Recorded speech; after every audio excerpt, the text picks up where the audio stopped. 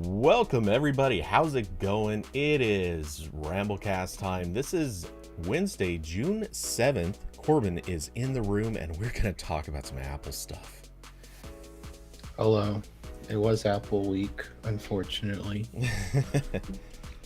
Are you recovered yet? No. Mostly due to completely unrelated things.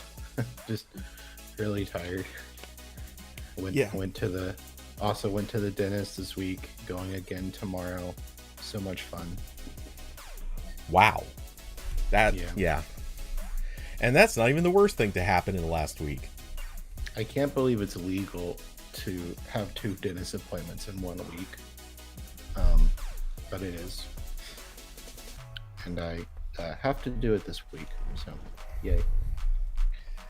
To be fair, there are a lot of things that I find hard to believe they're legal when dentists do them, but somehow it being a professional torture is in fact a thing they're allowed to do.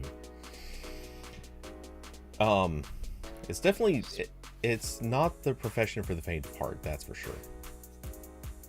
No, I can imagine it's pretty frustrating when you're trying to do your job and someone's like gonna accidentally eat your finger or something. Okay, yeah, or that. To be clear, I did not do that. I just want to get that on the record. But I can see that being a hazard that comes with that job. All right, Corbin is subtly announcing his carnivorous tendencies towards humans. I will not confirm that. Can neither confirm nor deny. Yeah. So Apple stuff. There was a lot on Monday. There was couple new Macs, new M2 Ultra chip. They got updates for all the stuff like everyone anticipated there would be. And there was also like an hour about the headset. It's real now. I can't believe it. Yes. There is vision for the pros, as you might say.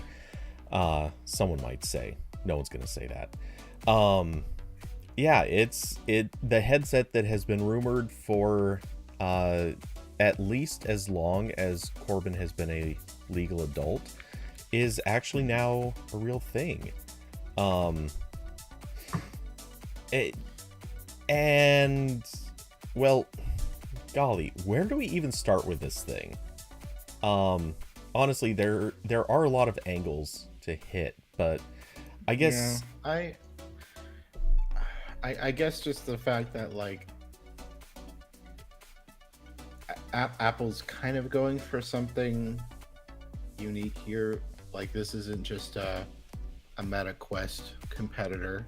Like I know that was like one of the first like immediate comparisons everyone made is like, oh, this is like 10 times the price of I was like, yeah, because it does more. So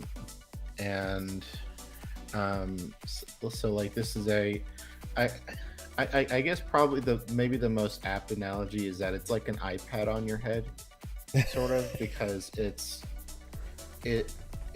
not a headset that like needs to be plugged into another device. This is self-contained. The only like cable you see in all the demos is the power to the battery. There's like a battery you stick in your pocket because if they put it in the headset, it'd be heavier. So that's the compromise. It's got like a M2 chip in the headset. It runs a new operating system called Vision OS. When this was in the rumor mill, it was called XR OS, and it kind of seems like Vision OS was either like a last minute thing or something, or just a marketing thing that didn't get communicated all that well, because there's a lot of documentation at WWDC that still calls it XR OS. Yeah, I have a feeling this will be kind of more the internal name that developers will know. Meanwhile, users will just always see it as Vision OS. Yeah, and that operating system has all the usual Apple apps. they're working to that they I think they already have an SDK and emulator available for this, They do. so people are already playing with it. Obviously, you can build apps specifically for this, but Apple also said that anything made for like iPads and I think iPhones just kind of works in this automatically. I don't know the specifics, but I did see somebody say that they're whitelisting apps. So presumably you might still have to apply to get your app to be able to run on this. Maybe. Well, that would make sense because that's also how Mac Catalyst apps work. Yeah, I could see that. Like technically, like it really works with all of them, but developers still have to allow it. Developers have to allow it, and Apple has to allow it. Right. I think this is very much a they want to control what goes on there, which to some extent, I don't know if this would be the case, but just hypothetically, I could see a rational argument to be made for, oh, your app has a lot of really flashy stuff happening, like literally it is almost designed to give people seizures. I could see on a phone or iPad screen, that might not actually be that big of a deal for a lot of people. But then if it's something strapped to your face, yeah, they probably want to make sure there aren't any horrible stories about people having seizures and suddenly cracking their head down on a table or something with their goggles on. Like, yeah, there's a lot of parts about this where it's very clear that this is a very like controlled environment right now. Like the software is very controlled and limited. The price obviously just makes us limited. So like it's pretty clear like this is Apple's going for like one specific thing right now, and as people start to play with this and maybe make some cool stuff, I think Apple's going to have a better idea of like what to do with this moving forward. But yeah, like this is most of the demos they show was doing like sort of normal computer stuff. Like in a lot of the videos and images, they have someone with like a bunch of like floating windows in front of them with like, messages, and they've got Safari up here and other apps.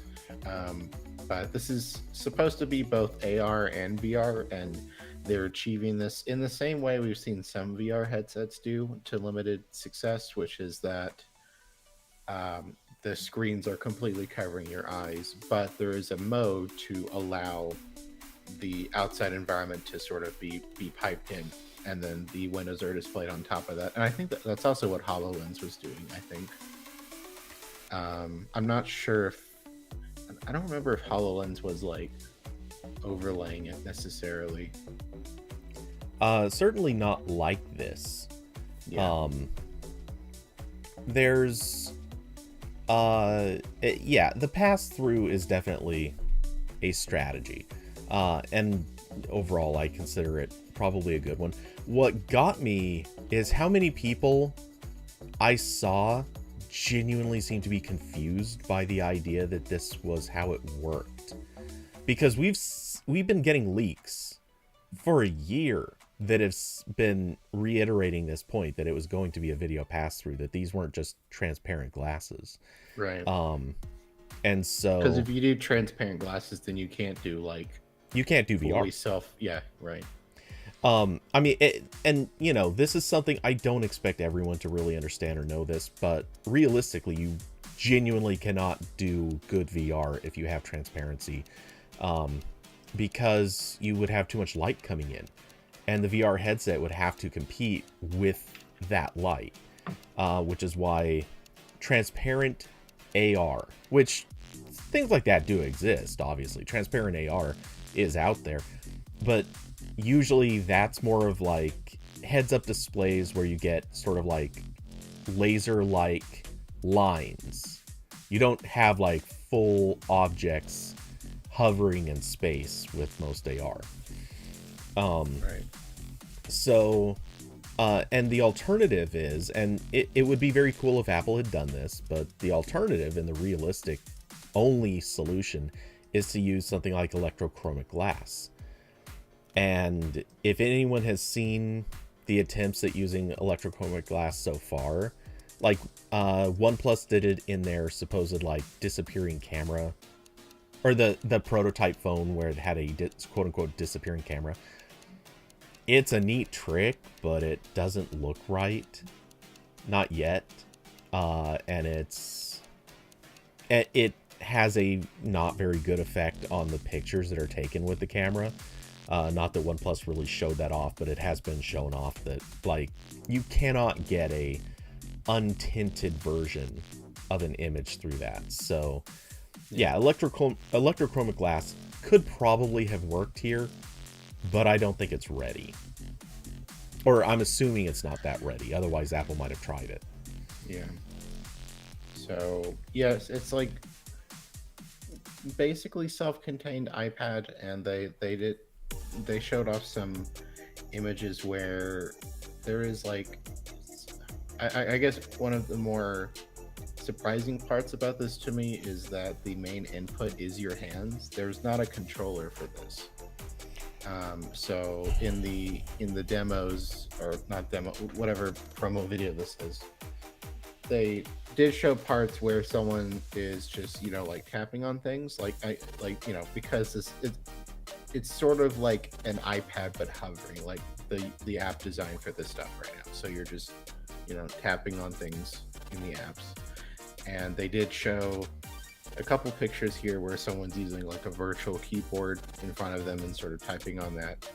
And they also showed during the presentation where you can connect a keyboard and like Magic Trackpad to this and use it more like a normal computer, which also then extends to like if you have a Mac nearby, you have the option of like showing the Mac's display on here, sort of like how you can put a Mac display on an iPad, but just the other way around.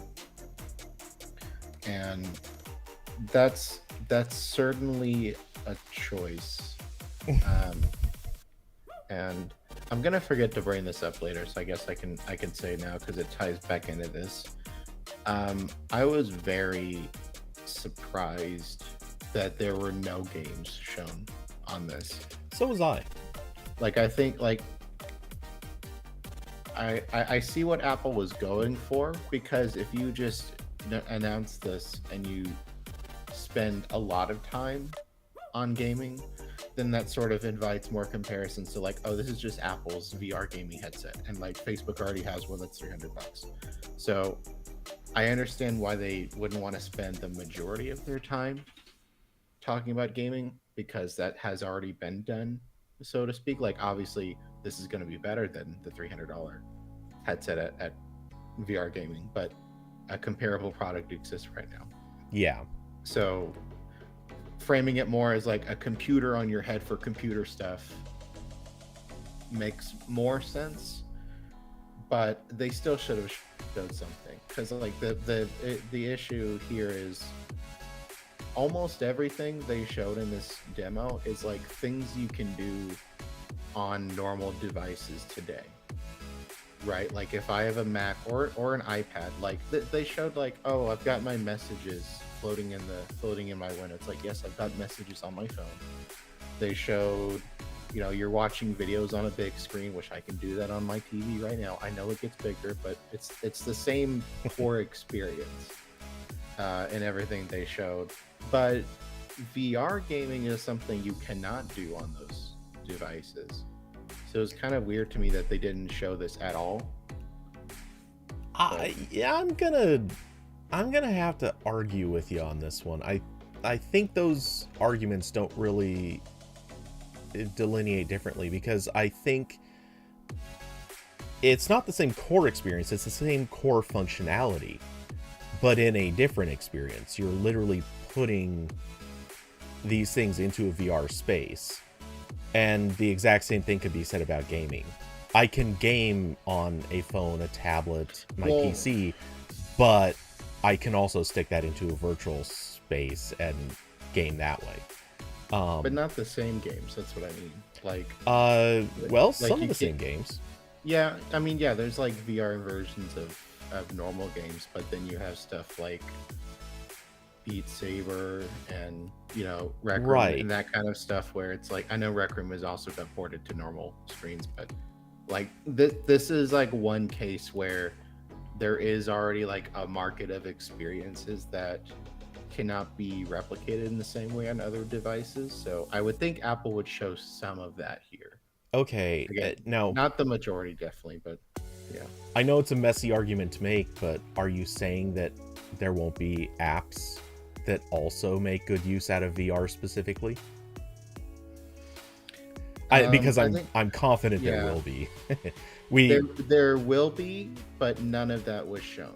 Right, That's what I'll say. and I think that But comes they down could have largely to shown. Apple is showing off its repertoire of Right. apps for now. Well, but they didn't really do that, because then they got Bob Iger on stage to like show a bunch of like, here's what we can do with I feel like that was a very optimistic lineup of things from Disney, but Oh yeah, like almost none of that will be real. And like even the stuff they showed, what was weird is like a lot of that was stuff I was like, okay, one of the things they showed in that like reel of stuff they want to do with this was like, you open Disney Plus and you see the screen in front of you in like a big screen, but then the area around you changes, so you're like watching Disney Plus and the area around the screen turns into like a planet from Star Wars and you're like sitting in a ship.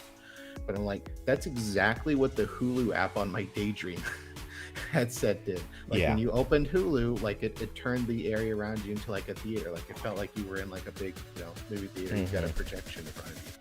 So it's like, even that stuff, I'm like, I've seen this before. Like I used this like 5 years ago.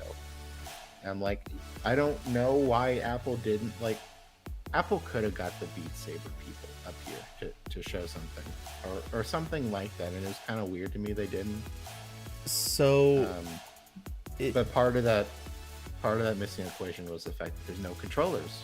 So yeah, like a lot of those experiences right now wouldn't really be possible. Like we all remember how the Kinect went, right? Like that sort of like control input like is not really a substitute for physical control. So no. My running theory right now is that they're gonna release this, they're gonna let developers play with it for a while, and then whenever we get to the second gen or like another step closer to something that's like mass market, they will make game controllers that work with all of the headsets, and then that will be okay, now we've opened the floodgates to VR gaming. Yeah. So for starters, yeah, I completely agree. The input method is a major factor here, and NKBHD did a video about this. Basically, he confirmed Apple is not making controllers, has no intention of making controllers for this at this time. Obviously, I'm sure there will be some sort of a change in this someday. The one thing or someone else will. Right. And the one big caveat to this is he basically said if it's a controller you can plug into an iPad or connect to an iPad wirelessly, whatever, you can use it to play iPad games. And apparently that will work on this. Straightforward. Because they did show like a PS5 controller like playing like Apple Arcade games, I think. Okay, I must have missed that one, but yeah.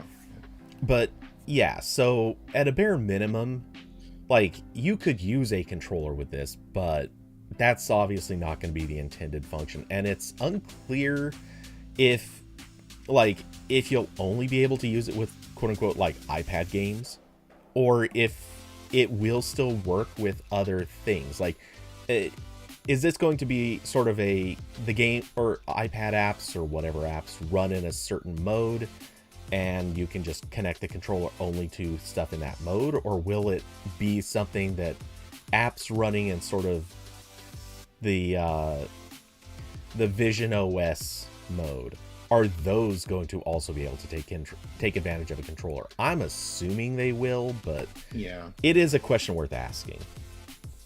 Yeah, I would imagine they do, just because like you can pair an Xbox controller to iPhone, iPad, Mac, and Apple's making it clear like this is another platform on par with at least the iPad. Yeah, and you can tell it's running iOS. Yeah. Like it's there's not really much of a mystery there. Yeah, and they also showed. I was reading the blog post about the Safari updates that were announced, and they did talk about how like, yeah, we've got better support for like WebXR stuff. So like with the intention, I'm sure that a lot of that will be running on this headset, and I would imagine you would also need a controller for a lot of that. But yeah, we'll see. Yeah. So the one, to my mind, the big catch to the fact that they're not doing a controller at all is for developers that are going to push games. Not only is this kind of a message to them, but it's the same problem that I think happened with Apple TV. A lot of game developers wanted to target Apple TV. They wanted to treat it as a console, but games on Apple TV don't really do that well. And I think if we're being honest, it's because Apple TV doesn't come with a game controller.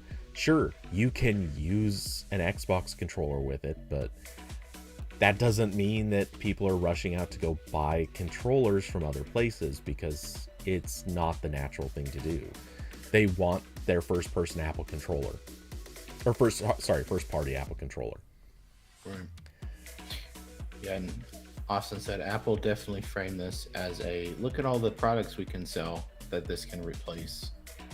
And I very much have a comment about that in a second. But, yeah, they definitely do that at the end. They were like, look, this is cheaper than a big TV and like a big speaker system and stuff. Which I mean, it's not cheaper than any one of those things, but as you start piling up multiple items, then yes. Yeah, and I mean, I get, that's what, that's how they justify the original iPhone's price too. They were like, look, it's like a PDA and a phone and an iPod, and we're giving it to you for cheaper than all of those things combined. It's like, oh, okay, all right, sure. So, and man, I really didn't want to get into this particular topic, but I was thinking about this a lot last night. I didn't want to get into it yet, but I know you're on a bit of a tight schedule today. But one of the things that stood out to me is how much this is sort of focused on being able to place you into a virtual setting.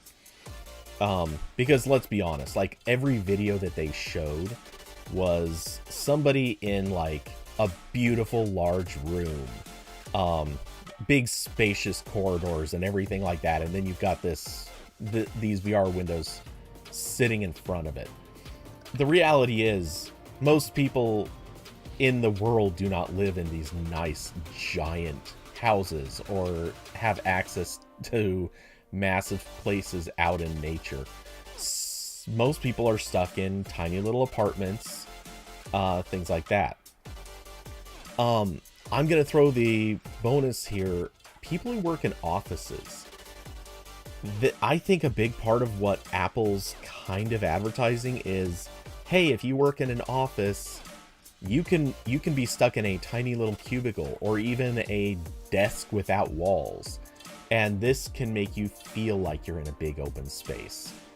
And sure, maybe this first model might be a little too expensive for your typical office worker, but a future model might not be. It might actually become very practical for them to not buy a monitor, or for the office to not provide a monitor. For the office that used to take, let's say, 40,000 square feet, you could cut down to 10,000 square feet, pack people in, not back to back, but certainly closer than you would have in the past. And everyone could just sit there working through VR headsets, and they're going to feel like they're in their brain is going to trick them into feeling like they're in a good open space, when in reality they take off the headset and it's like you could almost reach over and just touch your neighbor, which also, as I say that, is yikes, but whatever. And this sounds like a horrible dystopian future, but at the same time, I mean, it's also probably going to make people feel better. Yeah, I mean, I see this as like an option, right? Like again, sort of like how the iPad is like an option against a Mac. Like, Oh yeah. yeah, for certain stuff, like it makes a lot more sense. Like here, they try to make a big deal out of like, hey, this is cool for remote work because you can just have your entire like setup like wherever you go. They did one video, I think it might even be in this blog post, where like, yeah, you're just like, you're at a hotel, but you've got like all your stuff set up and you've got a video conferencing going over there. It's literally the frame that I'm sitting on right now. Yes. Oh, yeah. You're staring at a screen off to one side. You've got individual windows of people sitting on the other side, and yeah, you can have a working experience right there. I don't know how much she would want to be standing up while doing this, but whatever. No, and it's like definitely an option because like you're always gonna, like, first of all, I don't think I would want to wear any headset for like 8 hours a day every work day. That sounds awful. Yeah. Number like I get kind of sweaty just having like open ear headphones on after a while. This is a whole headset. And also number two, like you're always gonna have people who like put this on and immediately throw up. So it's not for everyone for that reason too. Yeah. And I did see I definitely saw a lot of people getting into various topics about like motion sickness. In fact, I saw a lot of both good and bad takes about this, but certainly a lot more bad takes. But supposedly the R1 chip is able to solve this with some incredible low latency. If I remember, I want to say it was 12 milliseconds is what they were able to deliver.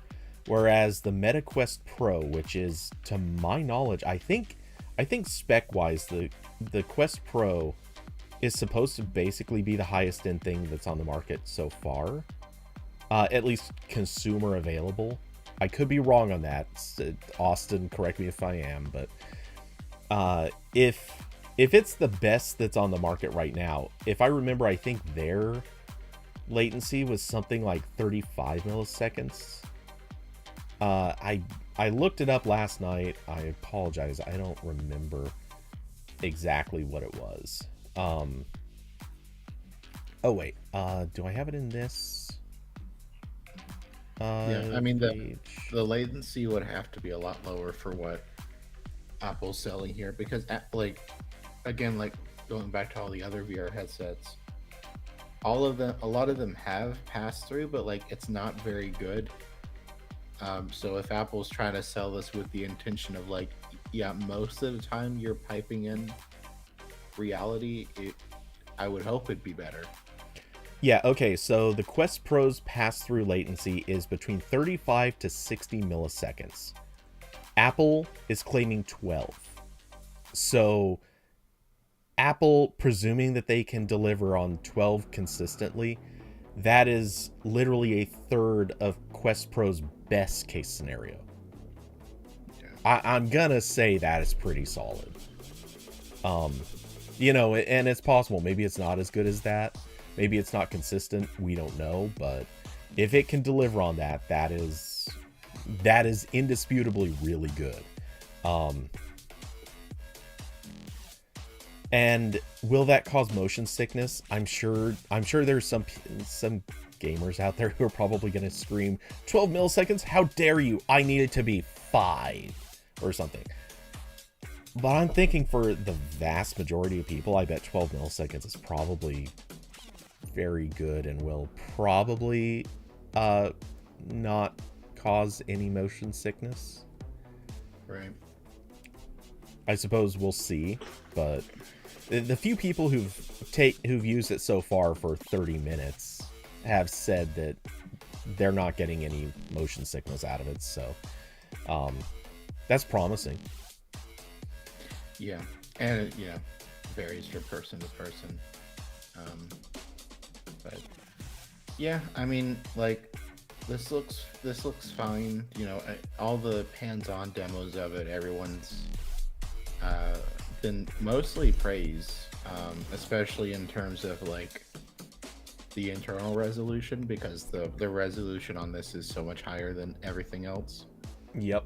Which it would have to be, because like that's always the problem when you do VR games or those VR apps that like put your desktop in VR, is like it's always blurry. Oh yeah. Just because like the text is not anywhere near the resolution it would be of a real panel in the real world in front of you. So like if Apple's selling this based on the idea that like it's a wearable computer, then they'd have to get that right, and it seems like they have. So I specifically looked this up last night because this is something that I saw so many bad takes about this. Like, to me, this is probably one of the things that pissed me off the most. A lot of people got really angry about, one, the whole thing about video is going to, like, if you're watching a movie, the thing about movies are going to render in 4K.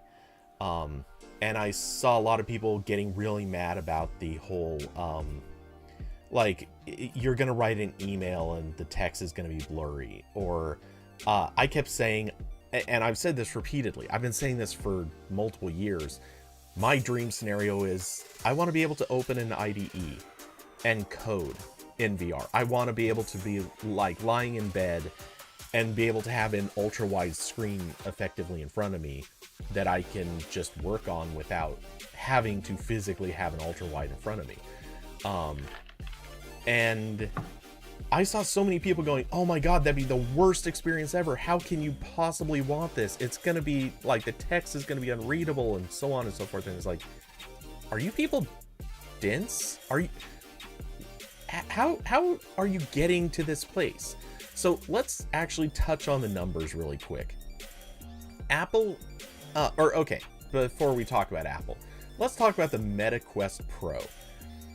The Meta Quest Pro has a resolution of 1920 by 1800 per eye.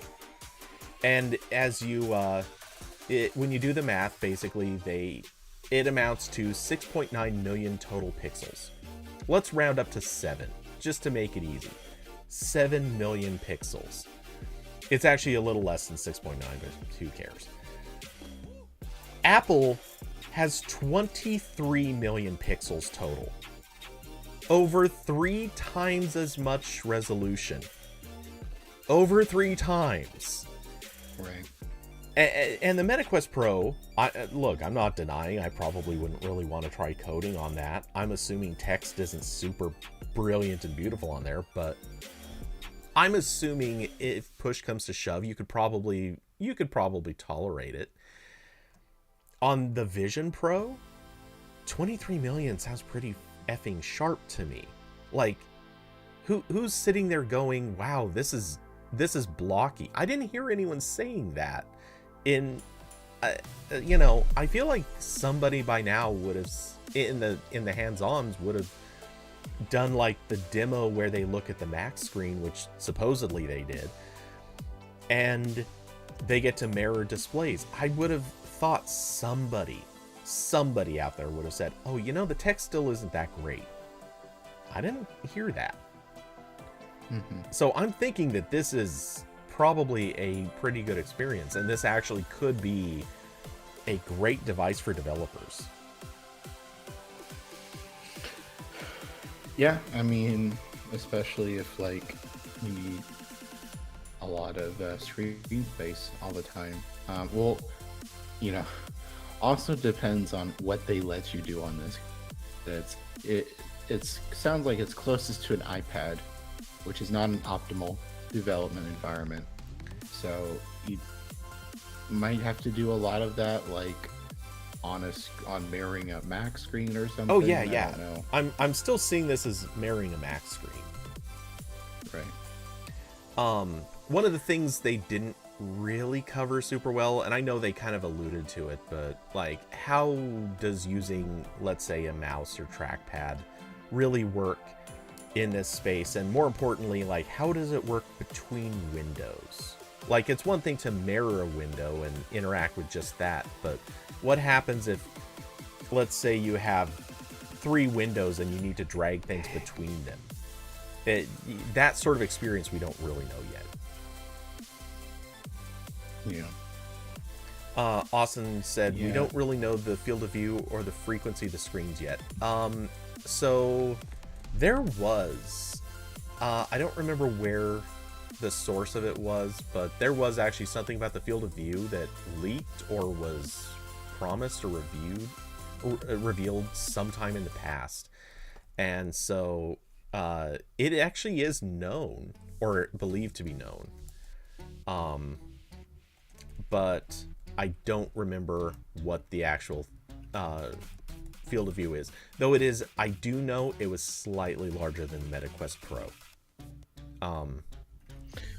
Yeah, and I don't know if by frequency you mean the refresh rate, but someone confirmed from a Apple developer video. Apple said that it basically does have a 96 hertz refresh rate. I'm sorry, 90 hertz, and then it has a special 96 hertz mode that syncs to 24 FPS video. So something like that. Okay.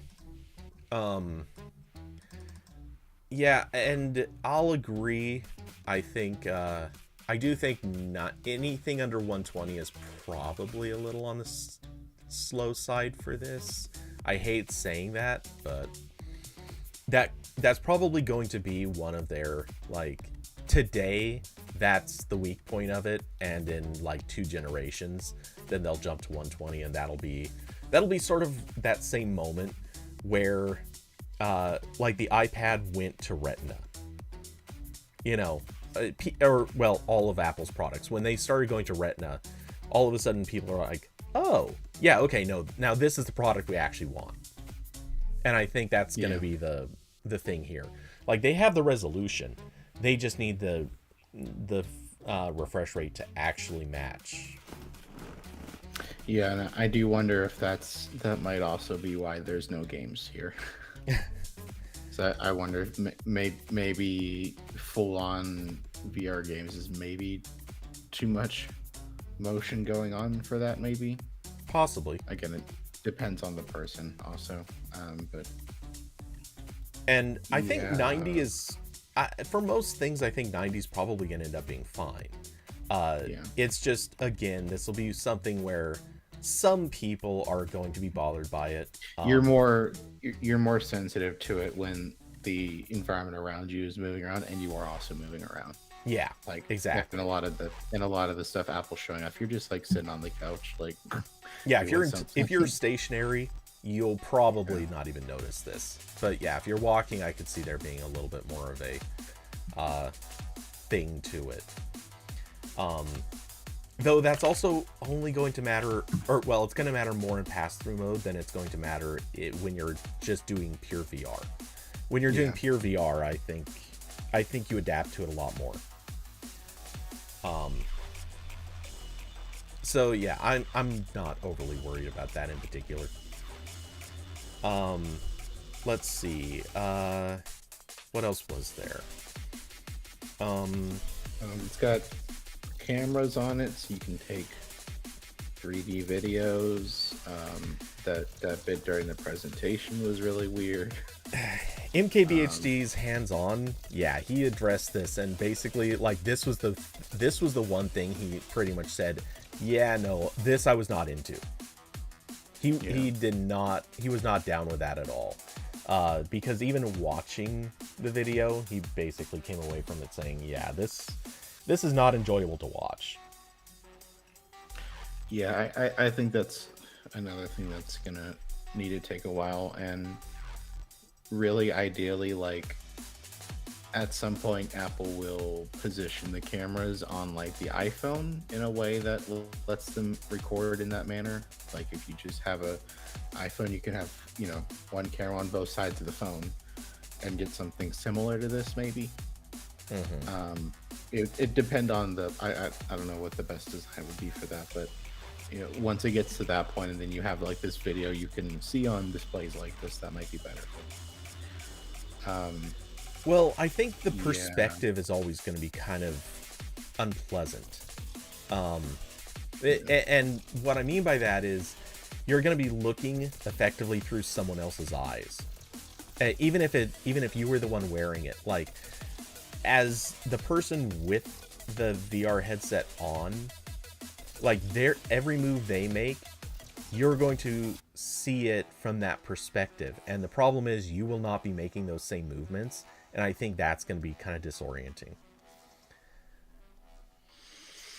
Yeah. So there was that, and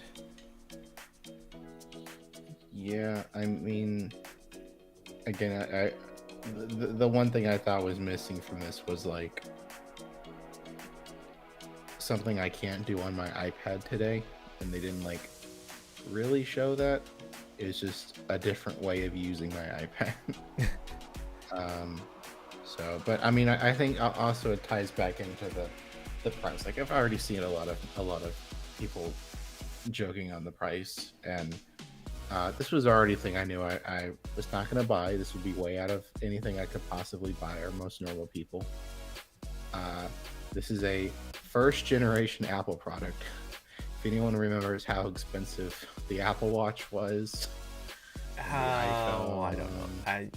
Well, the Apple Watch like was also like for like 5 seconds, Apple was like trying to pass it off as like, you know, it's okay if we make a $30,000 one. Yeah, there's $30,000 normal watch. Like, no, no, the $30,000 normal watches will probably still work in 10 years.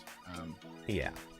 So, but like this is very much like when Microsoft is selling HoloLens kits for like 2K and other stuff like that, where like this is a thing that normal people are not supposed to use yet because it's going to be really underbaked. Again, there's going to be not a lot of software for this because, again, there's like not a huge market. Like, Apple was just forced by Europe to disclose how many like apps, like people use the App Store on like the Apple Watch, and it's like almost nothing. Mm-hmm. And so it's going to be like that for this. So I think what's going to end up happening, and I'm just parroting other people who thought about this more, is they're going to make this, and then between, you know, maybe in the year following that, there's going to be more people making apps for this. There's maybe going to be someone who figures out an app that is sort of a unique experience here and could be used to sell this in a more compelling way than watch YouTube videos on big virtual screen. And then after that point, we start getting cheaper models that are more mainstream, consumer ready, and maybe gaming stuff. I don't know. I think all of those are inevitable. I mean, that's just following the same path that pretty much every Apple product has followed for the last decade and a half.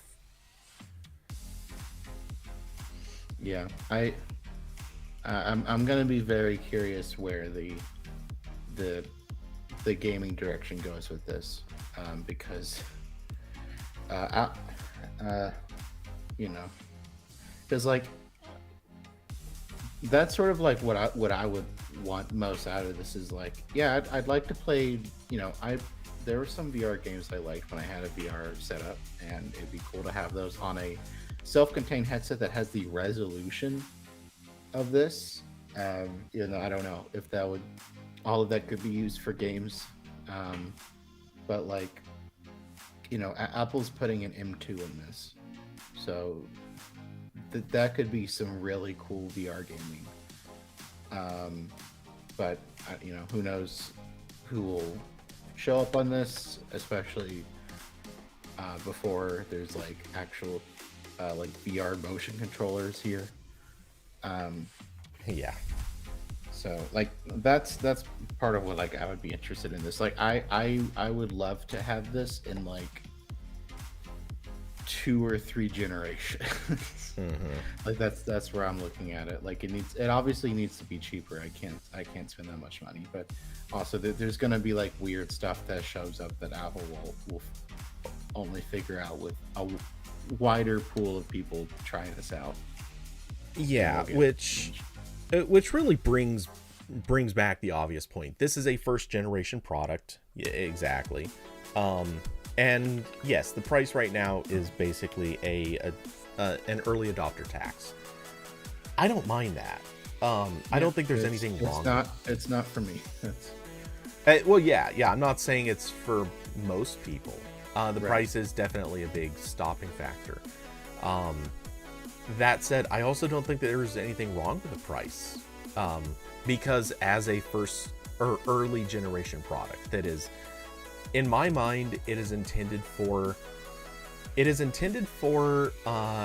generally richer families or individuals. That actually, I shouldn't say families, especially because of some of the bad takes that I really will get to in a little bit. But it's obviously intended for people who have more disposable income, and it's intended for developers who want to land rush the VR space. Not to say that they haven't already. Any developer interested in that has probably already done that with the Meta Quest. They've probably already done it with maybe the Picos. They're probably already trying to do that, but Apple is getting their platform out there, and it's so that developers can start working on this stuff with a view of making money in the future. Not right away. This is probably not going to, like, if you launch your app, don't expect to make back your investment in 6 months to a year. But if you get a good, popular, or reasonably popular app or game built, expect to make back your investment in, 2 years, 3 years, something like that. And at some point, probably actually making a lot of money if you were early enough to market and gain some attention. So yeah, it is very much for a limited group, but it's also a group that you have to target. I mean, it's not like they were ever going to come out with a VR headset and the very next day there were going to be piles of apps that all of a sudden everyone's like, oh yeah, ecosystem's there, we're good. They had to put something out someday. Yeah, and like, again, based on what Apple said and based on what everyone who's tried this has said, is like, yeah, like this is appears to be better than the competition in many ways. Definitely not always, but like this is a seemingly well-built headset with a extremely high resolution display on it, and all of the reporting before this was like Apple was having like not great yields on the manufacturing of these, because they made like an actual like curved motherboard for this. And it's got an M2 chip on it. It's got that extra processing chip they made just for the R1. And it's got a lot of cameras and sensors along the front. It's got like also that weird display in the front that shows your eyes for some reason. That's kind of weird. So like, yeah, there's like a lot going on here. And if you look at like, I don't know, what's the Meta Quest Pro cost? $1,000. I know yeah, okay, so that's a lot more. But yeah, this is 3.5 times more. But also, MetaQuest is also coming from a different direction, where that was the result of like starting with a base platform and just building up the hardware. And also they hit a cap with the hardware because they're using Qualcomm's chips, which only goes so far. Yeah. Like I think that I don't know what's in the Quest Pro, but like it's a Snapdragon XR2 Plus Gen 1, a 7 nanometer chip. Yes, I already came prepared with some of this stuff. So something based on their like 800 series or 700 series. It's usually how those work. So yeah, like I'm not gonna be like, oh, this doesn't make any sense. Like, yeah, it makes sense, Oh yeah, honestly, I think the price makes total sense. I mean, as an Apple product, like, if it were not an Apple product, if someone were to put a price tag of, let's say, $2,500 on this, I would say, yeah, that seems about right. But, you know, Apple tax. Yeah, and I think once we get to the second and third gen or whatever, the prices for this will be a lot more competitive. Because, like, honestly, I had this discussion a couple of days ago. Like, once you know, just looking at mostly the base models, like Apple's still kind of money hungry with a lot of upgrades. Like, most of what Apple sells is like pretty reasonably priced compared to the competition at this point. Also, because the competition has learned from Apple, yes, that it can charge more, so that's part of it, right? Well, no one likes the race to the bottom. That happened with computers. I remember Dell and guess Gateway or whoever else. I remember them competing where their margins on a computer were literally like tens of dollars. And they were competing for no good reason. Like they were practically losing money on sales. And no one wanted to be in that business anymore, which is part of what actually sort of killed the PC market for a while. So Apple just isn't part of that market. Yeah, and so, like, you know, I've said over and over again, like, how much of a killer deal like the Mac Minis are at this point. Like, all of the iPads are pretty well priced considering the performance you get and how long they're supported versus almost every other Android tablet. You know, so like I there's not really a doubt in my mind that once Apple is clearly ready to, like, okay, we can let more people try this now and it won't like negatively diminish our reputation. I think it'll be more reasonably priced. It's still going to be a lot because Apple, like they kind of obviously there's other VR headsets, but they're kind of going for a different thing. Like really the only game in the like self-contained VR market is Meta. Like no one else is really trying that, or in a successful way. Well, I think it's more that we don't hear about the others. I have this list of the pixel counts for different things, and it goes from the Oculus Rift, the Valve Index, the Quest 2. Right. Yeah. There are other like high-end VR headsets, but none of them are like you need a computer attached. Yes. They're displays basically. This is a display and a computer. Yeah. And a camera. A weird 3D camera. Multiple cameras, like lots of them. I don't really need to get into that in particular, but I do think it's worth calling out the fact that $3,500 isn't even actually that much when you compare it to some of Apple's computers. I bought a MacBook Pro that, after adding the Apple Care, was like $3,200. And okay, you know, take the Apple Care off, you get down to like 28 or whatever. But, or it wasn't even, I don't know, somewhere in there. You know, and it's not even that hard to deck out. Well, I shouldn't say deck out. It's not that hard to get a MacBook Pro up into the 3000s. And the specs for that aren't even that different from this. So I'm just saying, like, the price, yes, it seems like a lot, but when you're looking at what specs are in it, when you're looking at the components that are in it and everything else, yeah, no, it's actually not that crazy. I'm not saying that it's accessible, and I think there's something to take away from the fact that this is called the Vision Pro.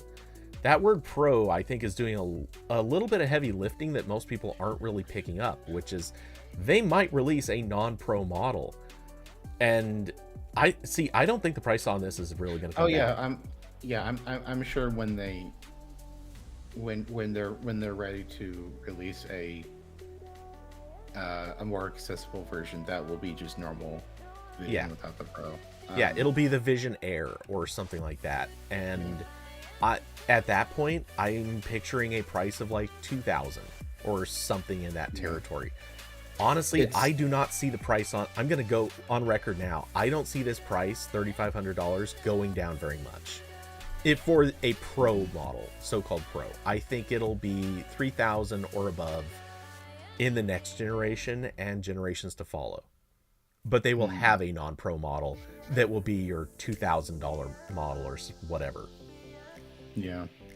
That is my prediction. I don't make many of them, but that's one. I could see that. But yeah, like this stuff will get cheaper just by virtue of economies at scale. And like, again, like even when Apple's making like laptops, like they're going to Samsung or whoever and buying a shitload of panels, and sometimes those are panels that also get used in other hardware products. And like, there's a lot in this that is probably very proprietary, not, can't benefit from the fact that, Samsung can make 10 billion of these panels because Apple's buying some, LG's buying some, Samsung's buying some for itself, whatever. So yeah, it's, definitely going to go down over time. Poopy said, if this were called the Vision Pro SDK, the pricing would be considered standard, is my take. And for what you get, 3,500 makes sense, even if that's probably more than what it's worth in a functional sense. Yeah. I mean, definitely like $3,500 for right now is a VR iPad. Is objectively a hard sell.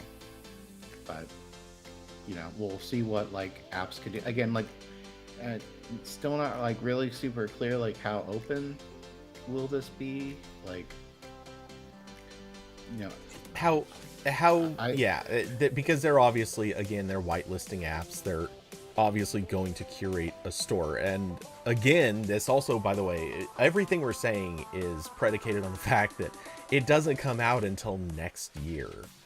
And we're just taking everything in their presentation as the information that we have, plus obviously like hands-on from a few people that were invited to try it.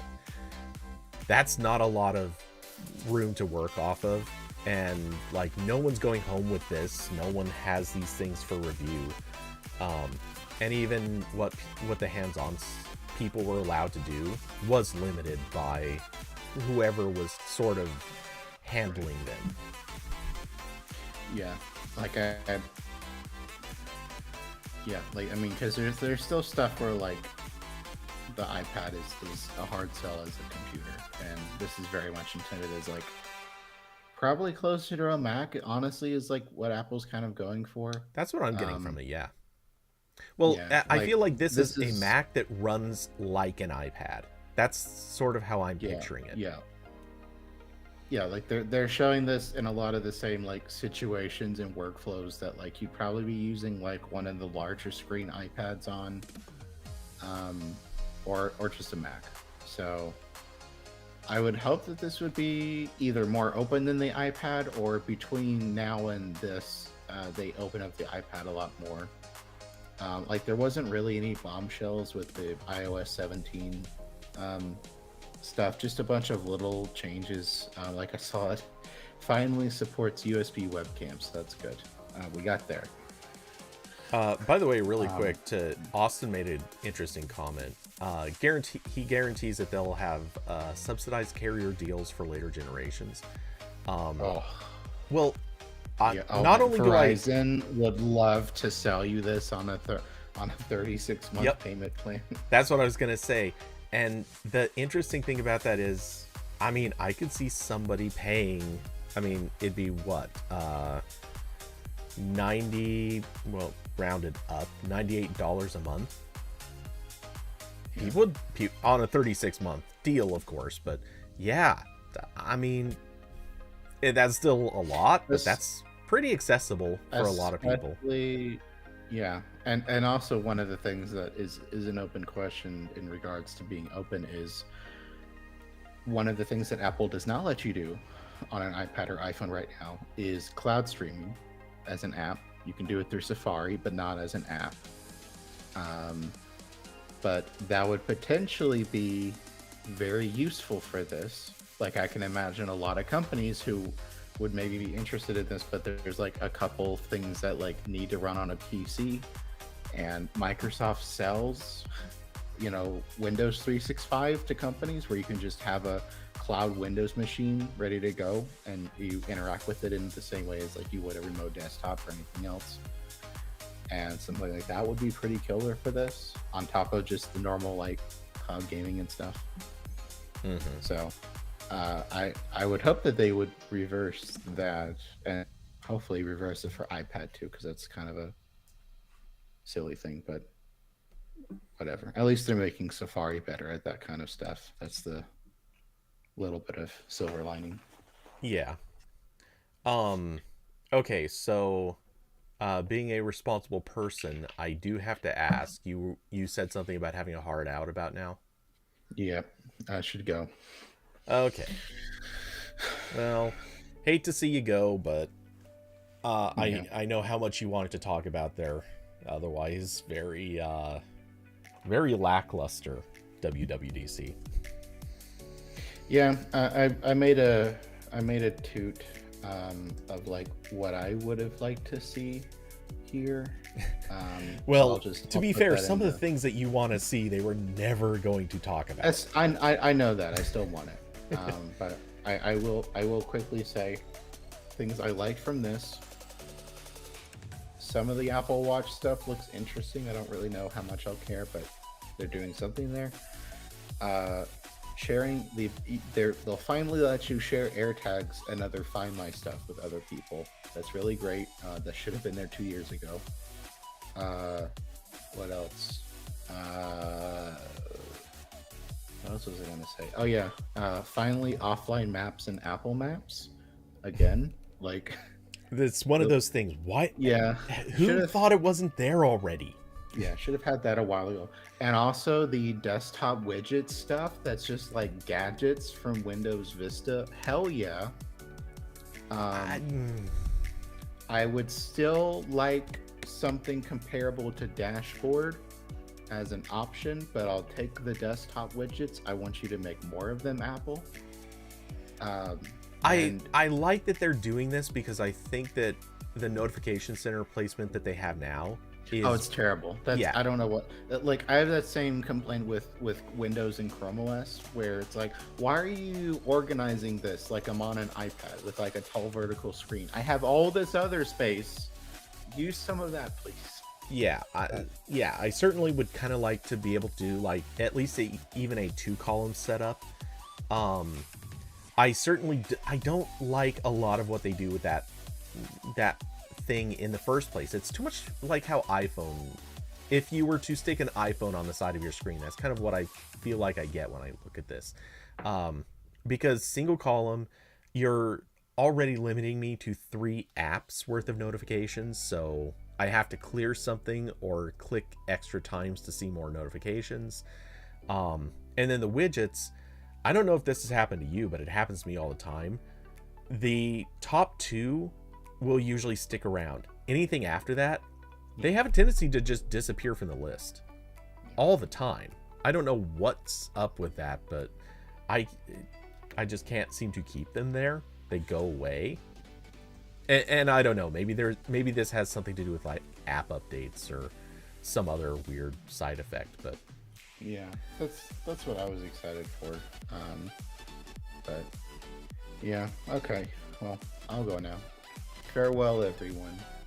All right, man. Well, enjoy. I know what you're doing, so yes. But I won't repeat it in case you don't want to share.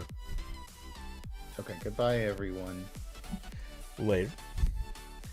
Okay, so let's see. Make sure I switch over to the correct modes.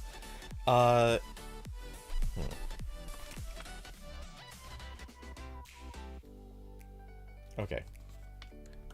Put myself a little more center to screen. I need to fix so many layout things with this.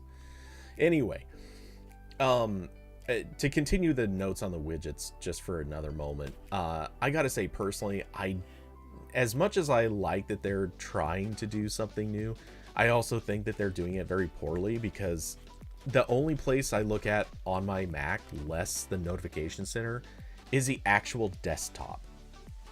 I see it very, very occasionally, but I mean very occasionally. And I can use, I can use obviously the gesture to make all the windows get out of the way. There is, if you're using a trackpad, there's a simple gesture where you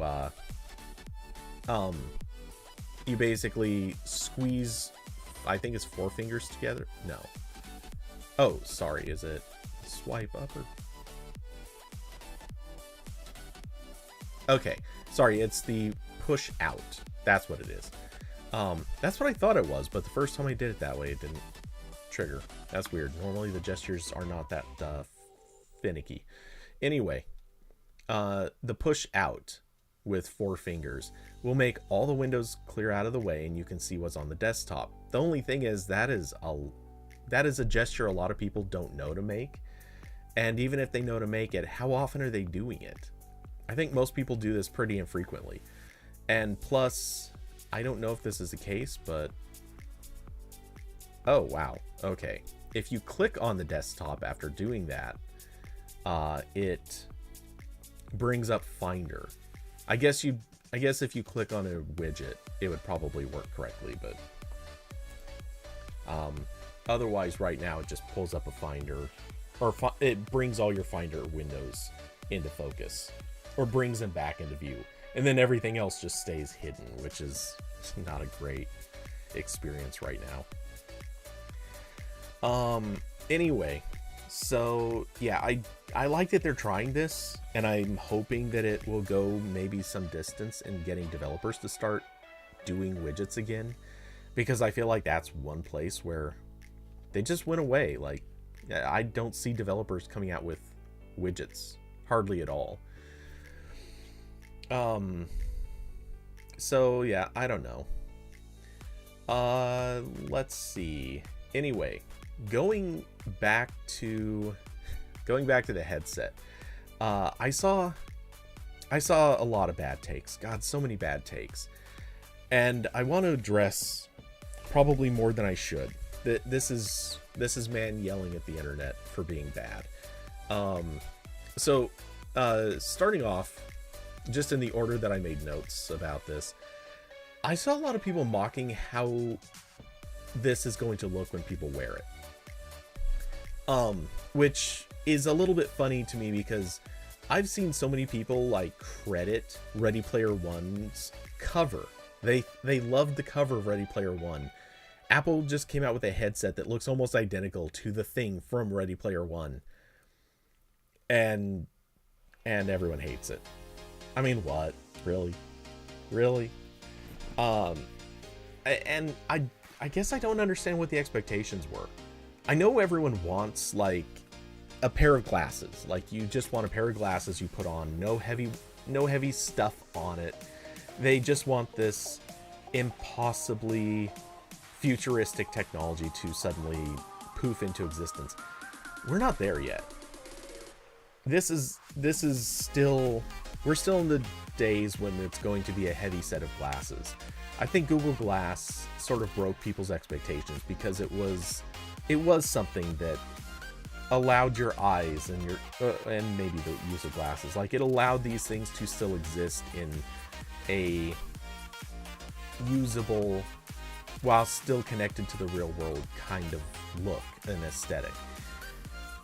And that was such a small, tiny version of this, of what people are going for. I don't see a future where we're going to be able to do both of these. Let's see, Hoopy. I imagine a lot of the hype was from the idea that Apple would make something truly game-changing, but all they've given us today, several months from now, is just state-of-the-art VR.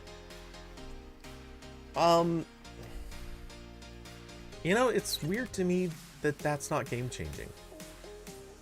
How is that not game-changing? They're producing something that is a VR headset.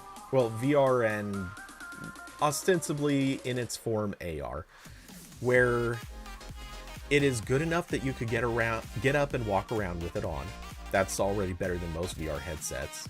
Even the ones that offer a pass-through mode, I've heard people say before they don't feel comfortable getting up and walking around with them. If for no other reason, motion sickness usually is a big factor.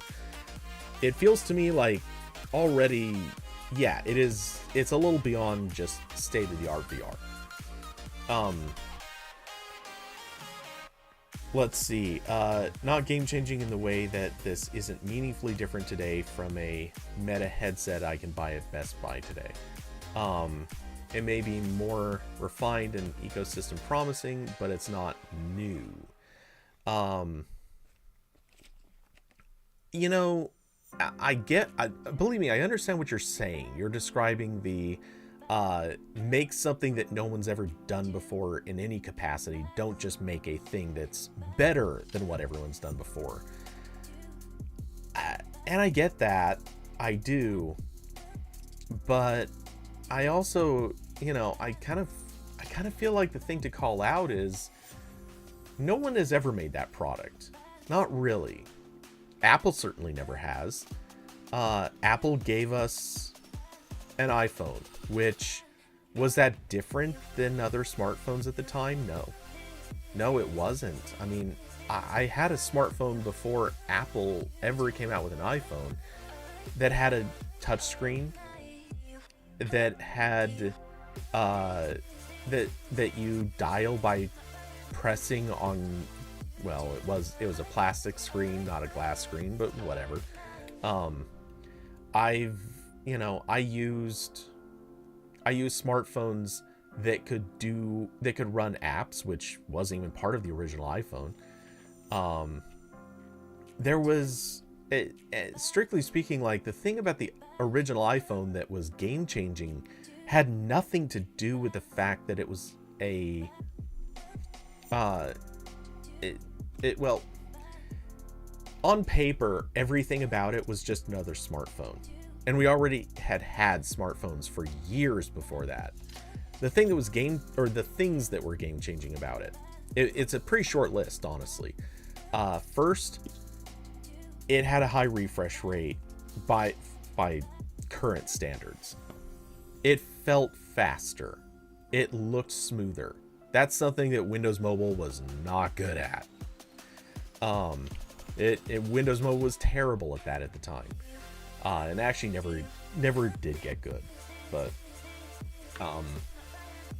let's see, they had a browser that was more similar to a desktop browser than any of the mobile browsers that had existed so far.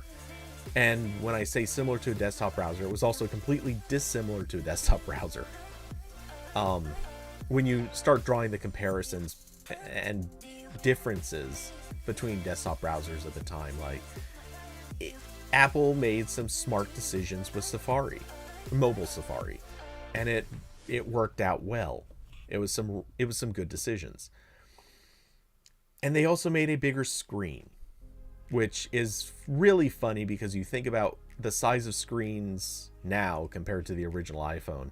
And then remember that at the time, the original iPhone was a huge screen compared to everything else on the market. So, yeah, things have changed. Hoopy mocking the comments about Apple making smart decisions with Safari.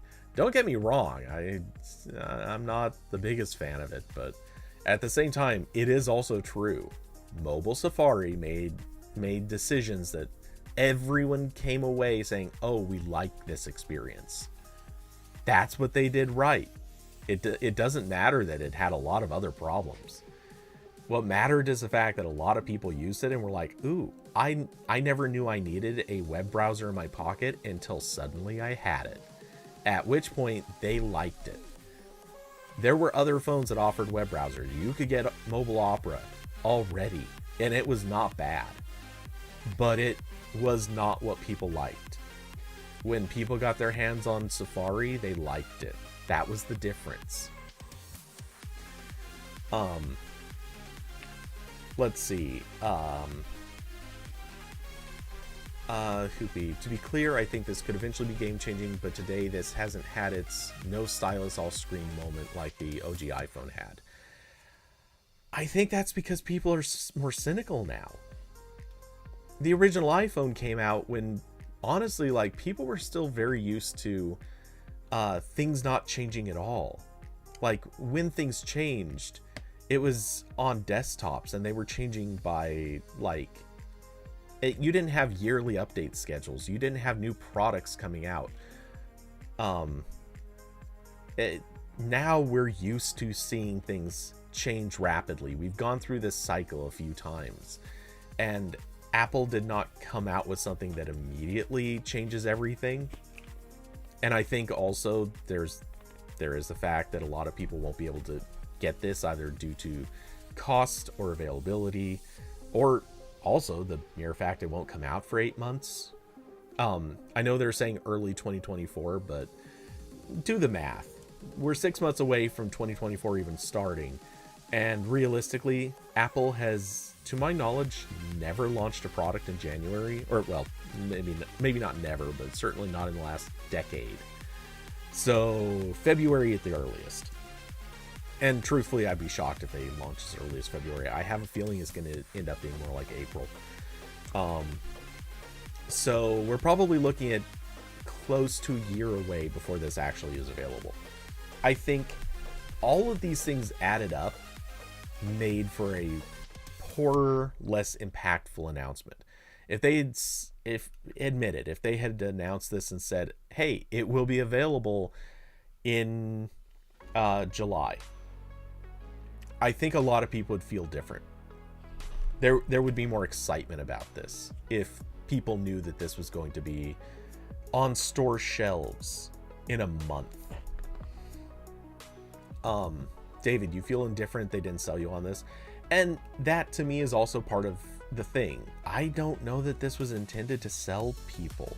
I know that sounds weird, but my hold on this is I think they were trying to sell this to developers. They want developers to start working on this. The same way Google wanted developers to start working on Glass when they announced it at I/O. They want people to pay attention to it. They want it to be out there. They want people to know about it, but they really just only want the developers to buy this right now. And, in like a year after it launches, then they want everyone to buy the second generation that's going to cost, again, I think just as much. But it'll be the one that there will be an ecosystem of apps. There will be developers who are doing something with this and making interesting things. I think that's what their actual hope is. Hoopy, I think it's just the idea the cult of Apple has made that Apple doesn't do things first, but they're the first to do things right, and only when the tech is ready. Here they're not first or ready. Okay, I'll keep reading, but I've got things already to say on that. They will be ready. The Vision product will be ready, but it's not there today. This is the internal prototype everyone thought would eventually become the announced product. It's just really different from their normal approach of not releasing until a product is ready for the full market. And I fully agree on this. Couldn't agree more. I actually had a bit I was going to say for later. I think their whole announcement was a flop. Because they are announcing something as if it were a ready product. I mean, if you didn't know, if you came into this completely blind and you've seen other Apple keynotes, other product announcements, if you saw that announcement that they made for the Vision Pro, just chop off the last few minutes, the part where they talk about the price and when it comes to market. If you saw all that stuff, you would think that they were announcing this literally today to go on sale in a month or a week or whatever. This was a bad announcement. They needed to make it clear from the first minute, here's an early look. Here's what we're working on. Here's what we want developers to start thinking about. If they had been pitching it as a here's a first day's early access view of what we're going to come out with, and we're saving the real announcement for later. Like, they should not have been talking about the strap. the head strap. They should not have been talking about how this blocks out light from the eyes. They should not have talked about the individual product details. They should have been talking about what Vision OS was going to be. They should have been talking about the capabilities of this thing in terms of like, how good is the resolution going to be on any product that we put out? How reliable is it going to be for text or using different apps? What kinds of things can it do? That is the focus they should have had. The hardware, the individual hardware specifics, they should have saved for a product announcement, or maybe even like, do the software tease now. Start getting developers onto the emulator. Get them doing that, and then in a few months when they do the iPhone announcement or a Mac announcement, because in all likelihood the M3, well, I shouldn't say in all likelihood. There's a lot of skepticism about when the M3 is going to come out. But they usually do 2 fall events. One for an iPhone, the other one for Mac or Apple TV or whatever other products. They should have waited until then and then done a sneak peek on the hardware. And when I say sneak peek, basically the same stuff that they did on Monday about the hardware. Then maybe show off a little bit more about the software. Keep giving teases about this stuff, but you still just keep saying this isn't coming yet. Just like the Apple Watch, you give just enough that people can get their brains sort of wrapped around this thing, and then at that point you can launch it when it's actually ready. Make it a launch that is by itself dedicated and interesting and focused. The whole rest of this WWDC was a complete mess of an announcement, which I think also is part of what hurt the Vision Pro announcement. Everyone was waiting for that, and so we all sat through over an hour of terrible announcements. So much of that stuff, and I credit was it you, Austin? I could be mistaken, but somebody said this. It was like all of the things that they were announcing were features that if Google were to announce these, it would be weird. They were all things that were announced because Apple rolls everything out in major major OS updates. If Google's rolling this stuff out, they would have been app updates. Some of it was the kind of stuff that would barely make a changelog. It was a bad announcement in every way, because most of that stuff was just dull and boring and unimportant.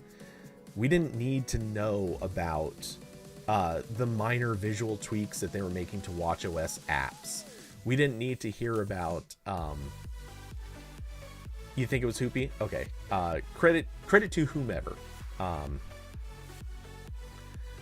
But all of the things that they announced, with a few exceptions, I mean, there were a few legitimate things, but all the things that they announced were just not that special.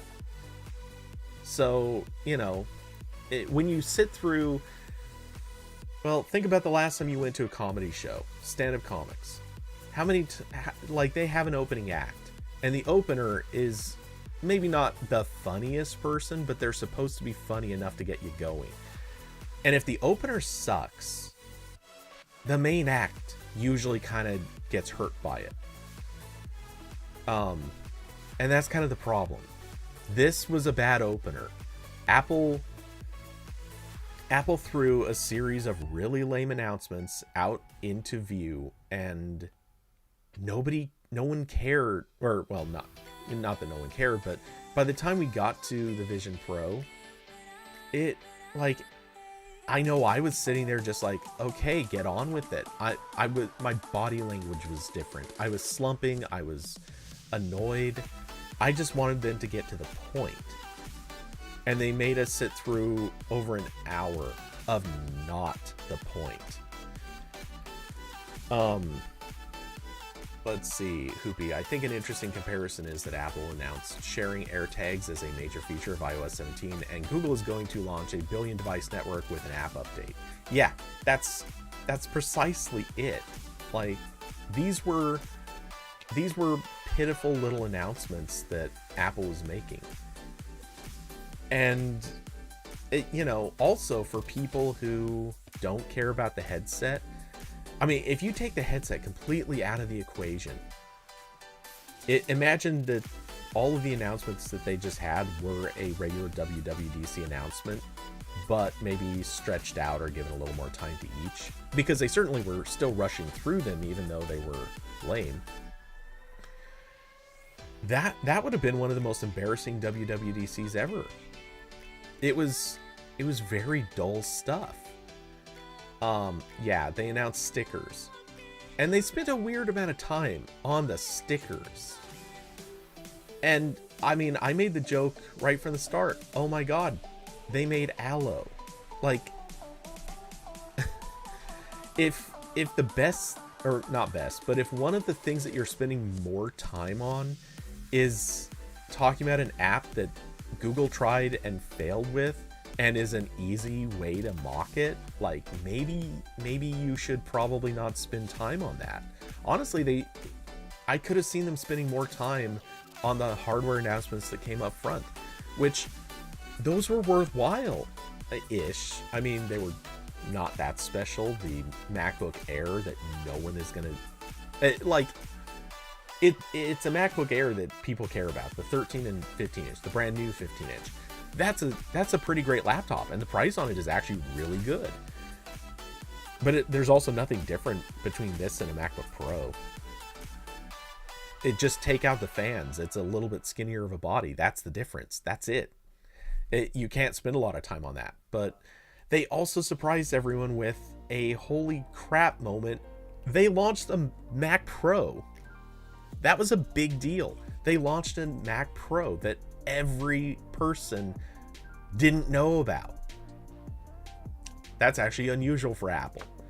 I think pretty much everyone, myself certainly, and anyone I've heard from, most people a year ago expected a Mac Pro to come out this year.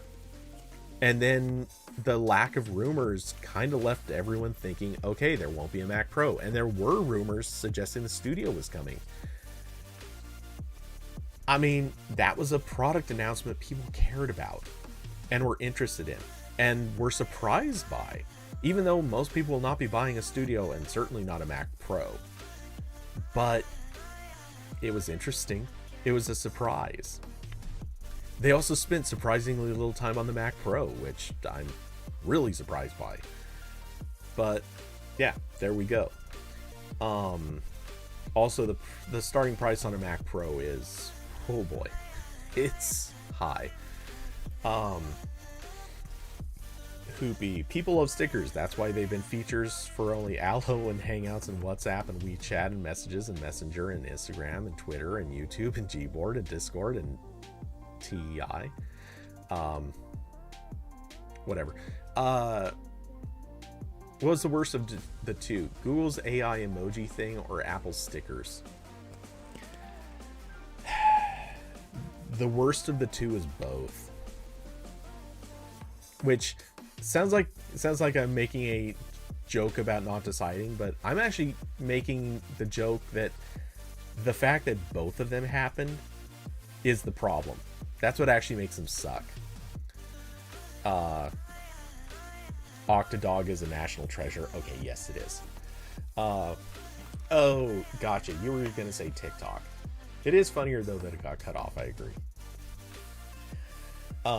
And I'm not sure why it didn't occur to me that was supposed to be TikTok. I barely use TikTok, so anyway.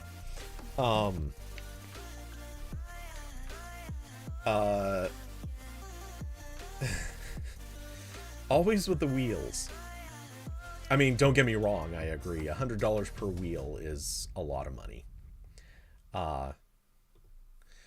But yeah, I'm just saying, like, they had other stuff to announce and they were so they were weird about it. They didn't spend enough time on some things. They spent way too much time on others. But my God, they blew it. Like, it was a bad announcement. And I think that impacted the Vision Pro quite a bit. People who sat around waiting for that, understandably, I think were really bored by the time that they got to it. And I think some people had lost interest. You could certainly see, like, you know, I pasted the stock market chart in Discord during the event. Did you guys see what happened? Like, this at the start of the event, Apple stock went up 2%. By the time they had gotten, I think it was about half hour or 45 minutes into the event, it was in free fall. It had lost everything it gained by about that time. And when they finally did get to announcing the headset, like, it danced around a little bit, but it ended up at a 1% under and was actually kind of almost heading below that. People weren't into it. Apple looked weak. Apple looked afraid. So yeah, I mean, it was not a good day for Apple, the way that they pitched this. Yeah. Let's see. Hoopy pasted the thing into Discord and the RambleCast chat room.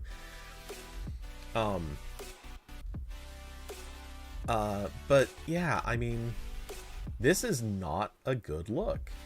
It's not a good look at all. And I mean, you can see it, June 5th, right there.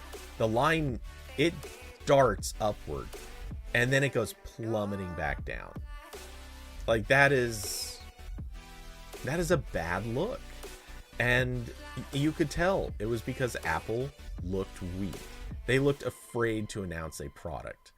And when it's your brand new product, you shouldn't look afraid. Let's see. Okay, Hoopy pasting everything into chat. Or typing everything.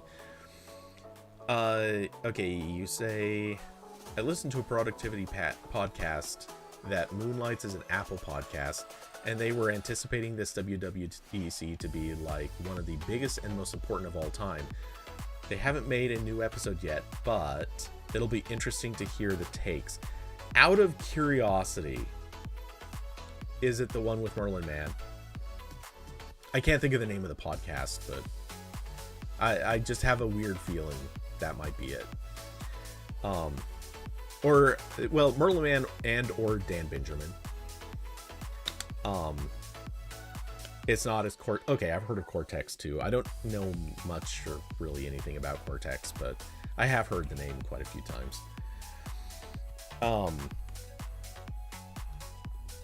Anyway, Apple yes, that's the other thing. Apple really went out of the way to say AI, or to avoid saying it. Yeah, and that's also one of their big mistakes. They did seem to be avoiding it, and they should. Like, let's be honest. You want your stock to go up, you say AI. It's sort of like, almost like politics. If you are in certain groups, there are certain keywords. If you don't say them, you're going to look like you're a traitor, or that you're not part of their squad or team or whatever. Sorry, I did not mean to say that. I did not mean to say the word squad, because that is loaded. But you're not part of the group if you don't say the words that the coded words that they all love to say. And right now, the coded word for the stock market is AI. If you're not, it's funny because you can even see Google having jumped this hoop itself. You go back a couple of years, all Google could talk about was machine learning. Machine learning this, machine learning that. A couple of years earlier, it was AI. They said AI a bunch during a keynote. And at a certain point, people got tired of hearing it. And you could tell Google understood that, so they switched to saying machine learning. Then machine learning became an overused term, and AI became a popular term, and now Google's back to saying AI. Fun thing is, they're the same thing. There is basically no difference between machine learning and AI. Like, these are two terms that describe the same concept. Or rather, the same implementation. I guess I shouldn't say concept. And I love... I would not be able to find this again, but I saw somebody had posted something clever. Somebody who was responsible for so-called AI development way back was interviewed, and they had been the interviewer asked, do you like the term AI, and would you have called it something else, or something to that effect? And the person who was being interviewed replied, apparently with almost no pause or anything, nope, don't like the term. If I were to call it anything, I would call it applied statistics. And I love that, because, I mean, it's obviously does not roll off the tongue. It's not nearly as sexy as calling it artificial intelligence. But applied statistics is exactly the right way to describe it. It's the right way to put what's actually happening. Anyway, getting back to chat, Hoopy, the aversion is especially interesting with the news the day before that big investors really wanted to hear more about AI than VR. Yeah, I mean, that's investors, and unfortunately that affects the stock price. In reality, if Apple did a bunch of AI stuff, it's not going to make any money. You know, not to be too harsh on the point, but they would not be making any actual money if they were pandering to the AI demands. Whereas announcing a VR product, sure, it may have sunk the stock price a little bit, and it may look bad coming out of their announcement, but the reality is that VR headset, and I know everyone's knocking it, everyone's coming down on it, and I don't think it's going to be a moneymaker out of the gate. I think Apple is going to launch this. I think it probably does not have great margins up front, but in 3 years, I'm predicting in 3 years, Apple's VR products, whatever they may be, whatever form they come in, I think are going to be significant elements in their profits. I'm not talking about them like overtaking an iPhone. That would be stupid. That is wildly over the top. But I think they will be significant enough that Apple is looking at that saying, okay, we have the Apple Watch. The VR headset is at least comparable to, if not well exceeding, the Apple Watch profits. There's my wild assessment of where this is probably going to go. I think this is going to be very important to the market, and particularly to Apple's future. It's just a very awkward start. Hoopy, it's funny that Google went arguably way too far into AI at I/O, and somehow it feels like Apple fumbled this even harder and in the opposite direction. Yeah, 100%. Let's see, Hoopy, machine learning doesn't play well to news headlines, which is what makes it good when you want to talk seriously about it to developers. Yeah, I'd agree with that. Again, it's a term that doesn't roll off the tongue as easily, but it does have its... I think they moved to it largely because people are already sick of hearing the term AI. And machine learning just had a... Well, to borrow from something that was said earlier, obviously, like, Apple's being criticized for not introducing something brand new. Well, when Google switched to saying machine learning from AI, it didn't matter that it's the exact same thing. They were calling it something different. And so everybody heard that and thought, oh, Google is doing something new. Somehow none of my devices woke up after I said those words. I am shocked. Anyway, Um, because man, all I was missing was the K sound, but somehow it did not. That was not the wake phrase. Anyway, um, the thing is, if Apple didn't call this AR or VR in any capacity, maybe it would have done better. Maybe if they made up a whole new term to describe what it is. Like, I don't know, immersive reality or whatever. That might have actually been the difference. Their stock price might have skyrocketed if they had just come up with a stupid term like immersive reality. Also, it would have been a mess. Just, well, no, I guess not. But I feel like people would have been making IR jokes all the time. Let's see, Hoopy. Definitely agree that Apple doesn't have much potential in the AI realm. They don't have the data collection for it, but the intentional obscuring of places that was actual AI is the interesting bit. Yeah, I guess. I mean, the part about them not having the AI potential, yeah. Like, Apple's not good at services the way that other companies are. They have AI functionality built in. Like, they have the same machine learning style components that Google's putting in, but they don't have the big server-based AI stuff that's happening right now. And Apple has never been good at that stuff. Not to say they can't be, not to say they aren't trying to be, but they're not today.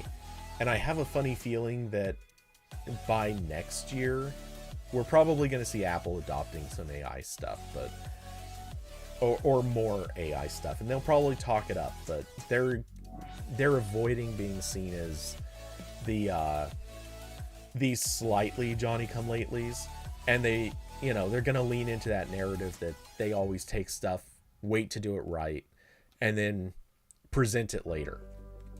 That, I think, is going to be a big part of their push next year. Hoopy, then they could just make some sort of deal about using AI for vision and their keyboard, but made the active decision to only hint that AI is used there. I guess.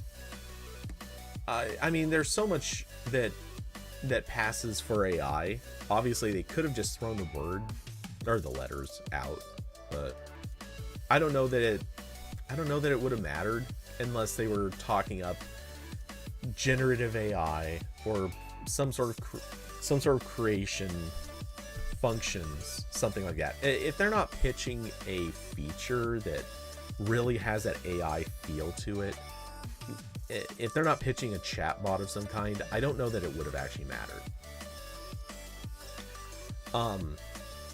Austin, it's not like the stock price from this week matters at all to Apple. I mostly, well, and it continues, Apple's winning the long game compared to most other tech companies. And yeah, that's why I brought up they wanted to launch the VR headset because that's a product that'll make money. Everyone else is trying to make products AI that will boost stock prices. This is something Apple's famously done. It goes all the way back to some of the narratives about Steve Jobs. Steve Jobs didn't pander to shareholders, and in a lot of instances that was for the best. That was for the company's own good.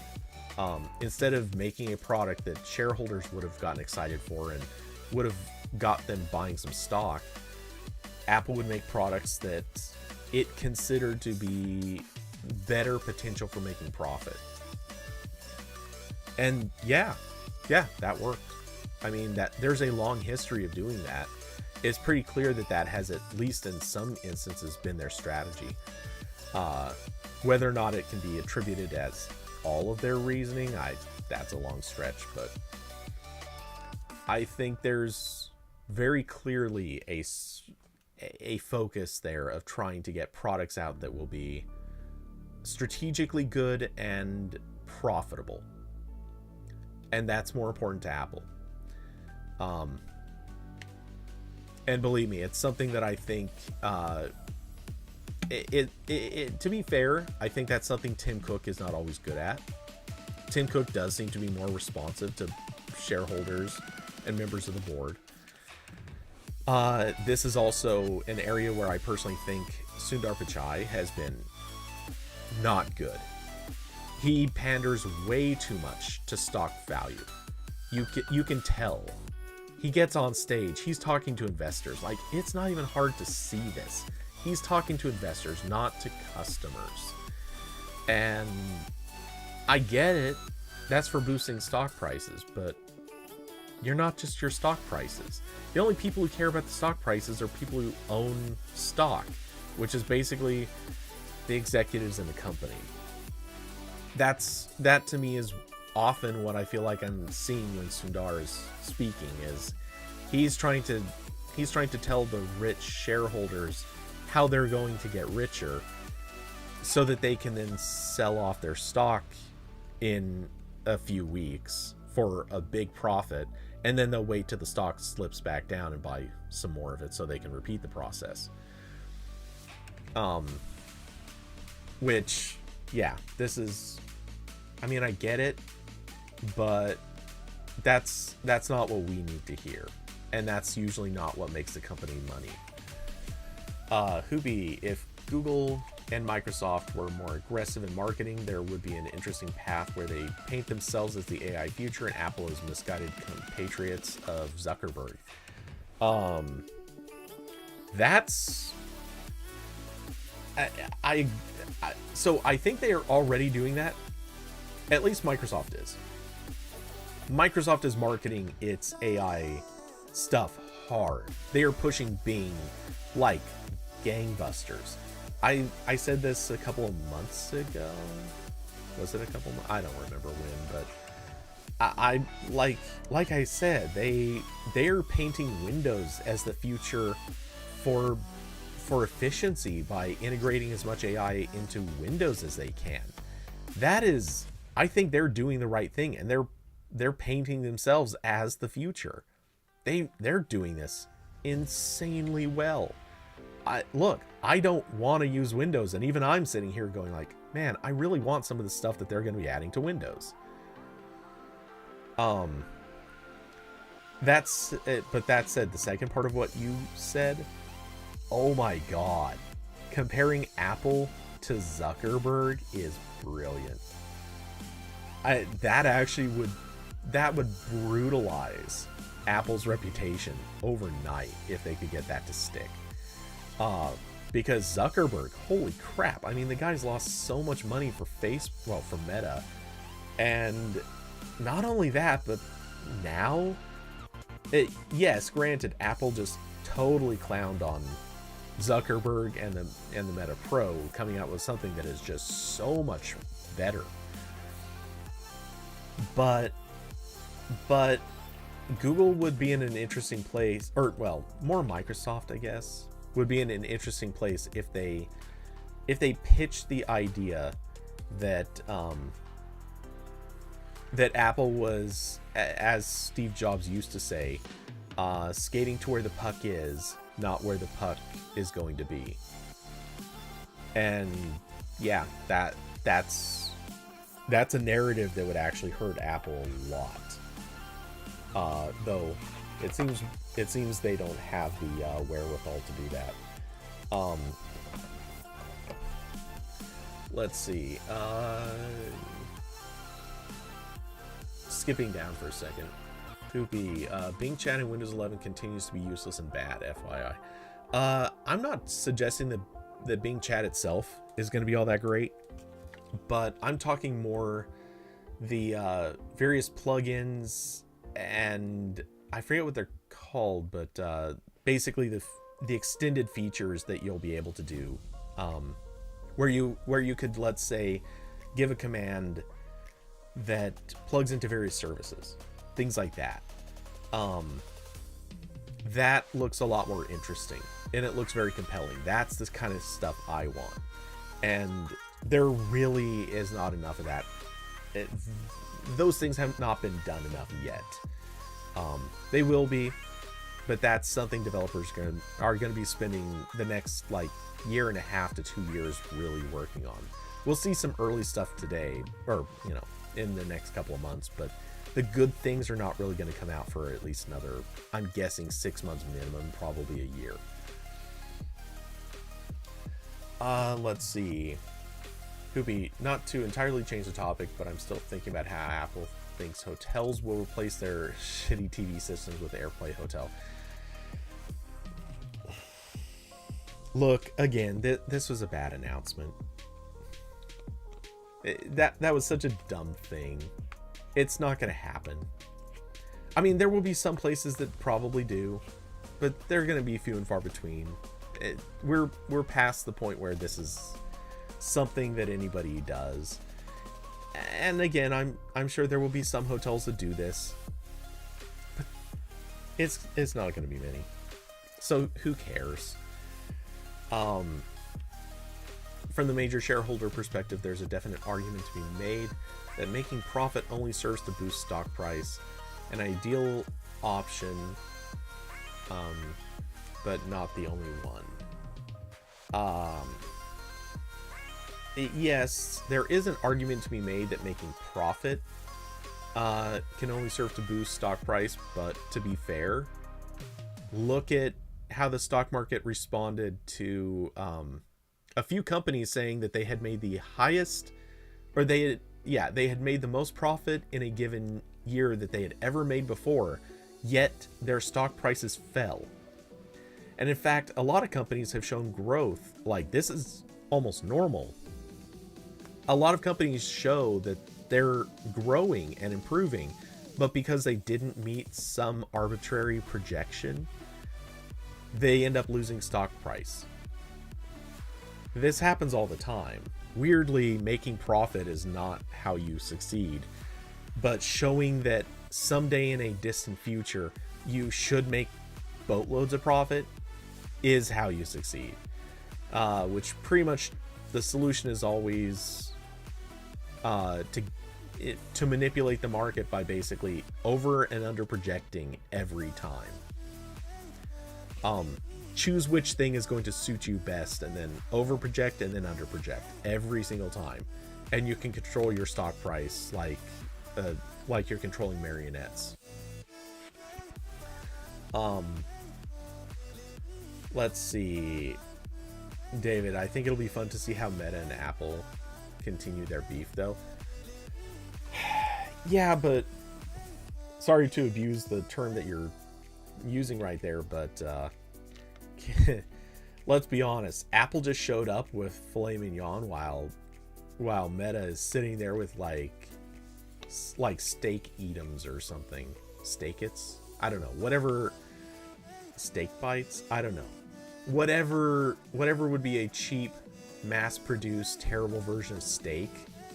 Yeah. That's what they...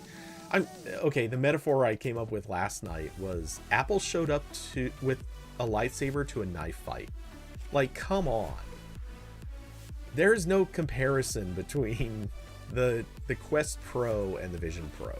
And weirdly, that's not the takeaway that most people seem to have.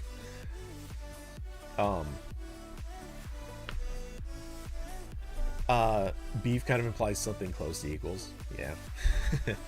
Hoopy, I can definitely see Nadella doing a high-profile interview and state on record, we've been doing AR VR for years. It's for enterprise. Apple's misguided on this. Consumers' need for AI is the future. I do think it would be a losing proposition to argue that AR VR is only for enterprise or that consumers don't want it.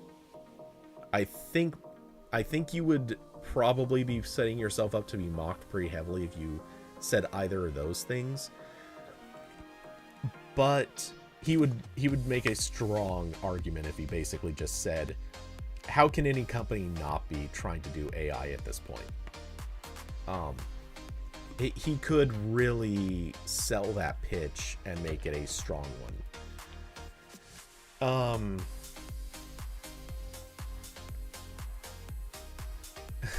Hoopy.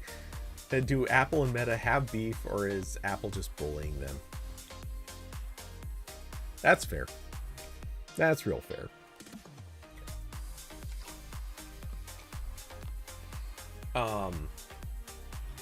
So yeah, when all is said and done.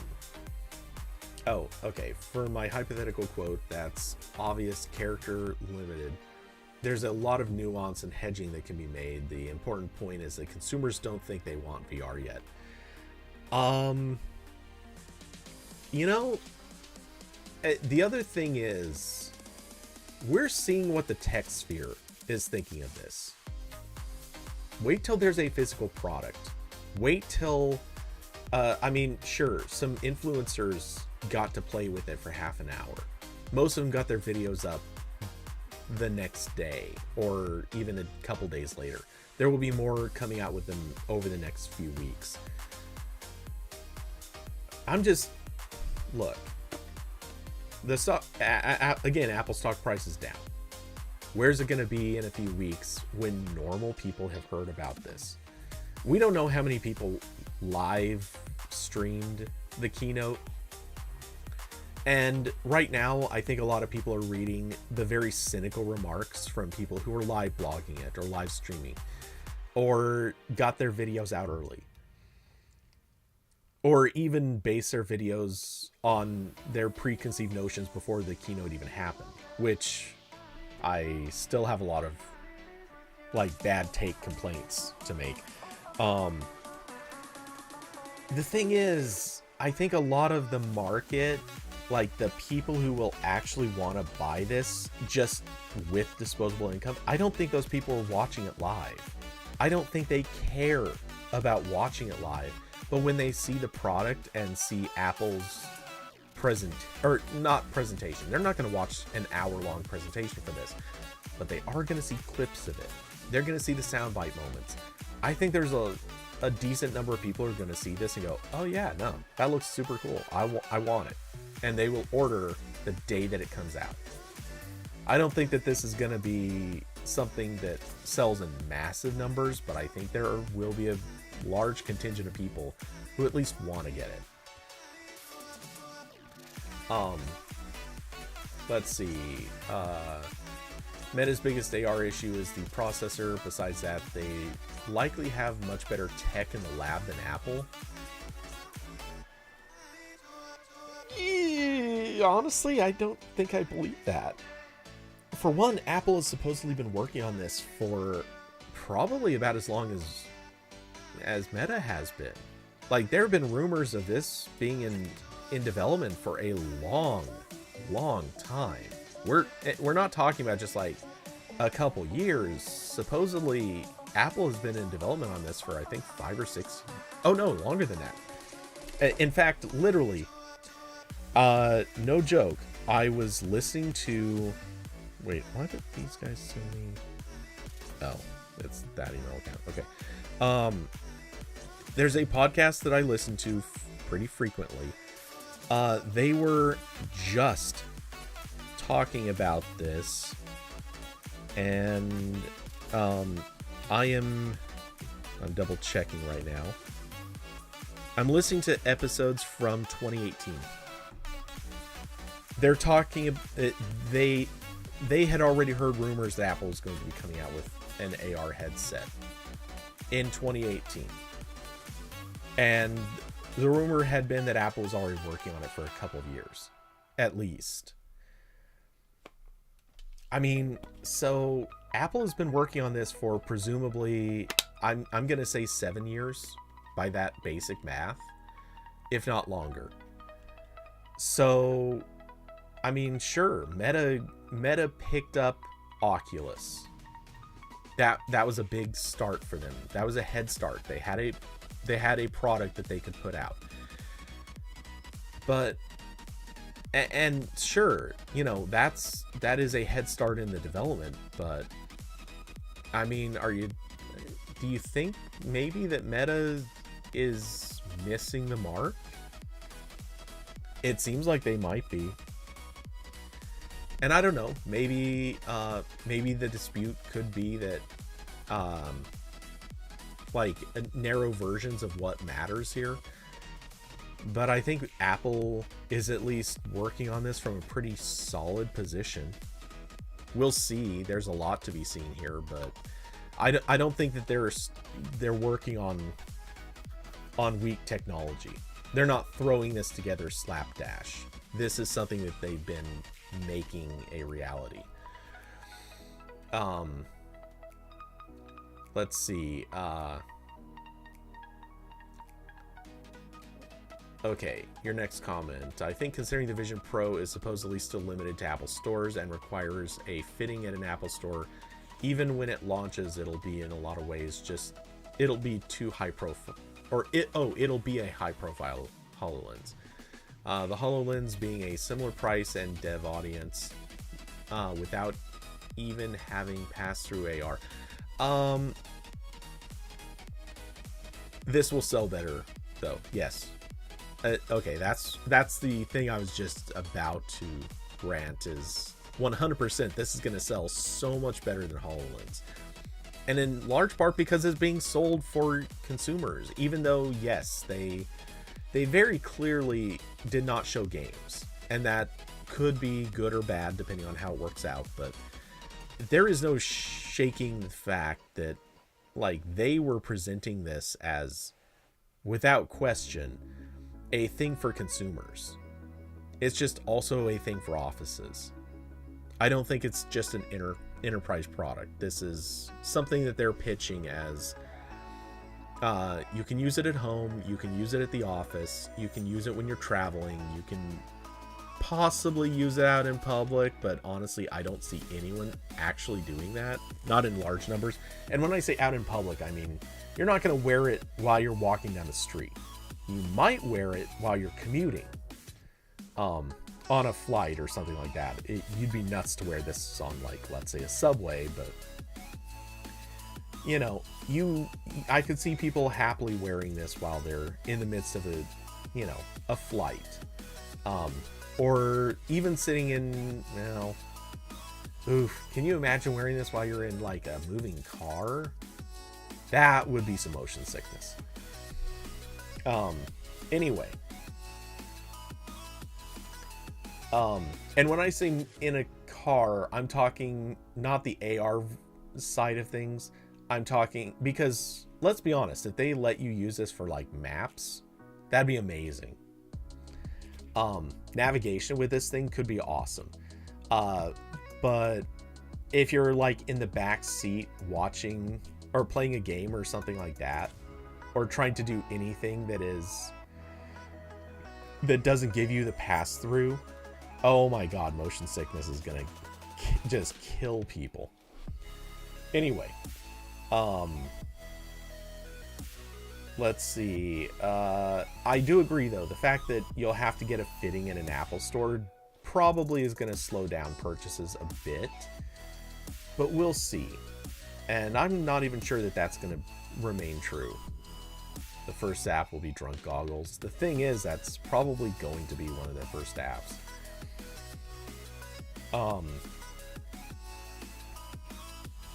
Let's see.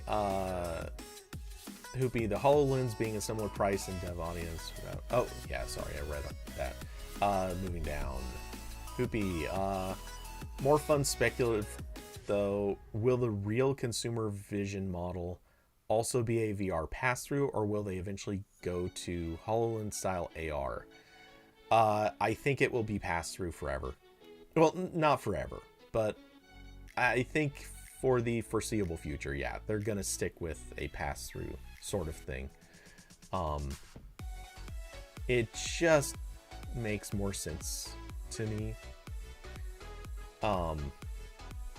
Mostly because you can't do good VR without pass-through, and you can't, or without blocking out all the light, and you can't really do good AR without letting people see through. But the thing is, you can compromise AR better with pass-through than you can compromise on VR by allowing a ton of light leak. Austin, you're thinking that the non-pro is probably AR only? There are so many functions that clearly depend on this being VR, though. I mean, a big chunk of this is just putting a whole interface up in front of people. I don't know that they can do that. I think they would be cutting off too much functionality. If anything, I could see them doing a VR version that still has pass-through, but doesn't have like the visible face screen on the front. Probably has maybe like no battery, so you'd have to be plugged in 100% of the time. Maybe the consumer version might have lower resolution, so it's just not as sharp, but still looks pretty close. They might do a thing where they're sticking like the previous generation chips into the non-pro version. There are a lot of ways that they can cut the price, without necessarily cutting away the core experiences. And I think getting rid of that front screen will probably be one of the bigger ways that they cut the price. Let's see. Hoopy, to be honest, a little surprised VR is present at all. Apple didn't really have a good vision for VR specifically, other than be in a different room than you're in now to watch a movie. I mean, for starters, watching a movie is VR. I mean, sure, even if you're, whether or not you're putting it into a movie theater space or a different room or a different environment, watching a movie is going to be a VR experience. You're not doing that with AR. AR will not work out with that, because the movies, the vision is going to be terrible. It's going to look bad. The only way you could maybe do that, like I said before, is electrochromic glass, and I don't think that's quite ready yet. It might be. We don't know for sure, but it's probably not going to be good. Let's see, Austin. Yeah, but consumers probably won't use VR. Most consumers. Really, why? Assuming, and where did I talk about this? I don't remember if this was, I don't remember where this was, but one of the VR discussions that I had pretty recently was, or one of the discussions I had recently was supposedly the Quest 2, 3, I don't know, whatever. One of the Quest models supposedly outsold every game console, at least individually, if not combined, from the previous generation. I don't know that that's true. That's, I think Facebook may have been spouting that number. And I don't know if that's combined or individually, but it supposedly beat all of the game consoles. And so supposedly it's selling. People wanted the VR. And so, I mean, I don't see an argument where consumers won't use VR. Because look, if there are games, people are going to want to use it for that. If it's for watching video, anything from just watching movies in a more like, theater-like experience or something like that, all the way to watching porn, which VR porn has exploded. Pun not intended, but I mean, it's there, so you get it. There's pretty big money in that. And, like, I'm sorry, but people are going to want the VR part of this. A lot of people will. I don't think that's going to be a small number. And I know Austin was around for this, but Hoopy, you probably missed it. At the start of the stream, or early in the stream, I talked about how I think one of the big selling points for products like these, I think they're going to put them in offices as a means for an office to take less space, like make a smaller office. And then you can do this with without having to equip every person in the office with like an ultra wide screen or 2 displays or whatever. And you can shrink the size of that office to probably a quarter of what it would have been otherwise. And if you're just putting people into a VR scenario, they'll be okay with it. You know, it I said it earlier, I'll say it again. It sounds bleak and dystopian, but look, you know, they put VR headsets onto cows to show them big, beautiful, grassy open fields, and they loved it. As much as I know it sucks to compare people to cattle, that's what companies do. They do compare people to cattle. And here's the thing, like, it may sound awful, but the cows loved it. There's proof. The cows were happier. Like, yeah, we don't want to be compared to cattle, but at the same time, if you're working, most people do not get to work in a high rise with a killer view and perpetual sunlight. You know, one of my earliest jobs was working at Dell in a sales call center. And they, like, this actually replaced what had previously been a grocery store. And the building actually had big windows in front. They blocked them all. They hid us from the light. We had no view of light outside. I'm convinced, though, that companies would love the idea of just not having to provide monitors, not having to provide big full desks, not having to provide lots of space or being able to pack more people into a given space. Just give people a headset and let them feel like they're getting those things. Let them feel like they're in a nice, airy, beautiful office. Let them feel like they're in whatever scenario. It may sound, again, dystopian, but the fact is, people will actually like it more. I think the VR side of this is a lot bigger than anyone gives credit for. And companies are going to love it because, honestly, it can become a cost-saving thing in addition to space-saving and otherwise more efficient. Let's see. Anyway, continuing to comments. Hoopy, even their Photos app demo was focused on viewing a photo video through an app window, not an immersive VR thing. I guess. Like, but what did you want them to do? And okay, I'm going to call out a few things on this. The first, man, there's a lot I'm going to call out on this.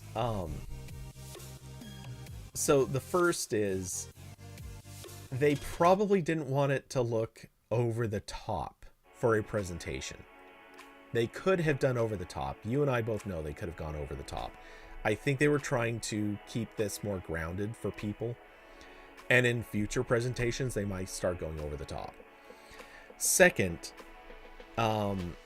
they clearly wanted people to see this in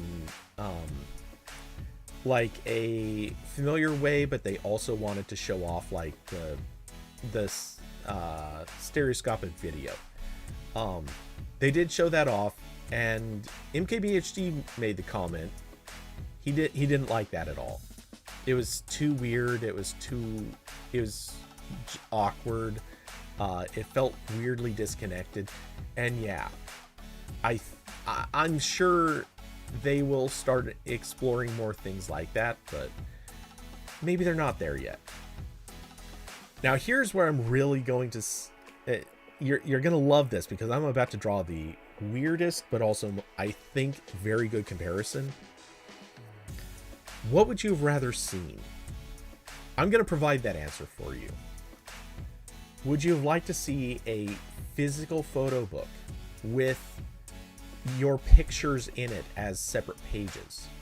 You know, the same way that you would supposedly look at photos in real life. That sounds great, right? That sounds like a wonderful feature.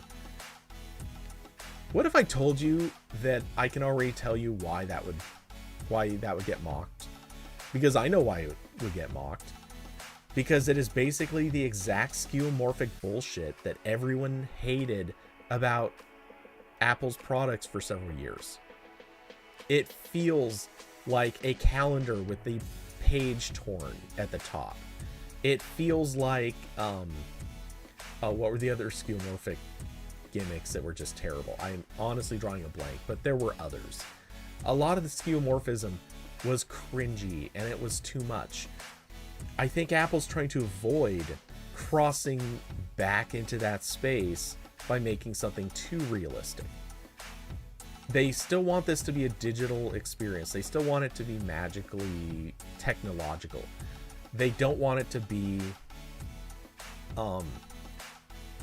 I don't know. They don't want it to just be another like return to the old look kind of thing. Apple has an aesthetic right now, and I don't think it would benefit them or really anyone if what they're doing is trying to position an older or easily comparable aesthetic for a brand new product. But someday that probably will come into play. Let's see, Hoopy, me and the wife, not actually existing, sitting on the couch next to each other, both wearing our VR headsets to watch a movie together. Which, man, you're bringing up another topic I really have a rant about. But okay, I let me come back to that one. Let's see. Awesome, but this is an Apple product. At this point, I'm not sure what that's in reference to. Let's see, Hoopy, pure speculation. The Quest 2 benefited heavily from people saving for a PS5 for Christmas and not being able to find one. Yeah, that I completely agreed. Don't take my statement that they didn't show much VR as a complaint. I think AR over VR is a compelling product story. Yeah, and that's a big part of it. I think VR has been done, and so they wanted to push something that was the new thing, and AR is, comparatively speaking, the new thing. The game app having a green felt backdrop. Oh god, yes, that was so bad. Austin, I'm surprised Apple didn't show off a Material U style color science to the UI. Yeesh. Let's hope not. Okay, so the movie thing. All right. I wanted to do this entirely differently, by the way. I'm just putting that out there. I have a actual page of notes that just dedicated to all the bad takes that I saw on the internet during and shortly after the presentation. I mean, the internet has been a literal bad take machine, having every sort of dumb thing to say about AR VR headsets. Okay, so I already talked about the fact that people made fun of how they looked. The very next thing on my list was the mockery about how is everyone in the family supposed to watch a movie on this. And I saw this complaint so many times. Why does anyone think that is a concern in this case? Did anyone say that about the Apple Watch? Was anyone out there running around saying, oh my god, how is everyone in the family supposed to use an Apple Watch? What? No, literally no one said that because it's stupid. It is an actual stupid thing to say. No one is out there going, oh my god, if I get an Apple Watch, how are my kids going to use it? No one said that.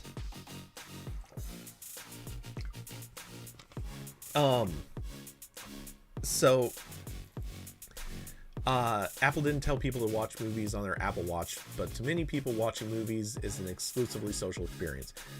Okay, so I'll grant you that, but give me a minute, because I ain't done. So first off,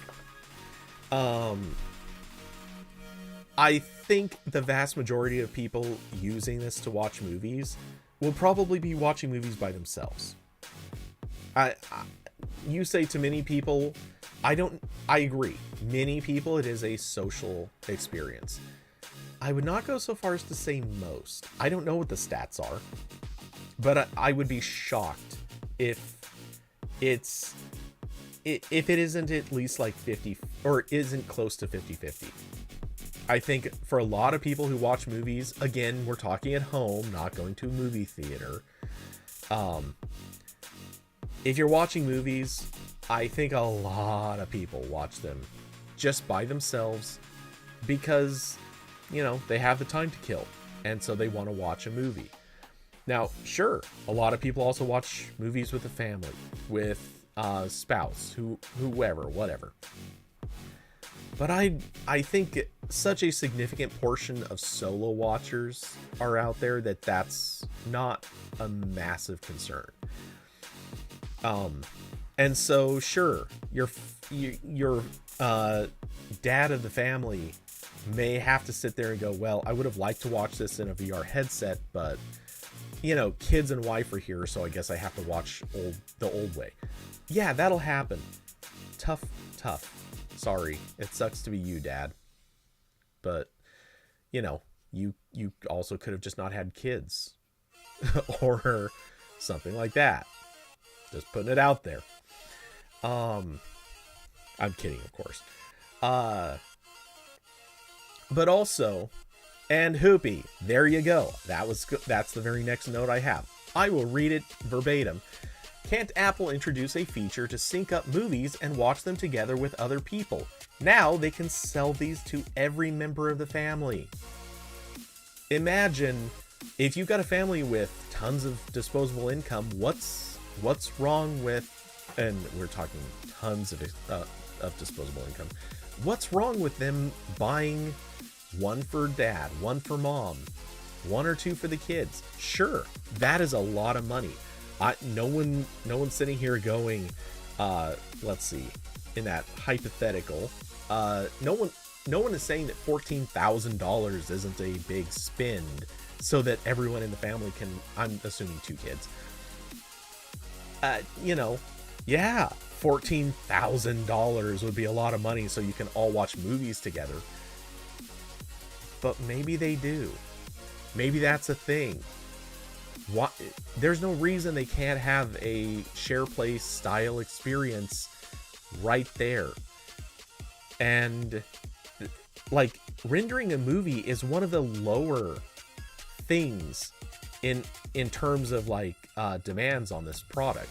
Remember, this has an M2 chip, which has a HEVC decoder built right into it. They will have no problem rendering a 4K movie to this thing. And again, I already kind of covered this, but I'm going to come back to it. 4K movie is rendered inside of a much larger space, so people need to I'll come back to that.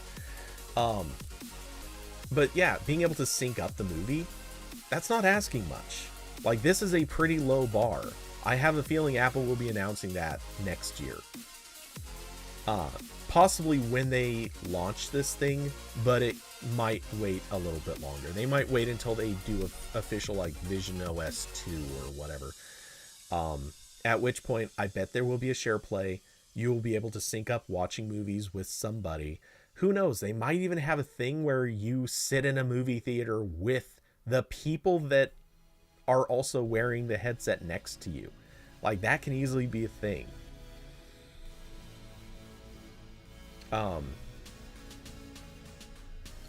And honestly, even the fact that I just said that, it kills me that I didn't think of that last night, because it's just so obvious.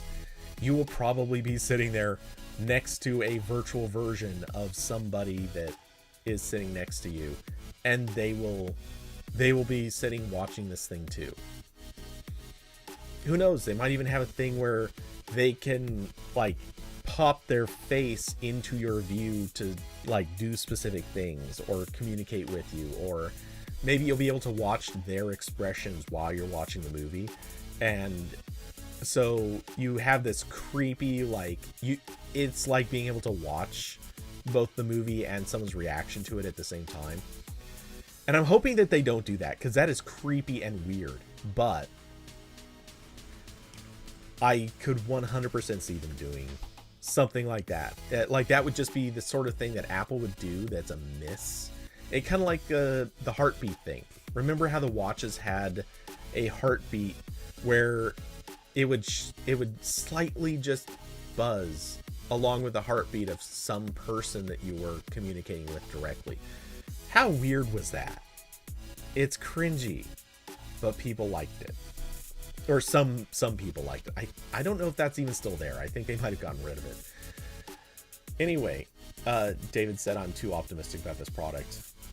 I'm optimistic about the space for a product like this. This individual first generation product, I'm not overly optimistic, but I do think that there's stuff that will come here.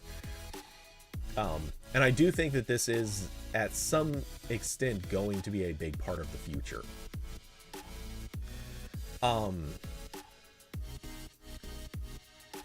Hoopy. Oh man. Okay.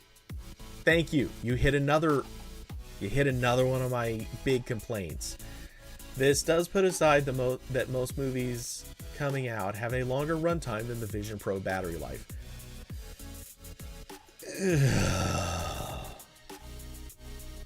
Okay. It was already, in my opinion, I thought it was already predictable. Sorry, and I know you know this. I'm not picking on you, but a lot of people said this and clearly did not understand or comprehend this. But there's power pass-through. You can hook the battery to USB-C cable, and it just feeds enough battery. It's insane that they gave it a belt battery and were like 2 hours seems good enough. That's the thing. You can hook it to power. You can charge this thing.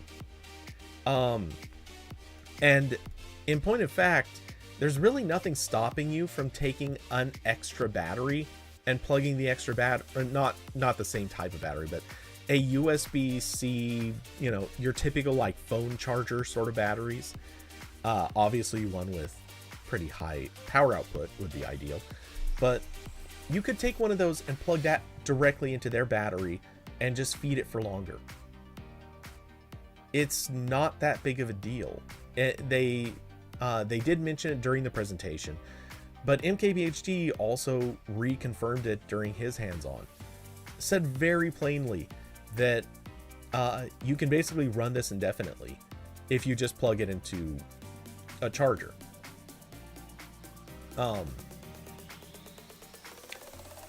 Let's see. The MacBook also has a pass-through charging and has a dozen-hour battery life without it.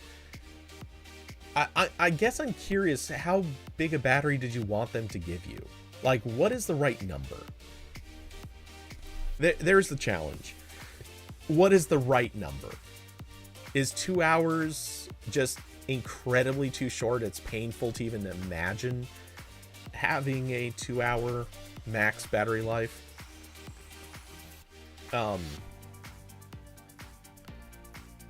Awesome, yeah, and that's, thank you. I was actually going to get to that, or rather I was thinking about it. I kind of forgot it. I knew I would have gotten back to it, but yeah, we don't know how big the battery is, or I don't think we know how big the battery is. Was that in okay, no, it's not mentioned. But we don't know how big the battery is for this in terms of like what its capacity is. But the going theory is it's a pretty demanding thing because, again, it's running enough GPU power to run 3 displays effectively. Well, 3 4K displays.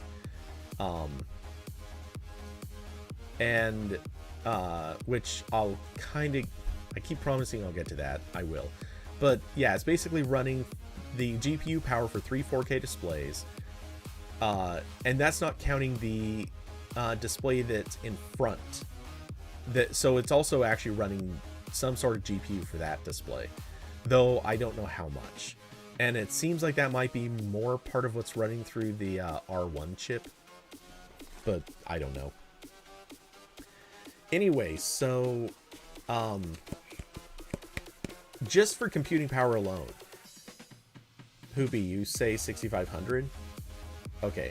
If they announce it, I don't have that in front of, or in any of the specs that I can see, but I'll buy that. Whatever the case, we don't know how big it would have been. Regardless, though,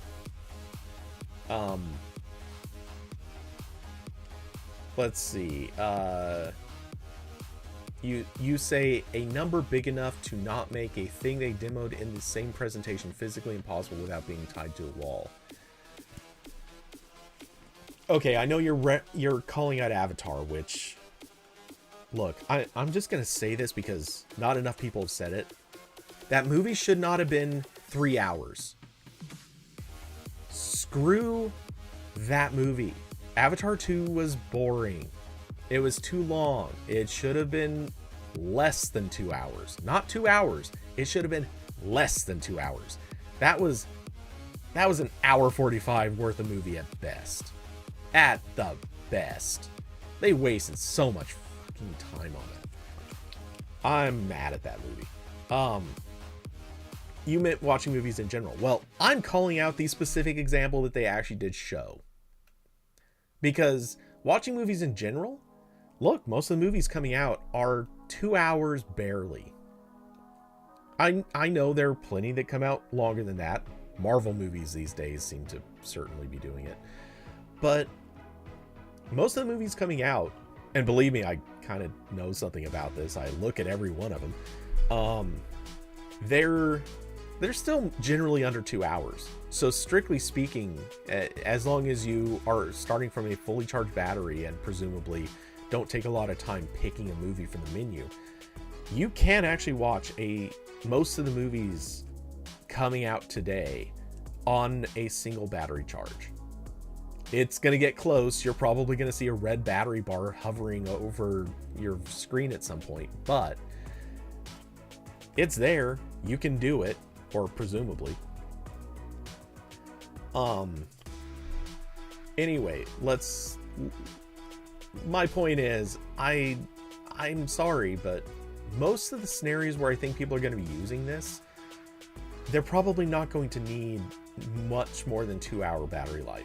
And if they do, it's generally, I gotta stress this, generally something where you can probably mitigate it either with portable batteries or occasionally plugging into a wall. So for example, yes, if you have a plane flight, you probably just need to bring an extra battery with you. Or if you have multiple layovers, you can probably stop somewhere, plug into a wall while you're at an airport, and charge it back up. What's the average flight length, not including waiting at the airport? I would also add to that, because this plays into a lot of my flights, the amount of time that you are not allowed to have earphones or whatever else on. Like, all of your personal electronics must be stowed. Every flight that I ever take from Oregon to Vegas, the flight time is officially 2 hours. The actual time that I have a laptop out and can use it is like an hour. Because they want you to put everything away a good 15 to 20 minutes before landing. They don't let you take stuff out until you've been in the air for like 10 or 15 minutes, or maybe 15 is a bit exaggerated, but and then you have the time of actually pulling things out and using them. Point is, like, you lose a good half hour or more in just not being able to use stuff. So, you know, plus a lot of flights tend to end up going a little bit faster than their scheduled time. So yeah, I'm just saying, in a lot of cases, you probably can make it somewhat okay as long as you have a portable battery to help you out, and or you can make frequent-ish stops to charge it back up. Also, by the way, I find it hilarious, and I got called out for the skeuomorphism. I'm going to Austin called me out for suggesting that people be in a theater and viewing stuff, and in kind of a share play version. I'm going to call out the counter to this, which is people are complaining that wearing this for hours and hours is going to be awful. Well, if it's going to be so awful, why do you want a battery that lasts more than 2 hours? Just saying, it's the same argument. Let's see. Okay, so I'm quickly skimming through comments to make sure I'm caught up.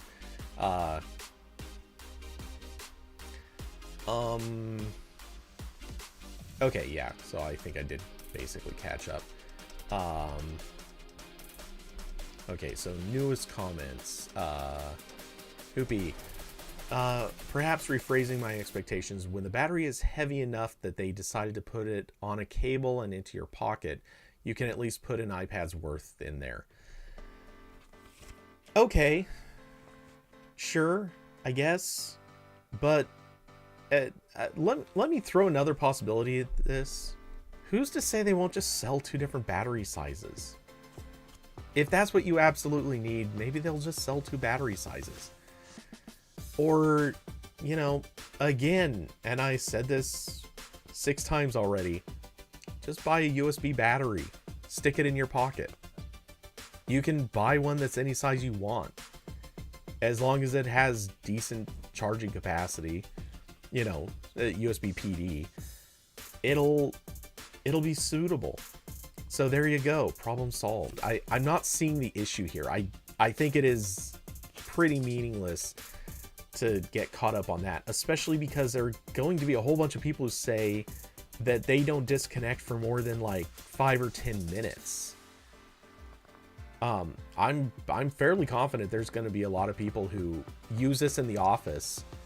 They disconnect it long enough to walk downstairs to their TV and start watching something there, or vice versa. And, you know, even then they could probably just turn it off, but they might not.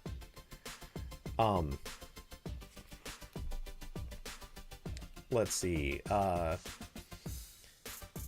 They already bit the battery needs to be bigger than we can put on the headset bullet. Embrace it and make it convenient, not just technically functional. Yeah, okay. I feel like I already made the argument to that one. Austin, you feel it odd Apple didn't even mention the accessibility angle of AR. Yeah, that's one that I've been weighing and thinking a lot about that one too. You know, anyone who's blind or has vision impairment issues is obviously not really going to be able to use this, or not very well. I don't know what you do to solve that. Funny enough though, there is actually an angle where that makes some sense.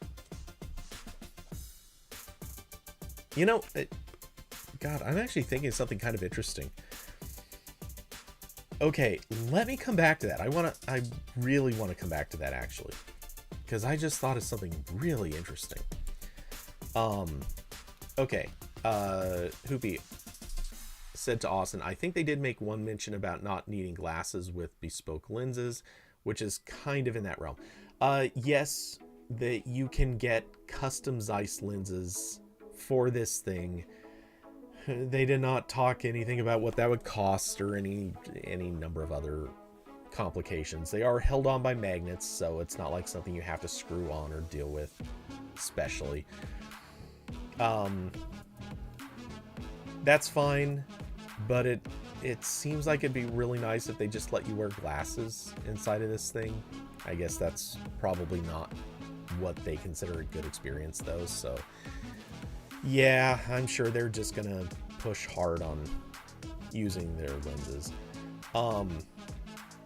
Let's see, it's giving 32 gigabyte iPhone still for sale in 2018 vibes. Yeah, okay, I mean that's I get what you're saying, but I don't agree with that. I'm sorry, but again, there are people out there who are even going to look at the 2-hour time and say, I don't need 2 hours. I'd rather have a lighter battery. I guarantee there will be people saying this. That is my firm prediction right now. There will be people saying, just give us a smaller battery. We're okay with it. Oh, jeez. TikTok is assaulting my email again.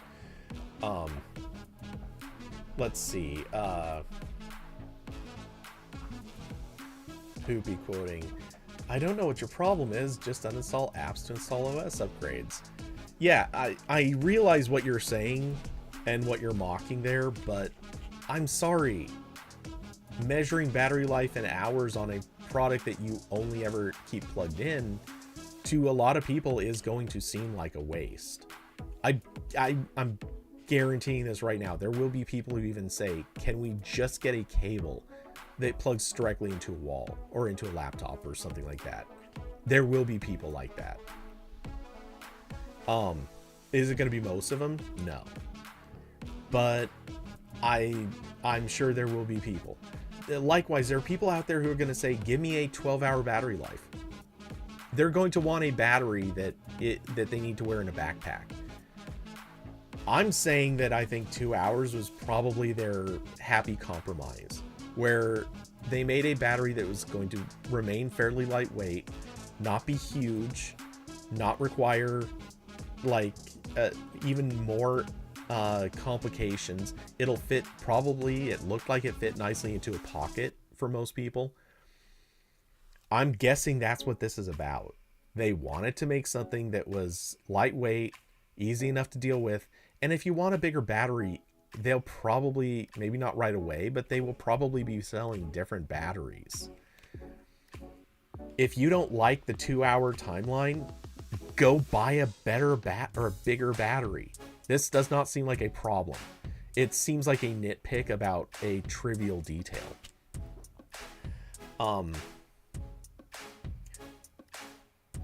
Austin, damn it, you got exactly where I was going to go with this. If this was a Google announcement, we would get a 10-minute video of how this can use camera vision for the blind. That's exactly what I was going to, or very close to what I was going to say. I was going to bring up the fact that, okay, Hoopy agreeing it's a nitpick about a trivial detail. Okay, then I'm not going to spend any more time talking battery life then. Let's see. Anyway, so here's the thing. Apple did bring up that this is a LiDAR based thing. It can map the room that you're in. They had a neat looking animation of exactly this. I don't know how well it comes through on the podcast stream, but it's mesh mapping the entire room that's being viewed here. The fact of the matter is, imagine putting this on a blind person and giving them audio alerts. There was another animation that was shown. I don't remember where it was at, so I'm quickly skimming down this page. Maybe it was up above. It was, no, that's not it. But it showed, no, okay. No, that's not it. All right, I'm actually looking at the, no, that's not it. Oh yeah, okay, personalized ray trace spatial audio. This is the animation I was talking about. Now this is just using the sound wave stuff, but their whole gimmick is that they are detecting materials and shapes around the room. They are using sound, or they're analyzing sound waves to determine where things are, what they're made of, their position. Imagine putting something like this, designing something like this for blind people so that they can move around and determine the things that are around them without necessarily always needing to use a cane. This is, I'm just saying, like, Apple could have probably hyped this up as a feature for that not necessarily something that they're doing today, but something that they'll do someday for blind people or the visually impaired. Sorry. Not just those who are blind, but people with any sort of visual impairments. They could absolutely do that. And that would be amazing. It would be such great PR. It would be huge seller. And if you're combining the spatial audio, LiDAR, and everything else, this would be a big win. Let's see. Hoopy. Real talk, until Gen 2 or 3, there won't be a compelling enough app selection to actually want to use this for more than an hour or two a day, much less at a time. All right, I'm going to come back to that one too. Snooze My Quest 2 already does this. Does what? I actually don't. Are we talking about the spatial audio stuff? Or? Also, your Quest 2 sucks. You know this. If something's better, it's probably something you'll enjoy using more and longer.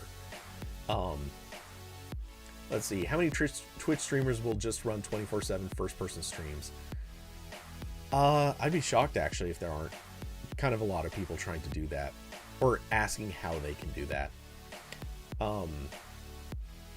Hoopy, that would be great for accessibility, and 10,000% is the kind of thing I wouldn't be shocked if only Google has the talent chops for right now.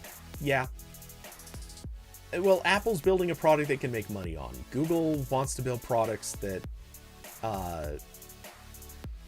How can I say this that doesn't sound overly cynical while also not overly praising them?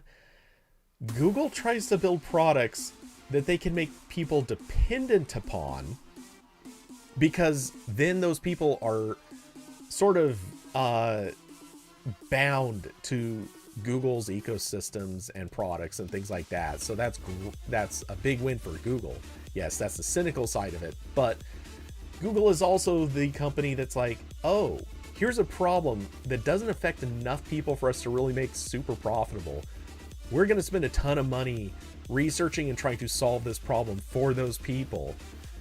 And we're really just doing it to make life better for them.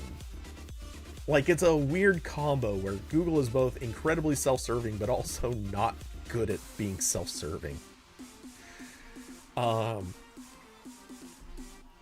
So yeah, awesome. Oh, this means Google 100% going to put solely in their headset. Yeah, probably not. Okay, so let's see. They're underrated for the insane ML-based accessibility tools. Yeah. Quest 2 has its cameras to create a spatial representation of the real world. Okay, but yeah, it sucks at that.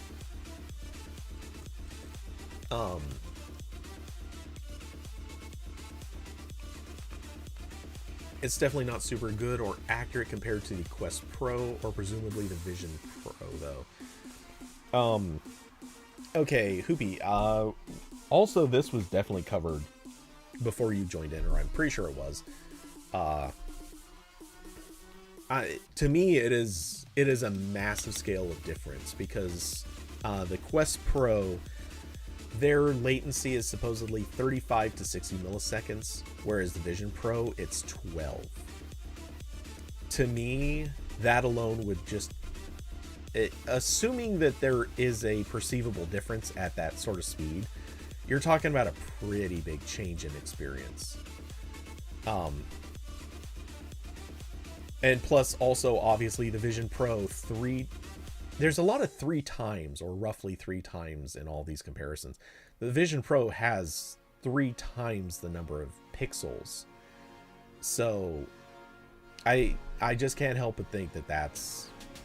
like, it is such a big difference in terms of quality and experience.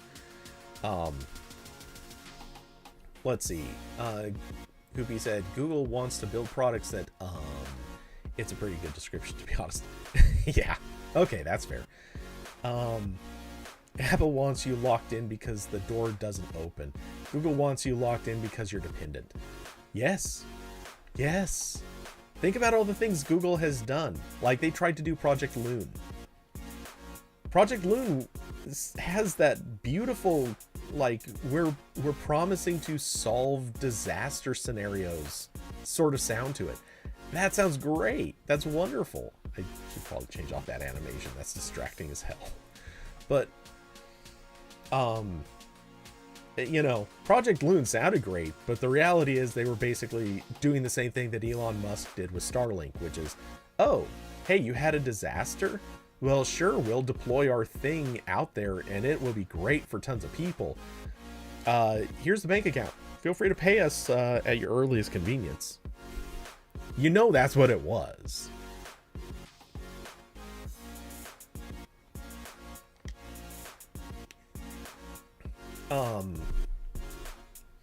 Let's see. The main Google is run like a university. Yeah, less so these days. Let's see. Hoopy. The main drawback for the Quest 2's AR mapping is that it's only black and white. For right now, and also not exactly.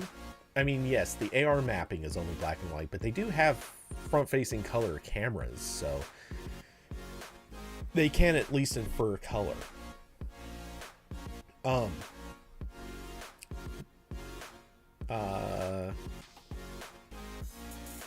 Don't forget that Google Ventures owns 10% of SpaceX. Yeah, let's not go there.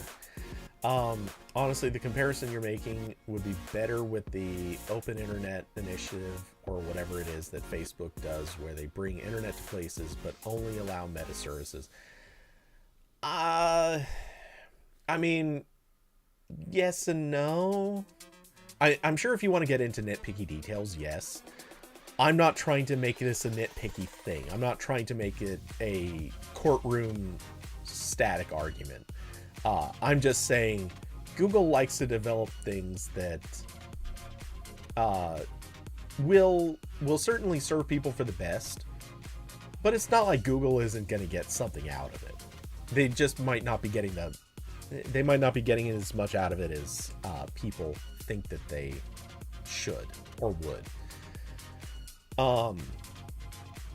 Okay, so I wanted to go back to Hoobie earlier thing.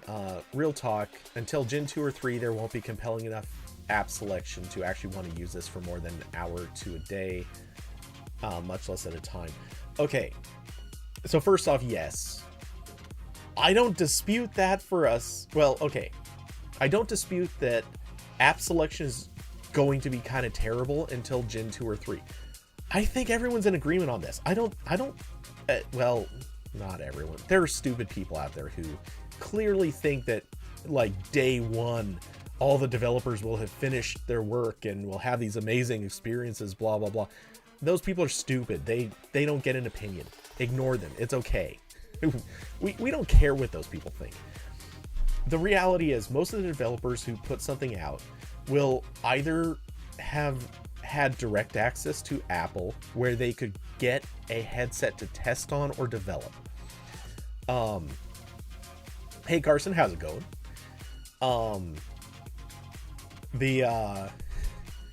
Let's see. You know, it's funny. I don't actually know how to see who's sending what emojis to the chat. I see them fly up through the comment section, but I don't know. I don't think there's a way to actually tell who's sending them. Anyway, yes, I completely agree. There will not be great apps out of the gate. The developers who do this or who do get to have decent apps out there on day one, are going to be the ones that have direct access to Apple. They're going to basically promise, or Apple's going to basically promise them good early access to the, obviously not just the SDK, but the actual, like, function of testing on the Vision Pro. And so there will be a few really good apps out there that are well tested and everything up front. I think there are going to be a ton of other apps that people are going to put out as a land rush. They're going to want to get them out because there's money to be made by being first to market. They will not be tested for crap. And it's going to be kind of messy. But it is what it is. Like, that's just how things are going to kind of be. And then there are going to be a lot of other developers who wait until the Vision Pro comes out. They may have already built the apps, but they're going to wait until they can test them. They will test them and then shove them to the store as quick as possible, or within a few months. And I think those are still going to be early and crappy. And then somewhere shortly after that, around the point of the second generation model coming out, that's where we're going to see developers who have now been using this for a year, developing an app, working on improvements. At that point, yes, we're going to see good apps start coming out. Hopefully. It may take longer than that. It may be shorter than that.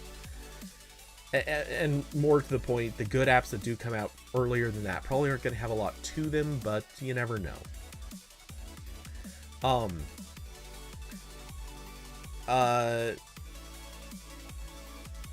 Hoopy, that iPad app bit is part of the reason that I feel like they didn't pitch a strong vision here, that a not small portion of the presentation felt less like a distinct product and more like a weird iPad. Yeah, I get that, but I don't get that. I mean, I get the argument for saying, obviously this is a bit of a desperate, like, how can we say that we have a big app ecosystem when no developers out there can be building a good big app ecosystem? I get that argument. I do. But I guess I'm not looking at this on a day one launch experience. I'm perfectly aware, and I feel like other people should be too, but I guess maybe not. I'm perfectly aware that the day one experience is going to be crappy. I think anyone who doesn't see it that way is delusional. It's going to be like the Apple Watch, which, to be fair, the Apple Watch even today doesn't have a good App Store experience. It's going to be like Apple TV. This, to me, also, oh god, this too. Everyone keeps comparing this to the iPad. No! Stop it. Stop comparing this to the iPad. It is more like an Apple TV. There, at least at first, for the initial several months, maybe even first couple years, this is going to be more like Apple TV than it is like the iPad. Going on record with that one.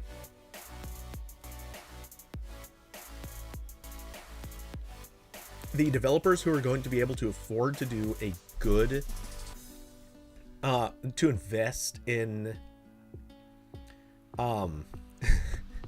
the developers that are going to be able to afford to invest in developing anything for the Vision Pro are going to be the ones who have money. Kind of like the Apple TV. Go look at the apps for Apple TV. How many of those were developed at the successful ones? How many were developed by companies that don't have money? Like lots of money to throw at it. None of them. I'm sure there's the weird little exceptions, but initially, the companies that are going to be pitching stuff for this, it's going to be a lot of content consumption. Otherwise, like very early on, I think what we're going to see is the larger, more notable apps are going to be content consumption. A rare few apps that are sort of utility oriented in some way.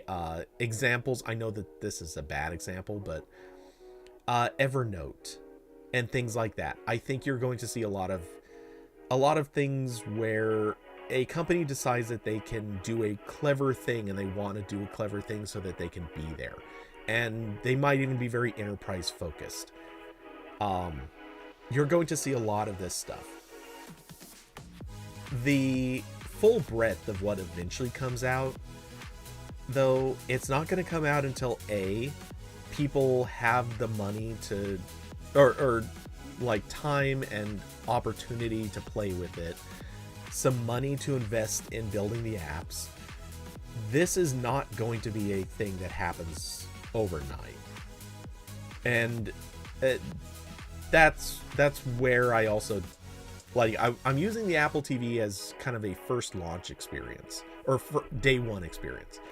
I think after a year or two, things will have shifted and it will be less like Apple TV and it will start being more like an iPad. But that's not how it's going to be day one. Day one, an iPad was still usable to a lot of people because they just loaded up their iPhone apps. That's not how it's going to be here. I mean, obviously, yes, the narrative that you can open up any iPad or iPhone app on this thing, which also isn't true, but whatever. The whole notion that you can do that, yeah, obviously you can do that. That's fine. That's all well and good, but most people, that's not the issue that's going to be facing them. Or rather, that's not the experience that they're going to be feeling. It's going to feel like they don't have any apps that are designed for the VR experience, except for a few things that were created by bigger companies. And there is going to be that really striking difference where, and this will be the one part that is iPad-like, there's going to be that really striking difference where you'll use some apps and go, oh my god, these are designed for VR. And then you'll be using other apps and it's like, oh, this is just a flat panel that does nothing. Like, it is just an app on a surface, and I just have to use it awkwardly. Austin, do I want to go viral? I am afraid of what and why you ask. Oh, will it blend? Dude, I do not have a blend tech. I cannot do this. No, I think I would probably make better progress if I did more like Tosh.0 when he used a golf club to smash an iPad back when getting an iPad was basically impossible. But what I need to do, here's how you do it. I will go buy, really just steal. Oh, actually, yeah. Oh, no, this is perfect. I know how to go viral. Okay. Because prank videos are on the rise again, I will go steal somebody's Tesla and use it just long enough to physically drive over a Vision Pro. Actually, no, I will put on the Vision Pro, use it pass-through mode to drive a Tesla at top speed. And then as soon as I get like a report, like a cop reporting it or something, then I'll hop out of the car, put the Vision Pro on the ground and drive over it. That is what I'll do. That is how to go viral.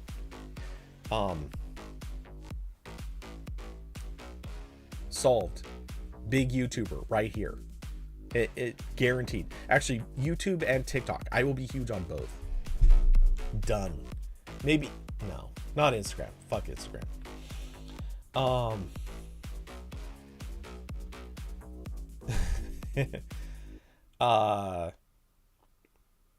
Hoopy, you almost don't get to say anything about pass-through charging. Not after the argument you just made.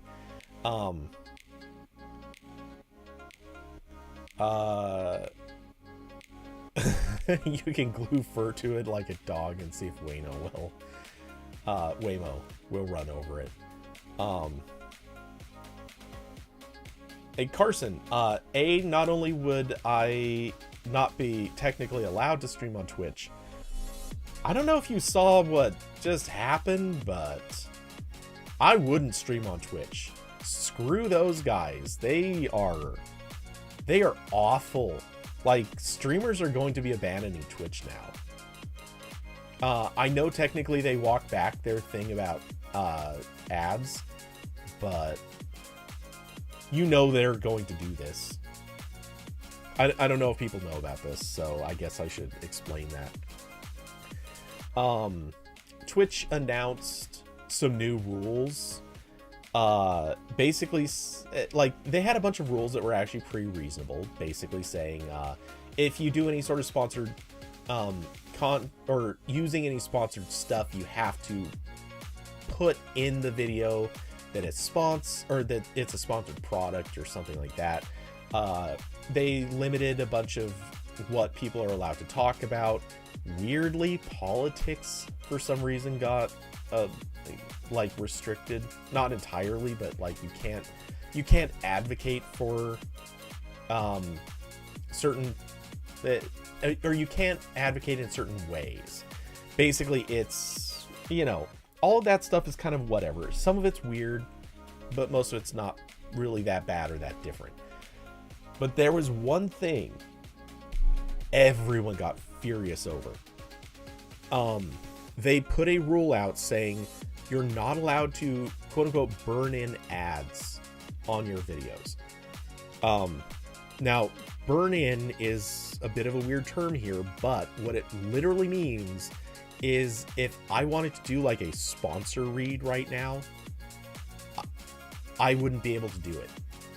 So let's just say, hypothetically, a company, I'm just going to pick one that literally will never do this, but let's say that Huawei approaches me and says, hey, we really want you to do a sponsored ad read on your stream or on your channel or whatever. I guess it'd be stream. We're talking Twitch, so it's streaming.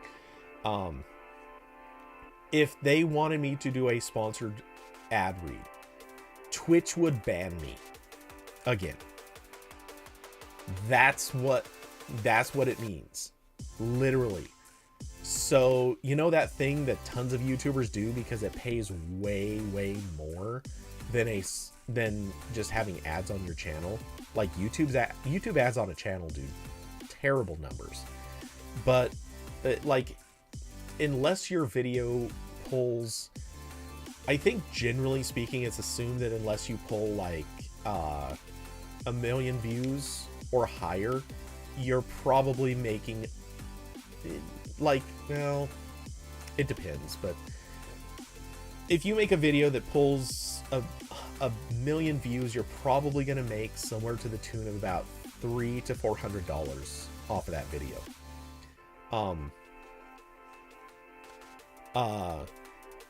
Let's see. Anyway, but if you do a sponsored ad read, if you do a sponsored ad read on a channel where your videos get 1 million views a pop, you are probably going to charge, I mean, most people would charge at least like $2,000 to $3,000 for this, probably more. Well, I shouldn't say probably more, but it depends. Anyway, you would charge certainly more than you would get from YouTube if you're just showing an ad. Anyway, so the thing is, there are quite a few sponsored Twitch streamers. And what Twitch is trying to do is basically force them to go through Twitch for sponsorships as opposed to doing their own.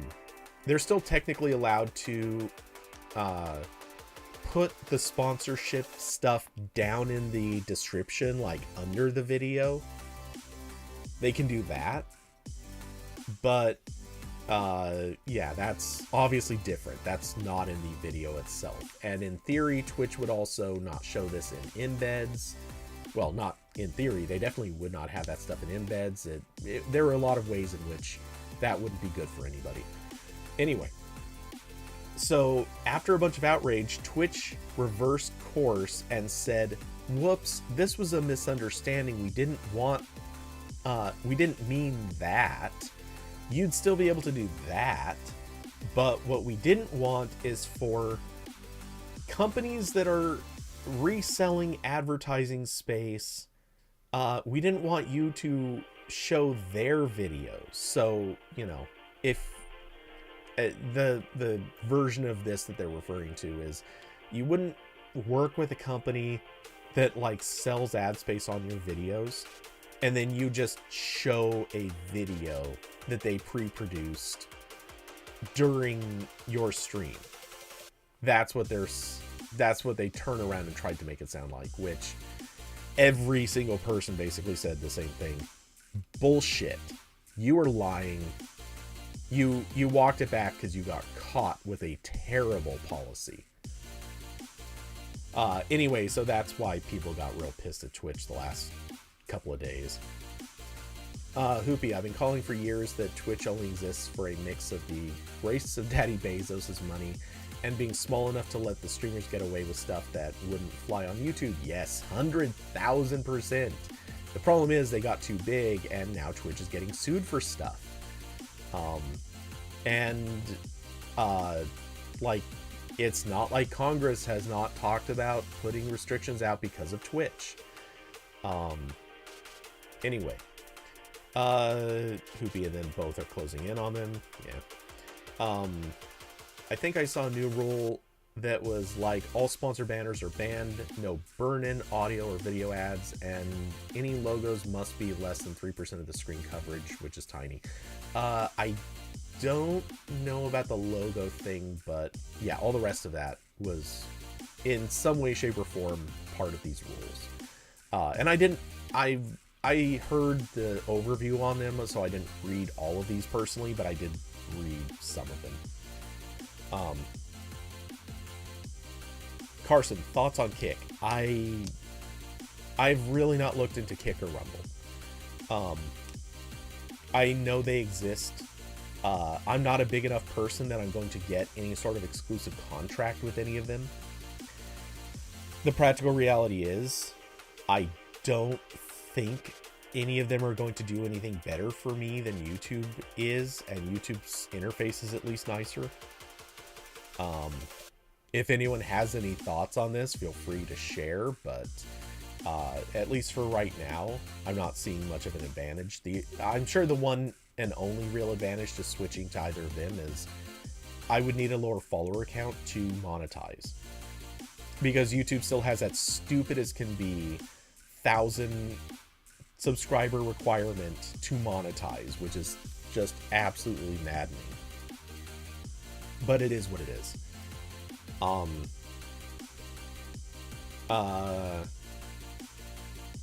Let's see, Hoopy. Twitch getting big enough to get legal attention and for Amazon to start turning the screws on money go up win. Yeah. No, that's the thing. They need to make Twitch more profitable than it is. And I think that's where they're going to struggle. Especially because they're already throwing money at contracts for people. But they're still trying to be cheap. And they're still pissing off a lot of the streamers every time you turn around, trying to find ways that they can extort more money out of them or suck away some of their income. But no one's happy about that. So yeah, I think they're in bad shape. Which is basically an ironic way of saying that Twitch, the company that gave YouTube a lot of threat and was scary, has proven that yet again YouTube's approach of trying to basically have a sustainable ecosystem is probably the one that will persevere. Let's see, Hoopy, thoughts on Mixer? Glad it's dead. That's my thoughts. Tangential, I maintain that YouTube's unique legal agreements with big copyright holders is basically a miracle of the modern internet.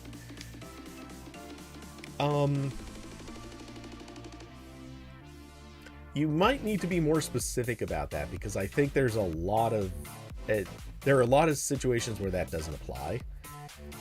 But the fact that they managed to work out a really good music streaming negotiation, that is a miracle. And it's a miracle that I think works out very, very well for them. because a lot of streamers are starting to take advantage of that, and more will be. I think that's actually going to become a big part of YouTube, probably starting in. Well, I'm surprised it hasn't already started. Maybe that policy didn't go into effect yet. But the whole thing where you can stream music that is like major name stuff, and they just get a cut of your streaming revenue, like that is kind of neat.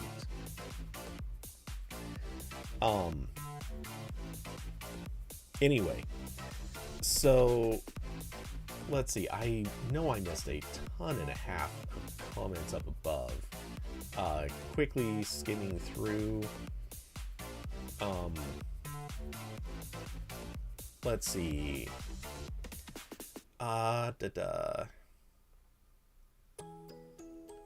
Okay, I saw these.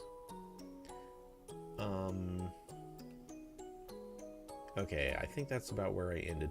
What do you mean Apple Notes and Numbers isn't all everyone needs? I think it's super interesting that they made a point that the Vision Pro will run iPad apps. Okay, we hit that. Let's see. Some fun translation errors. The iPad bit is part of the reason. Okay, yeah, we hit that. It's too expensive right now for most developers to actually care. Carson, yes, I tend to agree on that. I've seen certainly more than a few indie developers complaining very specifically that the cost of the Vision Pro is going to stop them from trying to develop on it. But that's also kind of my point.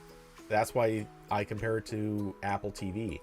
It's not that Apple TV was too expensive or hard to develop for. It's that all anyone wants to do on a TV for the most part is either play games, which games are not the cheapest things to develop, or they want to watch content. And content is something you have to spend a lot of money on. Like, no one does that for cheap. So, yeah, the problem has kind of been no one wants to develop for a platform where the expectation is you have to come in with tons and tons of content from real actors with production quality and things like that. That is hard to do. It costs a lot of money, and you have to market it like crazy, and you've got to invest big with the expectations you're not going to make back your money for a while. And that's the thing. It costs a lot to get onto a TV platform. So I think a lot of developers are going to be shy about starting off with the Vision Pro. But I think there are plenty of companies that are going to see this as something worth investing in. So they'll buy a few units for their development team. They'll give a dev team, 6 months to a year to come up with something interesting to start, and then they'll decide if they want to keep going. And I think that's going to become fairly common. I bet there are also going to be contractors, like independent contracting companies, that probably become experts in this, and they develop starting points for companies, and they'll basically develop the framework for companies to keep building on. So they come in, they build the first app that does so many things, has some number of features, and then they leave the code, or they work out a continuous development contract so that they keep adding some stuff, or the developers at that company will be free to add a few things of their own, whatever. But yeah, I have a feeling there's going to be a lot of stuff where no one wants to develop on this up front, but there will be some that do.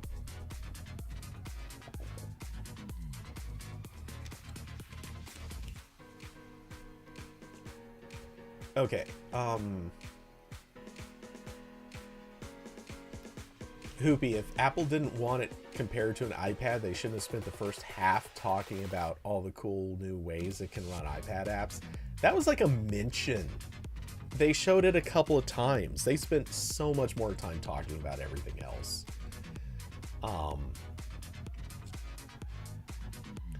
To be fair to the Apple TV, the Venn diagram of TV-friendly apps and apps that exist to stream video is basically a circle.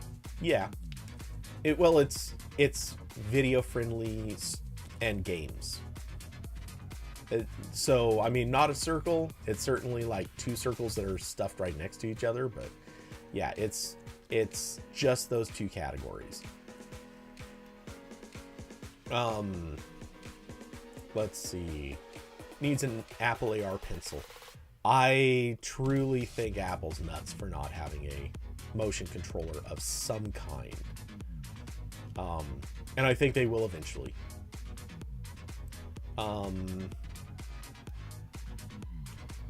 Let's see. Okay, skimming down faster. Maybe it's like the Apple Watch. First gen Apple Watch and WatchOS 1 was a disaster. Yeah, it absolutely will be. I don't think there's any question. It's going to go poorly for the very beginning. Let's see. All right. I think I am caught up on the stuff from above. Now moving to stuff below. Okay, in regards to the YouTube copyright stuff, music mainly, but also TV and movies, where they've managed to convince copyright holders of some systems beyond use our stuff, DMCA straight to hell. Yeah, 100%. And yeah, that's what I was referring to, or that's what I brought up too. Yeah, that music streaming deal that they cut is ridiculously good. And yeah, Twitch has not worked out that same deal. Twitch is still in that place where if you use anything, even by accident, they will just, they do not defend you. They do not help you. They let you just suffer the DMCA strikes. Poopy, it's not a creator thing, but nobody else has a good system in place for letting just anybody upload a clip from a movie and have it not just be taken down. Yeah, I mean, it happens all the time on Twitch because they're so unregulated. It happens on YouTube, and everyone's like, okay, yeah, no, it's cool here because the whoever owns the rights to it will probably get paid out eventually anyway.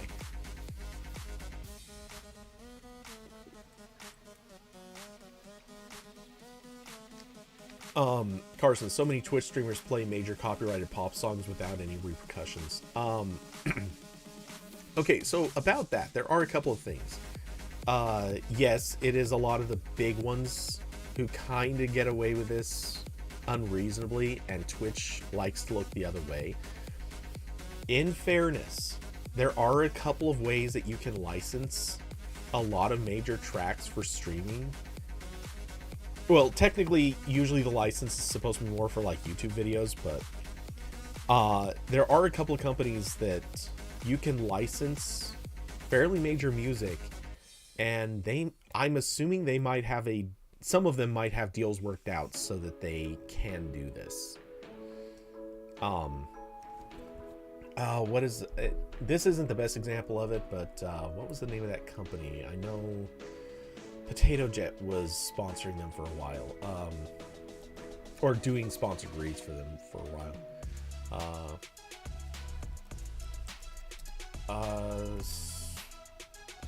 just say Potato Jet sponsorship. Not KiwiCo. How about music sponsorship?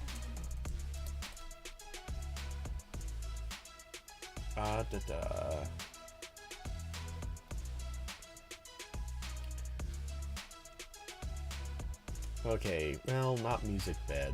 I know Licked. I'm pretty sure that's it. Yep.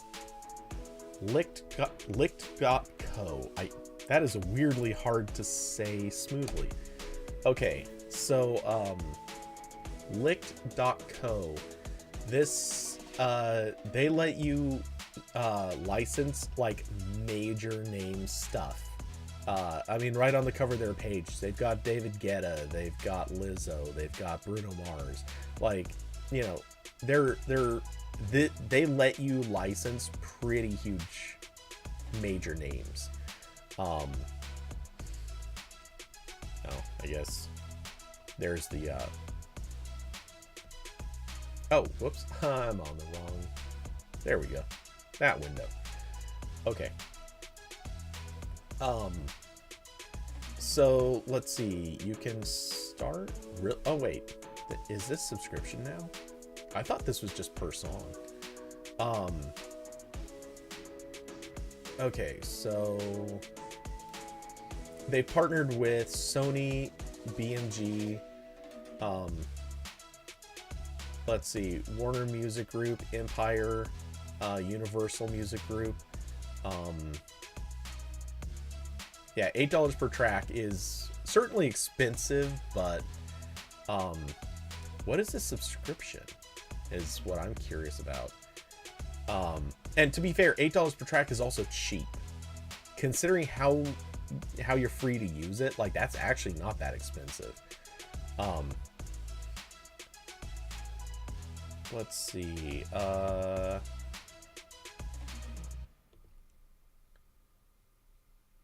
Okay, let's see. What platforms, apps, and services can licenses be used on? First of all, you'll need to have a YouTube channel in order to sign up and get licenses. This is because pricing is based on YouTube channel numbers. Once you've bought your license, you can use it across multiple social platforms supported by Licked, including YouTube, Facebook, Twitter, Instagram, Twitch, TikTok, Snapchat, Vimeo, and LinkedIn. Okay. Let's see. Not all tracks can be licensed for all platforms. Blah, blah, blah. Okay. Here we go. Creator. So $15 a month plus $8 per track. 75% off all mainstream music. Over 100 million. Blah, blah, blah. Okay. And brands. Brands that need music for their content. Brands working on creator campaigns. Brands who want to partner with us. Platforms needing to micro-license music, or need a micro-licensing music solution. What do you want to bet? Some of those creators are probably just signed up under this thing here. And they just have a deal worked out where they probably pay like, I don't know. They probably pay like $200 or $300 a month or something. I don't know. I'm making up a number. And they can just use whatever the hell they want. They just create a playlist from whatever's on here and they just play it. Who knows? That could be a thing. Like, I could easily see, just throwing out names, but I could see Pokimane, Ninja, I don't know, whoever else. Like, throw around the names of the big ones. I could see them going, you know what? I want to play the expensive music. And no one else will be able to do the same as me, or hardly anyone else will do the same as me. It's worth spending, say, $500 a month doing it. And I'm sure this company would probably be happy with that too. And at that point, if you're licensing enough tracks, they're probably like, you know what? Sure, we'll charge you $1 a track, or something like that. I don't know. Just spitting that out there, but that seems pretty good.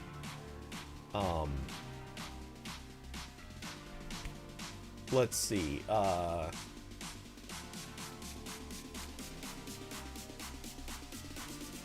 Okay, so Poopy also seems like once a year you hear about big streamers come up with ideas like the stream and commentate on TV shows meta. Yeah. Poopy, RE Apple Pencil. It still seems wild that Mac trackpads don't work as Apple Pencil tablets. Speaking to the choir, my man. Speaking to the... Hell, I'm the preacher for that one. I am so furious still that the Apple Pencil does not work with any MacBook. Make it work with MacBook. Come on. Like, this is the most obvious thing. Put... no, damn it. The name of that company.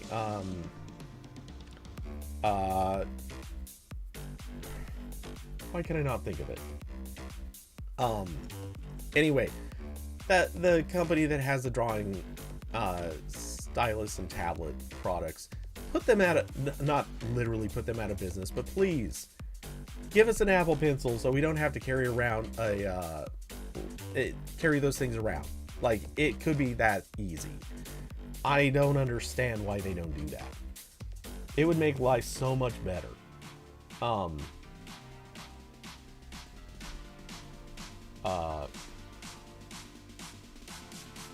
Wait, what is this email?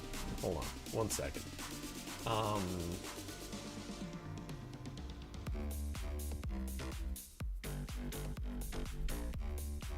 What the who, the what?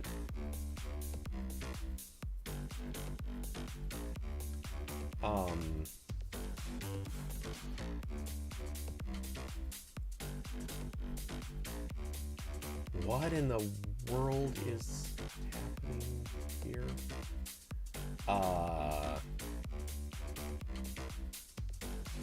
Okay, I guess I'll look into that later. That is a weird issue that supposedly exists. Okay. So let's see. Alright, so Carson, apparently you can license a single track. Yeah. Licked original business was just license single tracks, no subscription involved. And then obviously they added the subscription fee because I'm sure people wanted to license more tracks, so they made it cheaper. Now, and again, I have a feeling that they have something worked out for other streamers too. Though there are other companies that also do this. Maybe there's one that does a streaming arrangement. Hoopy, it's fascinating they base it on YouTube regardless of where you intend to use it. Yeah, I actually agree. That seems a little weird. But they also give prices that don't not seem to be based on a scale of your subscribers or viewership. So I don't know. Somehow I have a feeling that there's probably more to it.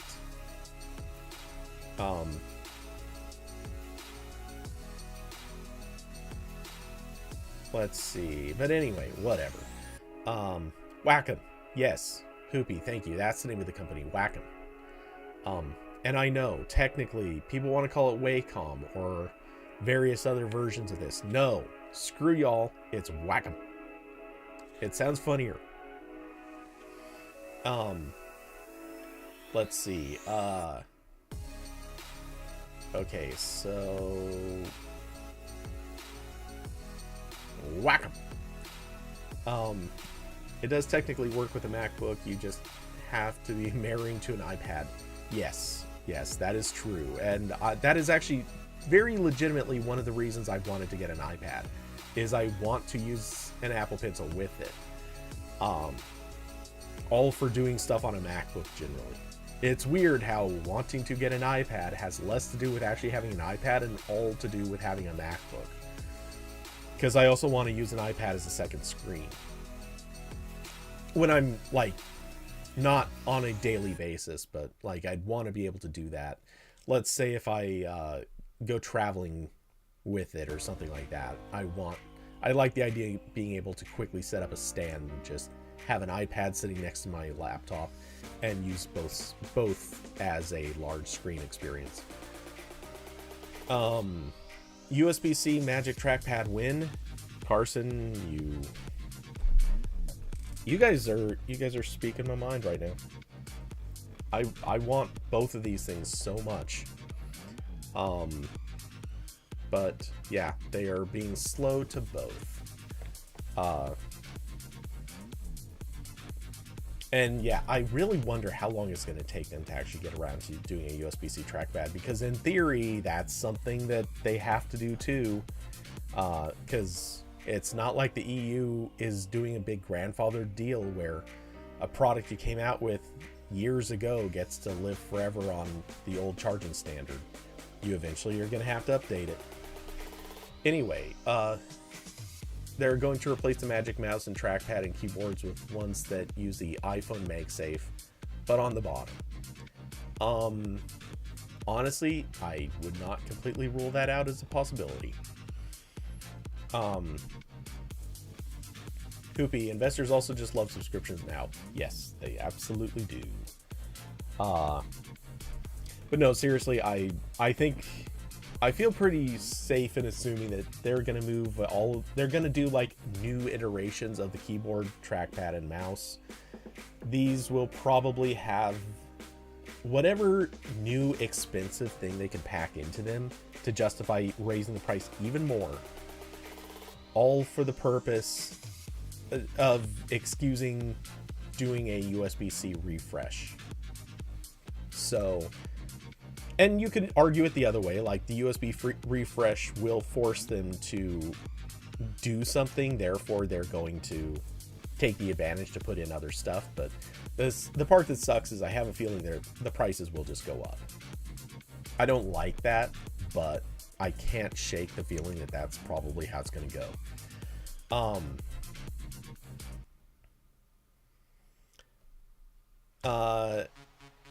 Yeah, I agree. It's a weird decision that they decided to release these with Lightning in the first place. I feel like that was one of their things where they figured it was probably cheaper, therefore screw it, no one cares. They already own Lightning as an interface, so they did it because they could. Okay, so it's weird because I'm debating how much. Jeez, it's 6.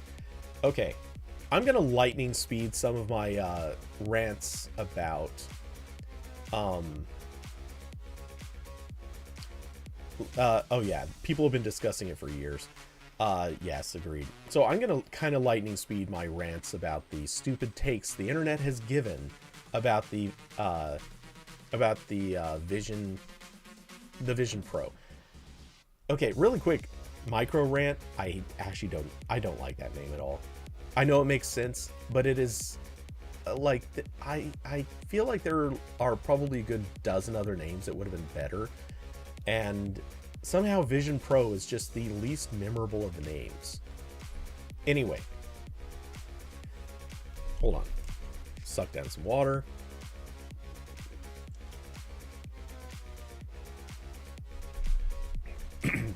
All right. So, I've also heard people say this seems like something that should have been announced years ago. Okay. Why wasn't it? If it should have been announced years ago, why wasn't it? Is it maybe because it wasn't ready yet? Maybe because it's a harder problem to solve? Or we could always look at the products that were announced years ago, like the Quest 2, or the original Quest, or even go back to the Oculus. I mean, they were announced years ago, but they weren't very good. If they were very good, people would have looked at them and gone, oh, hey, VR is actually here for real. Look, I'm going to pull out the old man moment here and say I've seen a lot of products come and go over the years. I've been around long enough that I remember when I was a kid, people were talking about VR. AR wasn't really much of a topic yet, but VR, well, it was like you always saw it in sci-fi, but no one thought of it as AR back then. Like no one was throwing around that term.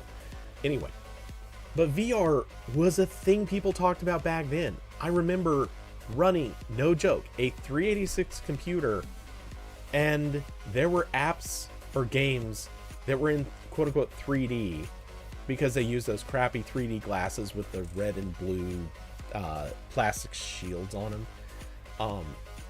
They were garbage, but people thought of that as early days VR. And since then, we've seen attempts to do VR in various forms. It's not new. Everyone knows it's not new. But there's a point, and I even have a good example of this. There's a point where you realize, hey, there's it, you see something and you go, oh, we finally really have that thing. Like, we've seen attempts at this over the years, but none of them were the real thing. And the thing I immediately thought of to compare to is voice control. There was, again, like, I remember, I think this was more around like the early Pentium days, but there were voice control apps for years. For 20 years, we've had voice control. It was never good. It was always kind of actually terrible. The first product that was at least kind of there was Dragon Dictate by the company Nuance. Dragon Dictate, as the name implies, was basically just voice to text. Or, sorry, speech to text. It was fine for what it did, but it wasn't great. And technically, it eventually got the ability to do some control stuff, but it wasn't great. It was just a thing that was good enough to do something with. And as people may remember, Dragon Dictate or Nuance was part of what eventually became Siri. At least I believe it was. I think I'm remembering that lore correctly.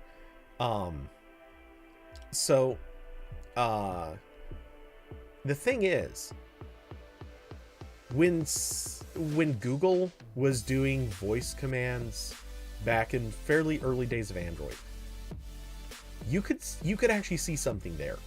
I'm talking before Siri, well before Siri actually. It was about a good 2 years before Siri. You could really tell Google was making good strides with voice commands. It wasn't perfect, it wasn't conversational, no one needed it to be, but it was really good to just be able to search for something on the spot.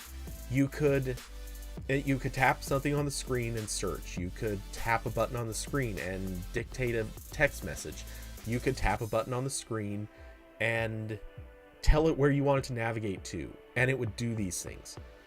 You could do some commands. You could tell it to call somebody. You could tell it to send a message to someone. These things worked.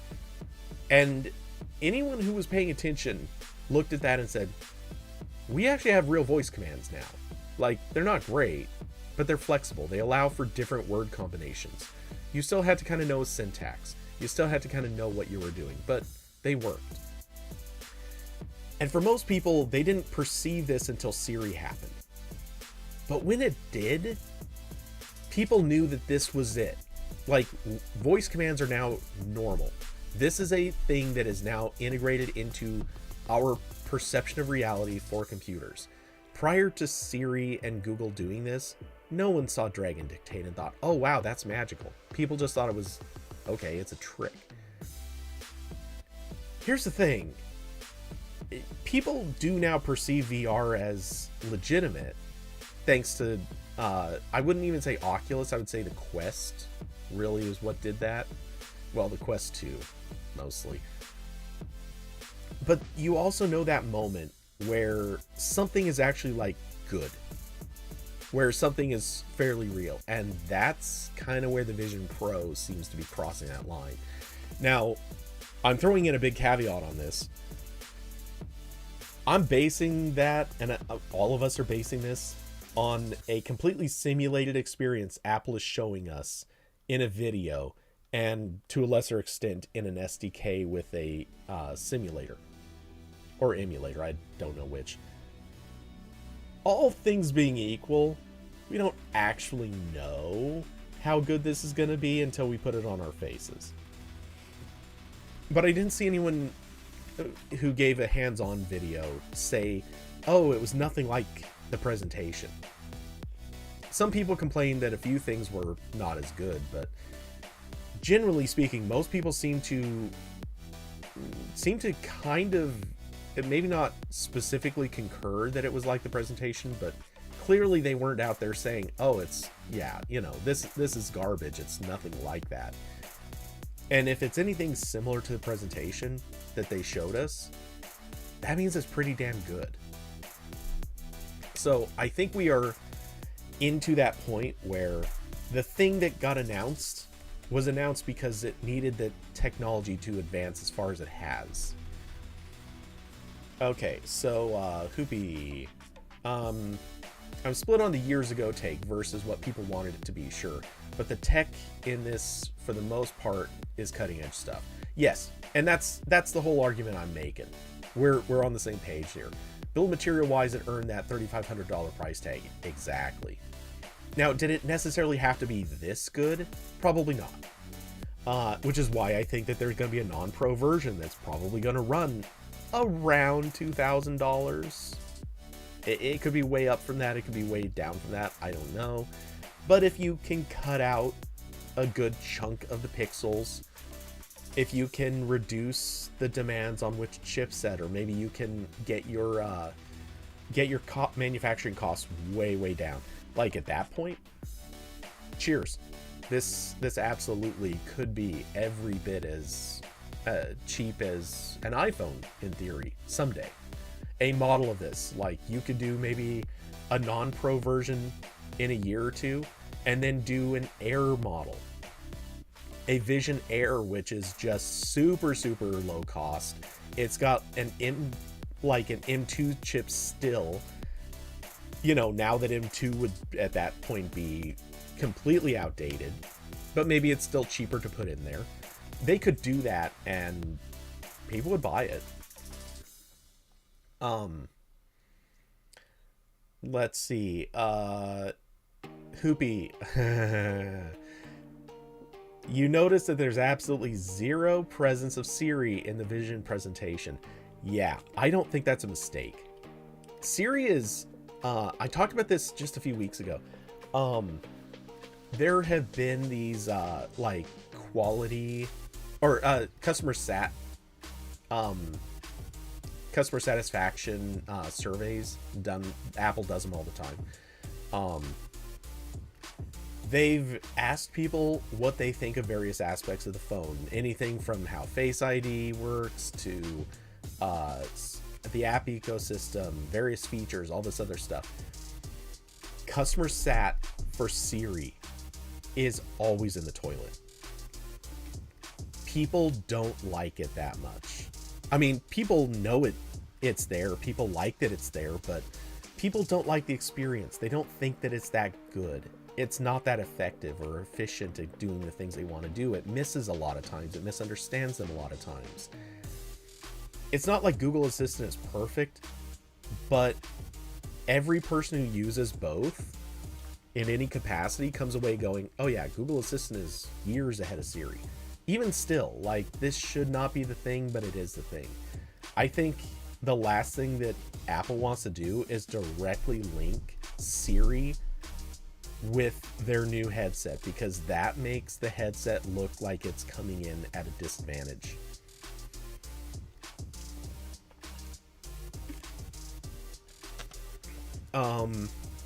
The one thing that they did, well, I don't know if it was in the presentation.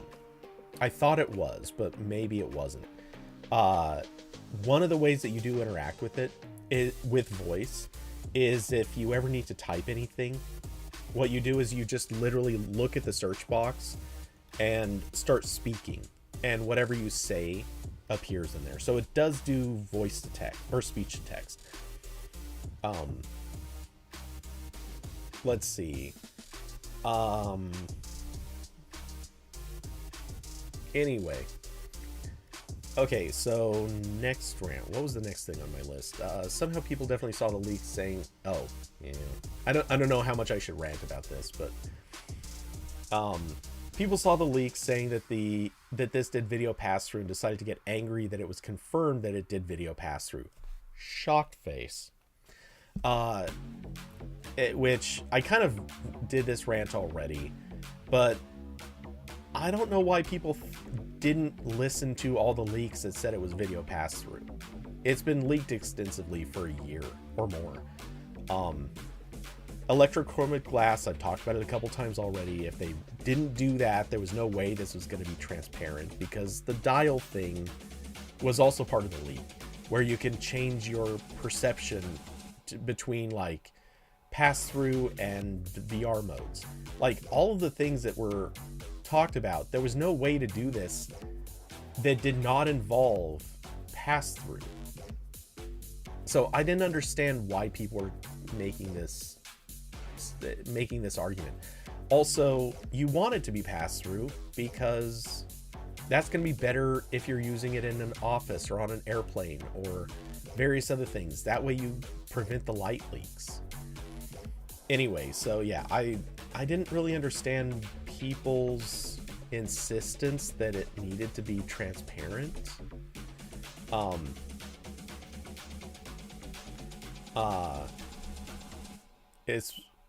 I think people were just in denial that Apple's first gen AR device wasn't their perfect fantasy device. 1000% yes.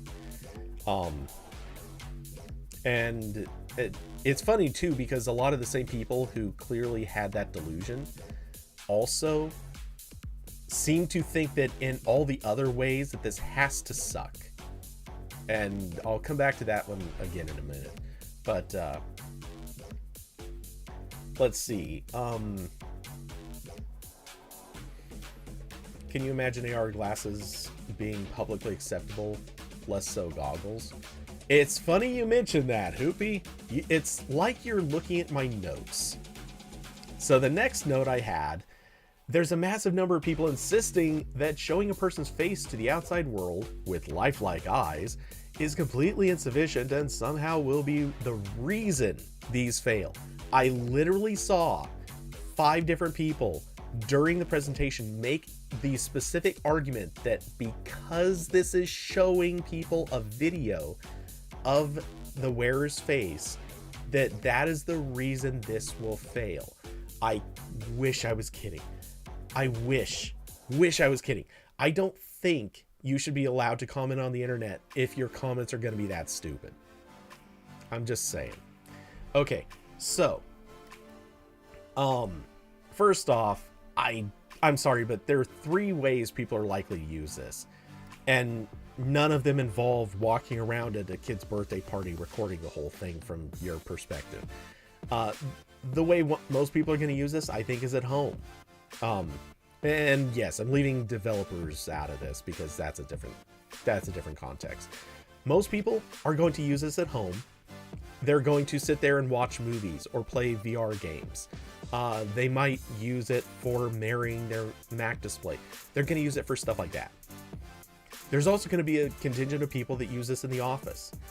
Maybe they're doing the video. And also, when I say that, let's include home office in this scenario. It is a different context. I think we all can agree on that. So they'll be doing video conferencing. They'll be mirroring their Mac screens. They'll be, they might have VR-based apps that happen to work well with their company and their setup, whatever. And finally, there are going to be people who use this for travel. They get onto a plane, or they're going to be sitting in the waiting area, or they might use it when they're waiting for their doctor. Anytime where you're going to have long-ish periods of time of just sitting there waiting for something, you might pop these on and use them. Now, yes, all of these things are going to be out in public, but if you're the type of person who's compelled to wear this, who cares? It's going to be like wearing, it's a little more involved, but I've seen people wear, look, there was a time, man, this actually does sound really dated to say this, but there was a time many years ago, getting on an airplane, you would never see someone wearing headphones. I know, that sounds insane, because anyone who's traveled in the last decade, you've probably seen, 20 years. If you've traveled in the last 20 years, you've seen at least one person get onto an airplane with wires hanging from their ears or some sort of earbuds. Like, that's just normal now. There was a time when it was thought of as inappropriate to play a game system while you're sitting in a waiting room. Now? You kidding me? Who doesn't do that? It used to be thought of as really rude to fiddle with your phone. In any context, in any social context, fiddling with your phone was like the worst thing you could do. You kidding me? Now, It's weird when people aren't fucking with their phone in the theater while a movie's playing. Like, this has all become pretty normal.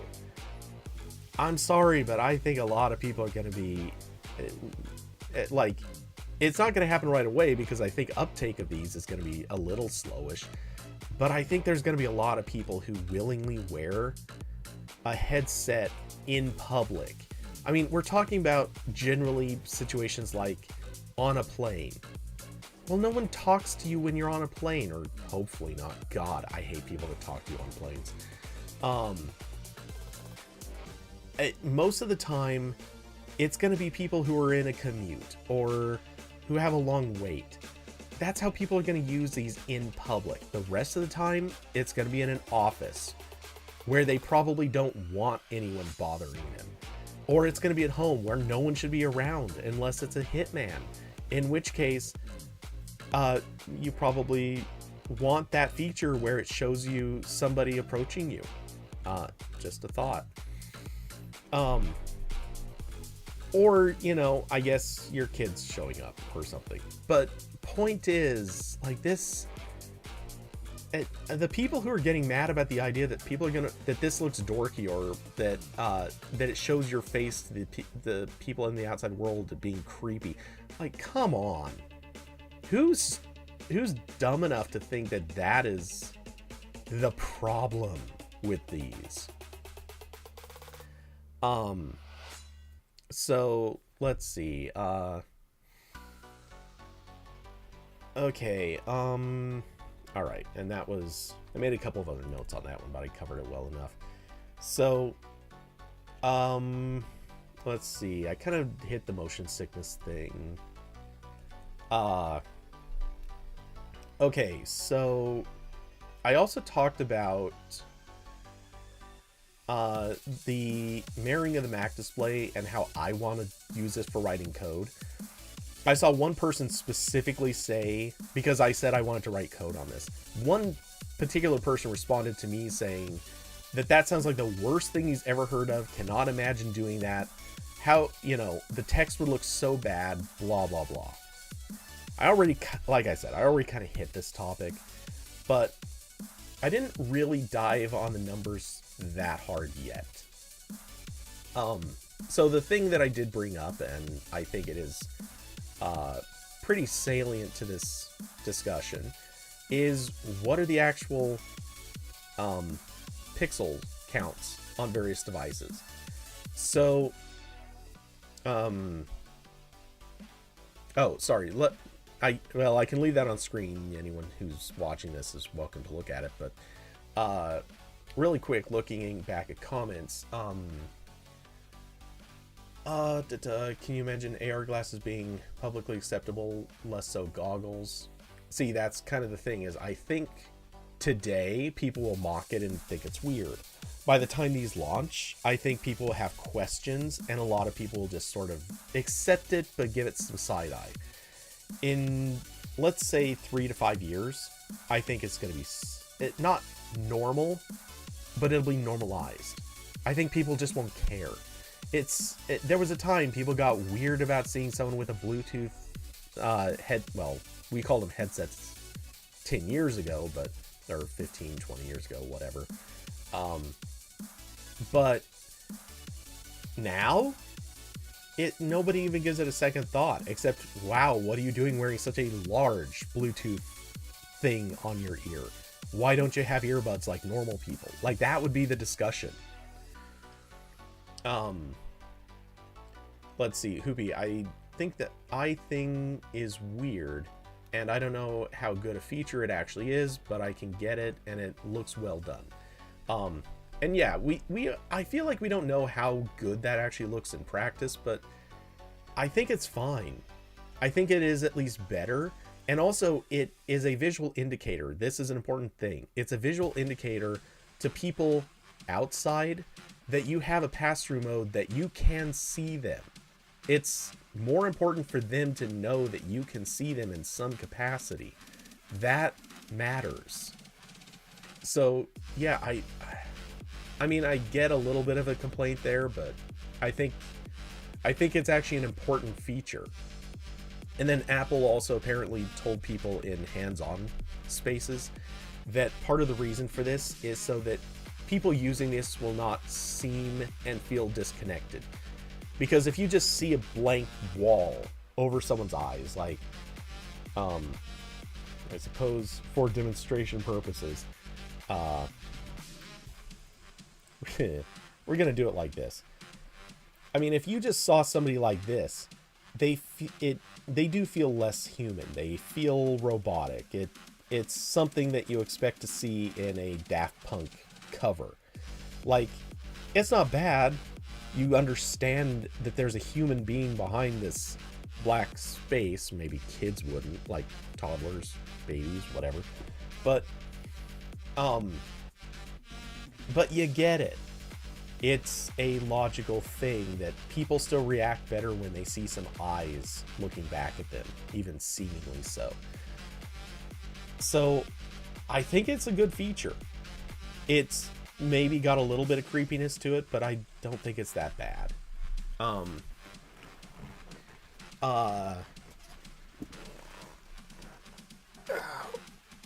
Need to stretch the back a little. Hoopy. Also, Apple, give us virtual external Mac monitors. Yes, I have thoughts about that. I don't know that I'll get to them. Let's see. Wires on headphones? Get out of here, old man. Carson, I wore Daydream once on a plane. Yeah, I think almost everyone who got a Daydream wore it once on a plane. And then you realized it sucks because the phone gets too hot, it kills your battery, and you had people typically kind of be dicks about it. Hoopy, wore Daydream in a car once. Get sick. Carson, do I think Google should bring back Glass for consumers? I honestly did think actually they should bring back Glass for consumers a while back, but I wanted them to do a very different version of it that would be... Well, I always figured they should do an actual AR version, because Glass, for anyone who never tried them, or for people who don't understand what AR means, here's the thing, it was not AR. It was not AR at all. It was just a heads-up display. That's it. There was nothing about it that was AR. So it kind of honestly pisses me off how much everyone just kept calling it AR for no good reason. Or some people even called it VR, clearly knowing not what that word or what the term means. So let's see. Anyway, Hoopy, what that guy didn't know. Or okay, sorry. On the Glass thing, just to say it, yes, I do think that Google should bring it back, but a very different version of it. And now that Apple is doing this, I kind of think Google probably needs, or should, or could benefit from doing something similar. The only thing is I'm worried they put Tensor in it, and I don't think Tensor's ready for that. Not even close. Okay, so Hoopy, what that guy didn't know is Cody codes exclusively in visual programming languages. You're an awful person, Hoopy. I would never. But seriously, I think text is going to be perfectly sharp on this thing in reasonable use cases. That guy seemed to have it in his mind that these things have a resolution of like 30 by 30 or something. I don't know, but he clearly did not understand how many pixels this thing is going to show. Carson, AirPods were also seen as being weird at first. Yeah, that's exactly it. Just wait till Robert Scoble gets a pair of Vision Pro. He'll make them cool. Honestly, I forgot that guy exists. I love that I forgot he existed, because he was such an obnoxious tool. Okay, Hoopy, you didn't get sick wearing Daydream. Neat. Google plus Samsung plus Qualcomm is happening before the end of the year. Yeesh. We'll see. We'll see. Anyway. So, the pixel counts. Here's the thing. So, if if we're talking about early days for various things, obviously, like, you can look at these. The Oculus Rift starting at 2.5 million pixels. The Valve Index, which honestly, I don't even remember that thing. I have no recollection of it existing. But the Meta Quest 2, 7 million. The Pico 4, 9.3 million. I believe the Quest Pro is 11 or 11.5. Is that right? Oh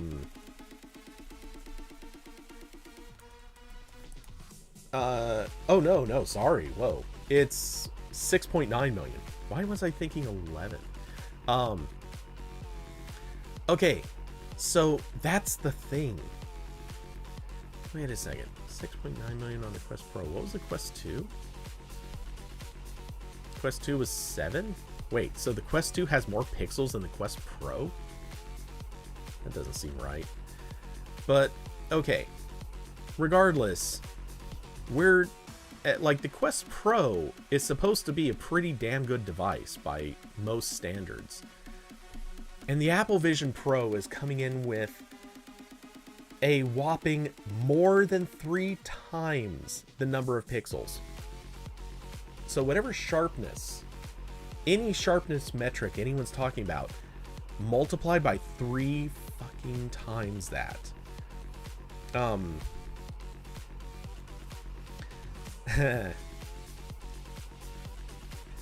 Oh boy, yeah.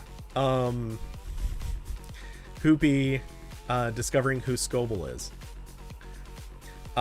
Yeah, this, oh god, he is just the worst. Anyway, not to say there aren't a couple like him, but yeah. Anyway, I love this comparison table includes the nanometers of the chips, as if that means anything here. Yeah, well, look, they're putting in a few details no one cares about, but people love to talk about stupid, unimportant things, so, you know, let them have it. I mean, let's be fair. There are a few of the details in here that they don't really need to talk about, but whatever. I mean, hell, microphones. Is anyone here really getting caught up about the microphones on this thing? Or authentication, optic ID versus pattern, really? Come on. Anyway, but the thing is, we're still talking about 23 million pixels. I saw people getting mad about, there was a thing that said that if you're, it will render in 4K. I saw this actually turned into, I wish I was kidding, some people thought or took that to mean that the resolution of these things is only 4K. So it's gonna put Doom on the front of this. Yes, I hope they do. Honestly, I'm also hoping that people like, if you can't control the front of this thing, I'm gonna be so mad. Like, you need to be able to put like Master Chief in there. You need to be able to put for laughs like Lara Croft.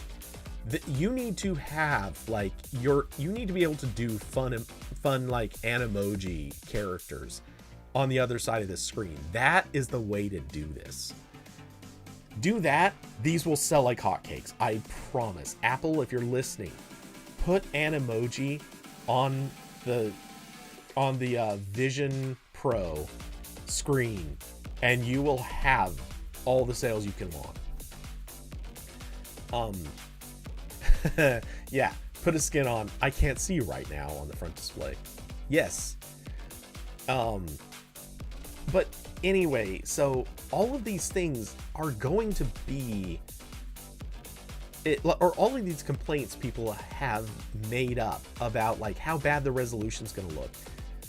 They're completely made up. These are all people I noticed. None of them are people who got invited back to check out the Vision Pro firsthand. They're all people who are on the internet saying it's going to suck. And it's like, wait a second. Are you looking at the specs? Do you actually understand what level of detail you're talking about? Do you understand how the latency is lower? The pixel count is 3 times higher. That all of these things add up. Like, there is so much more stuff happening here. That stuff matters. It's not just numbers for a chart. Now, none of us have seen what it looks like. I'm not sitting here saying that it's going to be great. I'm sitting here saying, don't say it's not going to be great until you've worn it and can sit down and say, oh yeah, no, I tried writing code and it sucks. If you've worn it and you tried writing code and it's awful, okay, I'll listen to you. But if you're sitting there, you've never put it on, you've never seen what text renders like on this thing, you've never seen what it's like mirroring the display, then I'm sorry, you're automatically wrong. Until you know what you're talking about, you're wrong. Go somewhere else. Go back to Reddit. It's okay, they like you there. You're complaining about things you don't know about. That is the Redditor mantra. Anyway, let's see. Every fursuit in the world will have this built in. Oh god. Now there's the take of the day. Yikes. Also kind of true. Okay, so all that said, I do, again, and I kind of mentioned this before, I do have questions about like mirroring the Mac display. Like, what's it going to be like trying to drag a file from one window to another? Is that something you're going to do? Is that going to be convenient, or are you going to have to do like weird janky tricks to pull this off?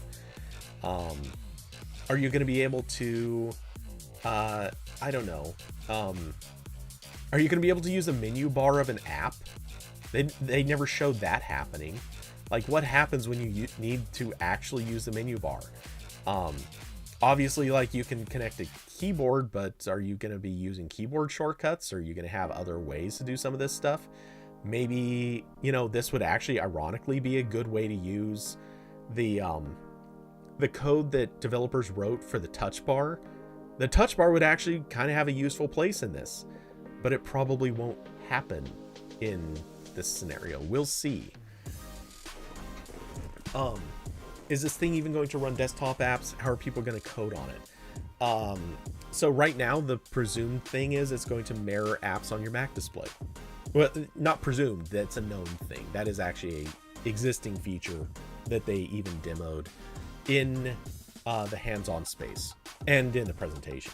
So you can mirror display. Will it be able to run the desktop apps natively? No, doesn't seem so. It seems like, and again, I think that this is iOS based.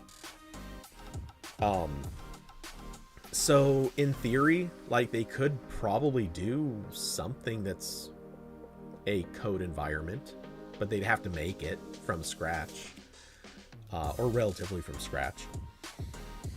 I don't know. Again, that's one of those we'll see. There's a lot of unknowns, and it's still early. It's a product that's not even on the market yet, so also obviously a lot of guesswork has to go into it.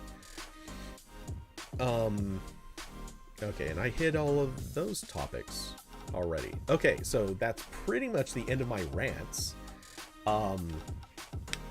So let's see.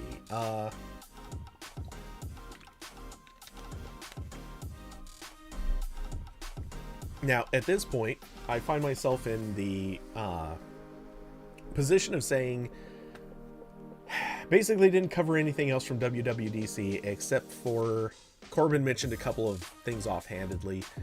I actually didn't really have a lot of other thoughts about WWDC except for the fact that, holy crap, almost everything they announced sucked. Like, again, repeating the comment from before, most of that stuff would have been in a blog post if Google had done it. It would have been an app update. It wouldn't have been an OS update. They wouldn't have waited for their major event to announce it. They would have just rolled it out sometime during the year. Why Apple did that with this event, I don't know.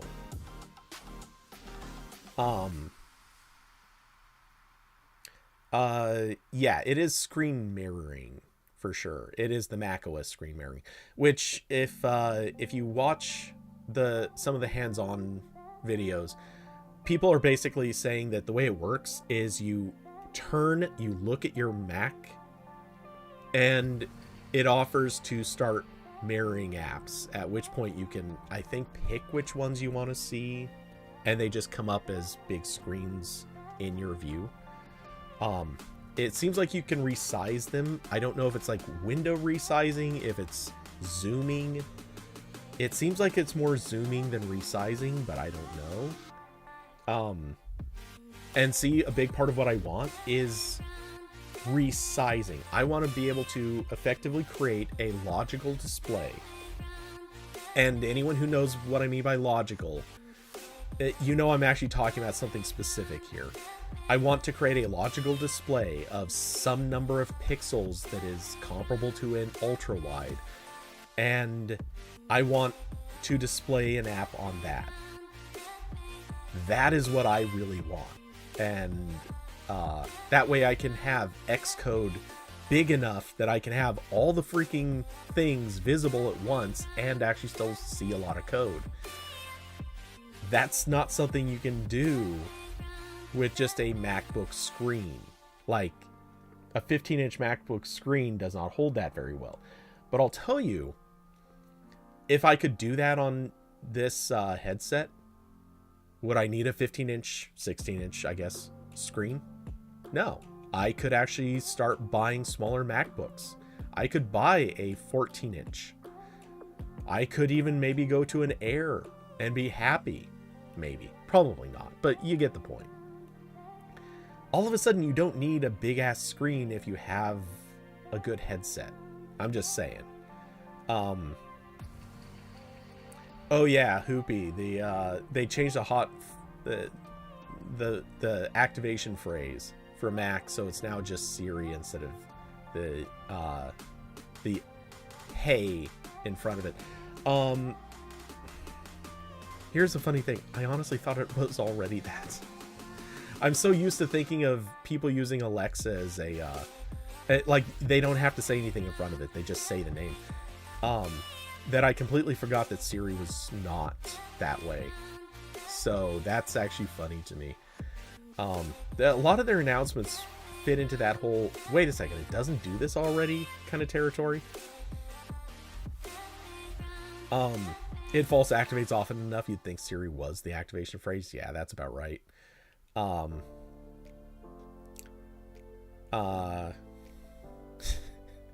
Hoopy, I want Xcode big enough to see all the grains of crap coming out of it. Yup. That's pretty much it.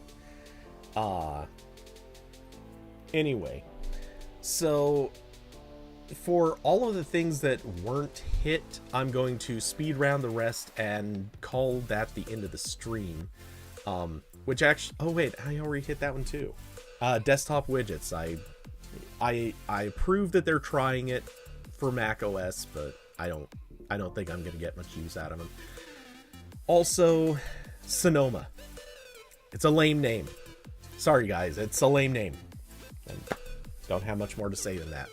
It's a lame name. But it's also a boring update, so that kind of fits. It will be a forgettable name. Oh, damn it, that's right. I remember the thing I wanted to rant about. Okay, I'm not going to because this actually, well, micro rant. Okay. This guy, Steve Troughton Smith. People seem to care about who he is. I didn't hear about him or I'd never heard of him before until like 2 weeks ago. And for, I guess, some people I know started following him and they've started reposting his dumb tweets. Anyway, he said the stupidest thing on the internet. The actual stupidest thing on the internet yesterday. The actual stupidest thing on the internet. Quote, the AppKit folks seem to be cleaning out the attic in macOS Sonoma. A lot of very old APIs being renamed, deprecated, or otherwise dealt with, including the remnants of Carbon. Okay, that part's fine. We're good with that part. Now, it wouldn't surprise me if this were the last release of macOS to support Intel. Out with the old, build for the future.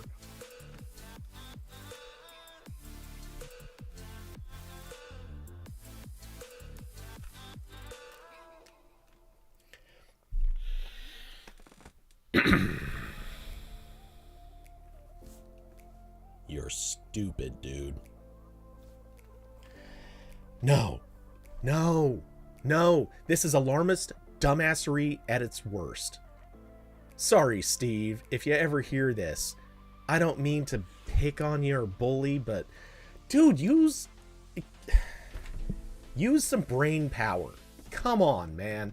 This is dumbassery. They were selling Intel computers up until, if we exclude the Mac Pro, they were still selling Intel computers this year. They only discontinued a Mac Mini with an Intel chip a few months ago. That's it. It's still normal to have had an Intel computer. If you don't exclude the Mac Pro this week. Oh, did they just discontinue it this week? Or, oh yeah, sorry, if you don't exclude. Okay, whatever. But yeah, they had a Mac Mini this year, earlier 2023. I think they discontinued in April. I could be wrong on that, but it was sometime this year. And now the Mac Pro was the last of the Intel chips that they were selling. And actually, did they officially discontinue that Mac Pro? Or did they just launch a Apple Silicon Mac Pro and keep the Intel version around? I don't remember.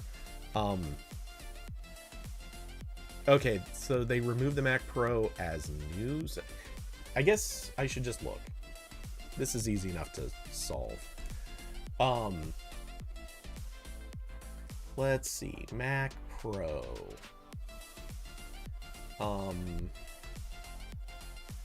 I guess we'll just hit order now. Kind of certainly looks like, yeah, looks okay. Yeah, I don't see any way to order the old one. I suppose there may be some way buried, but I'm going to assume that there isn't. Okay.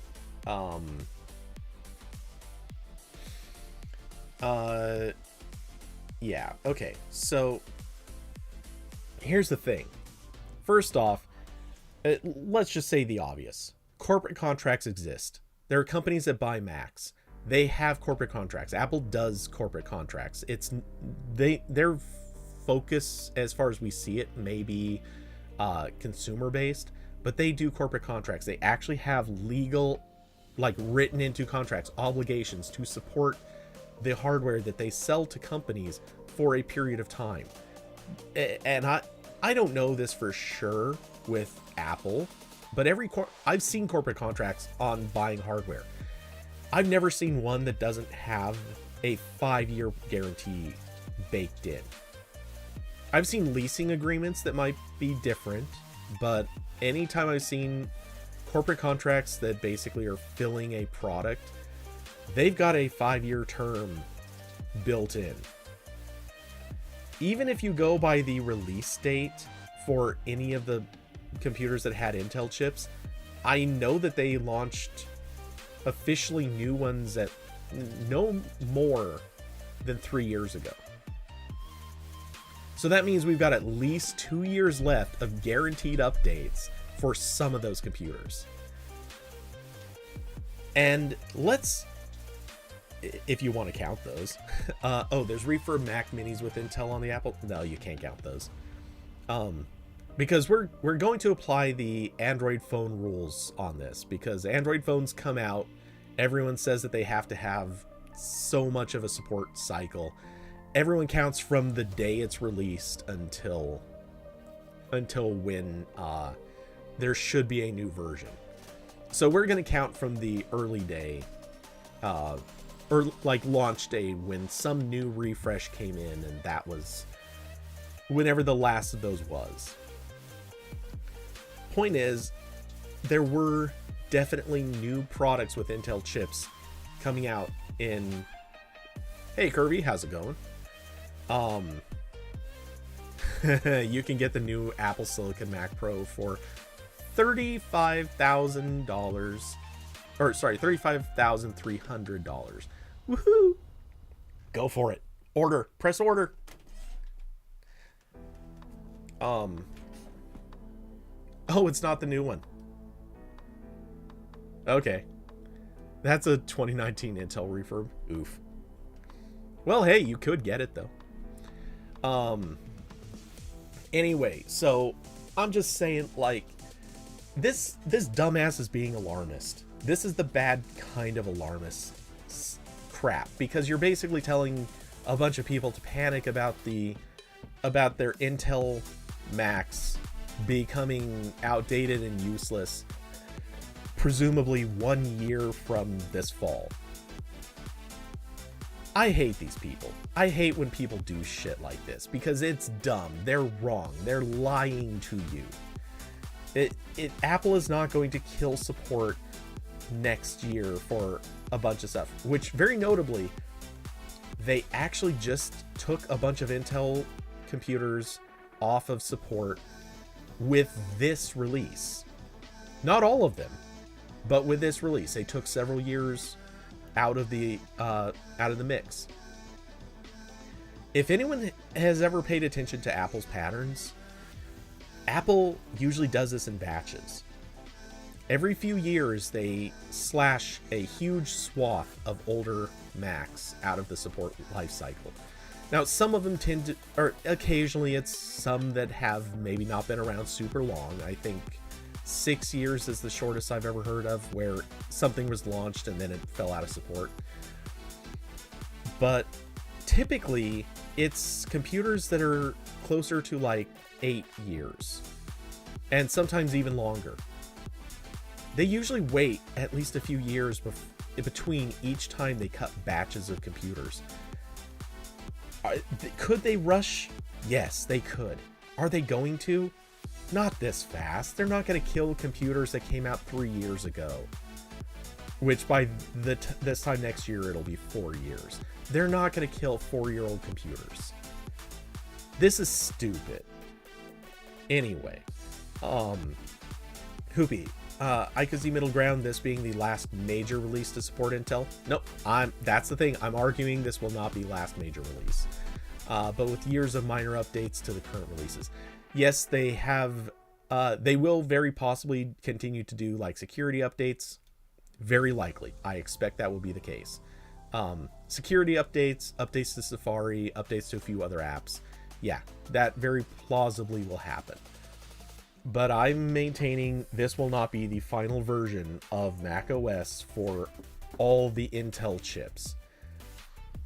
And the notion that Carbon even has anything to do with this, and I know maybe he didn't mean for that to be a takeaway.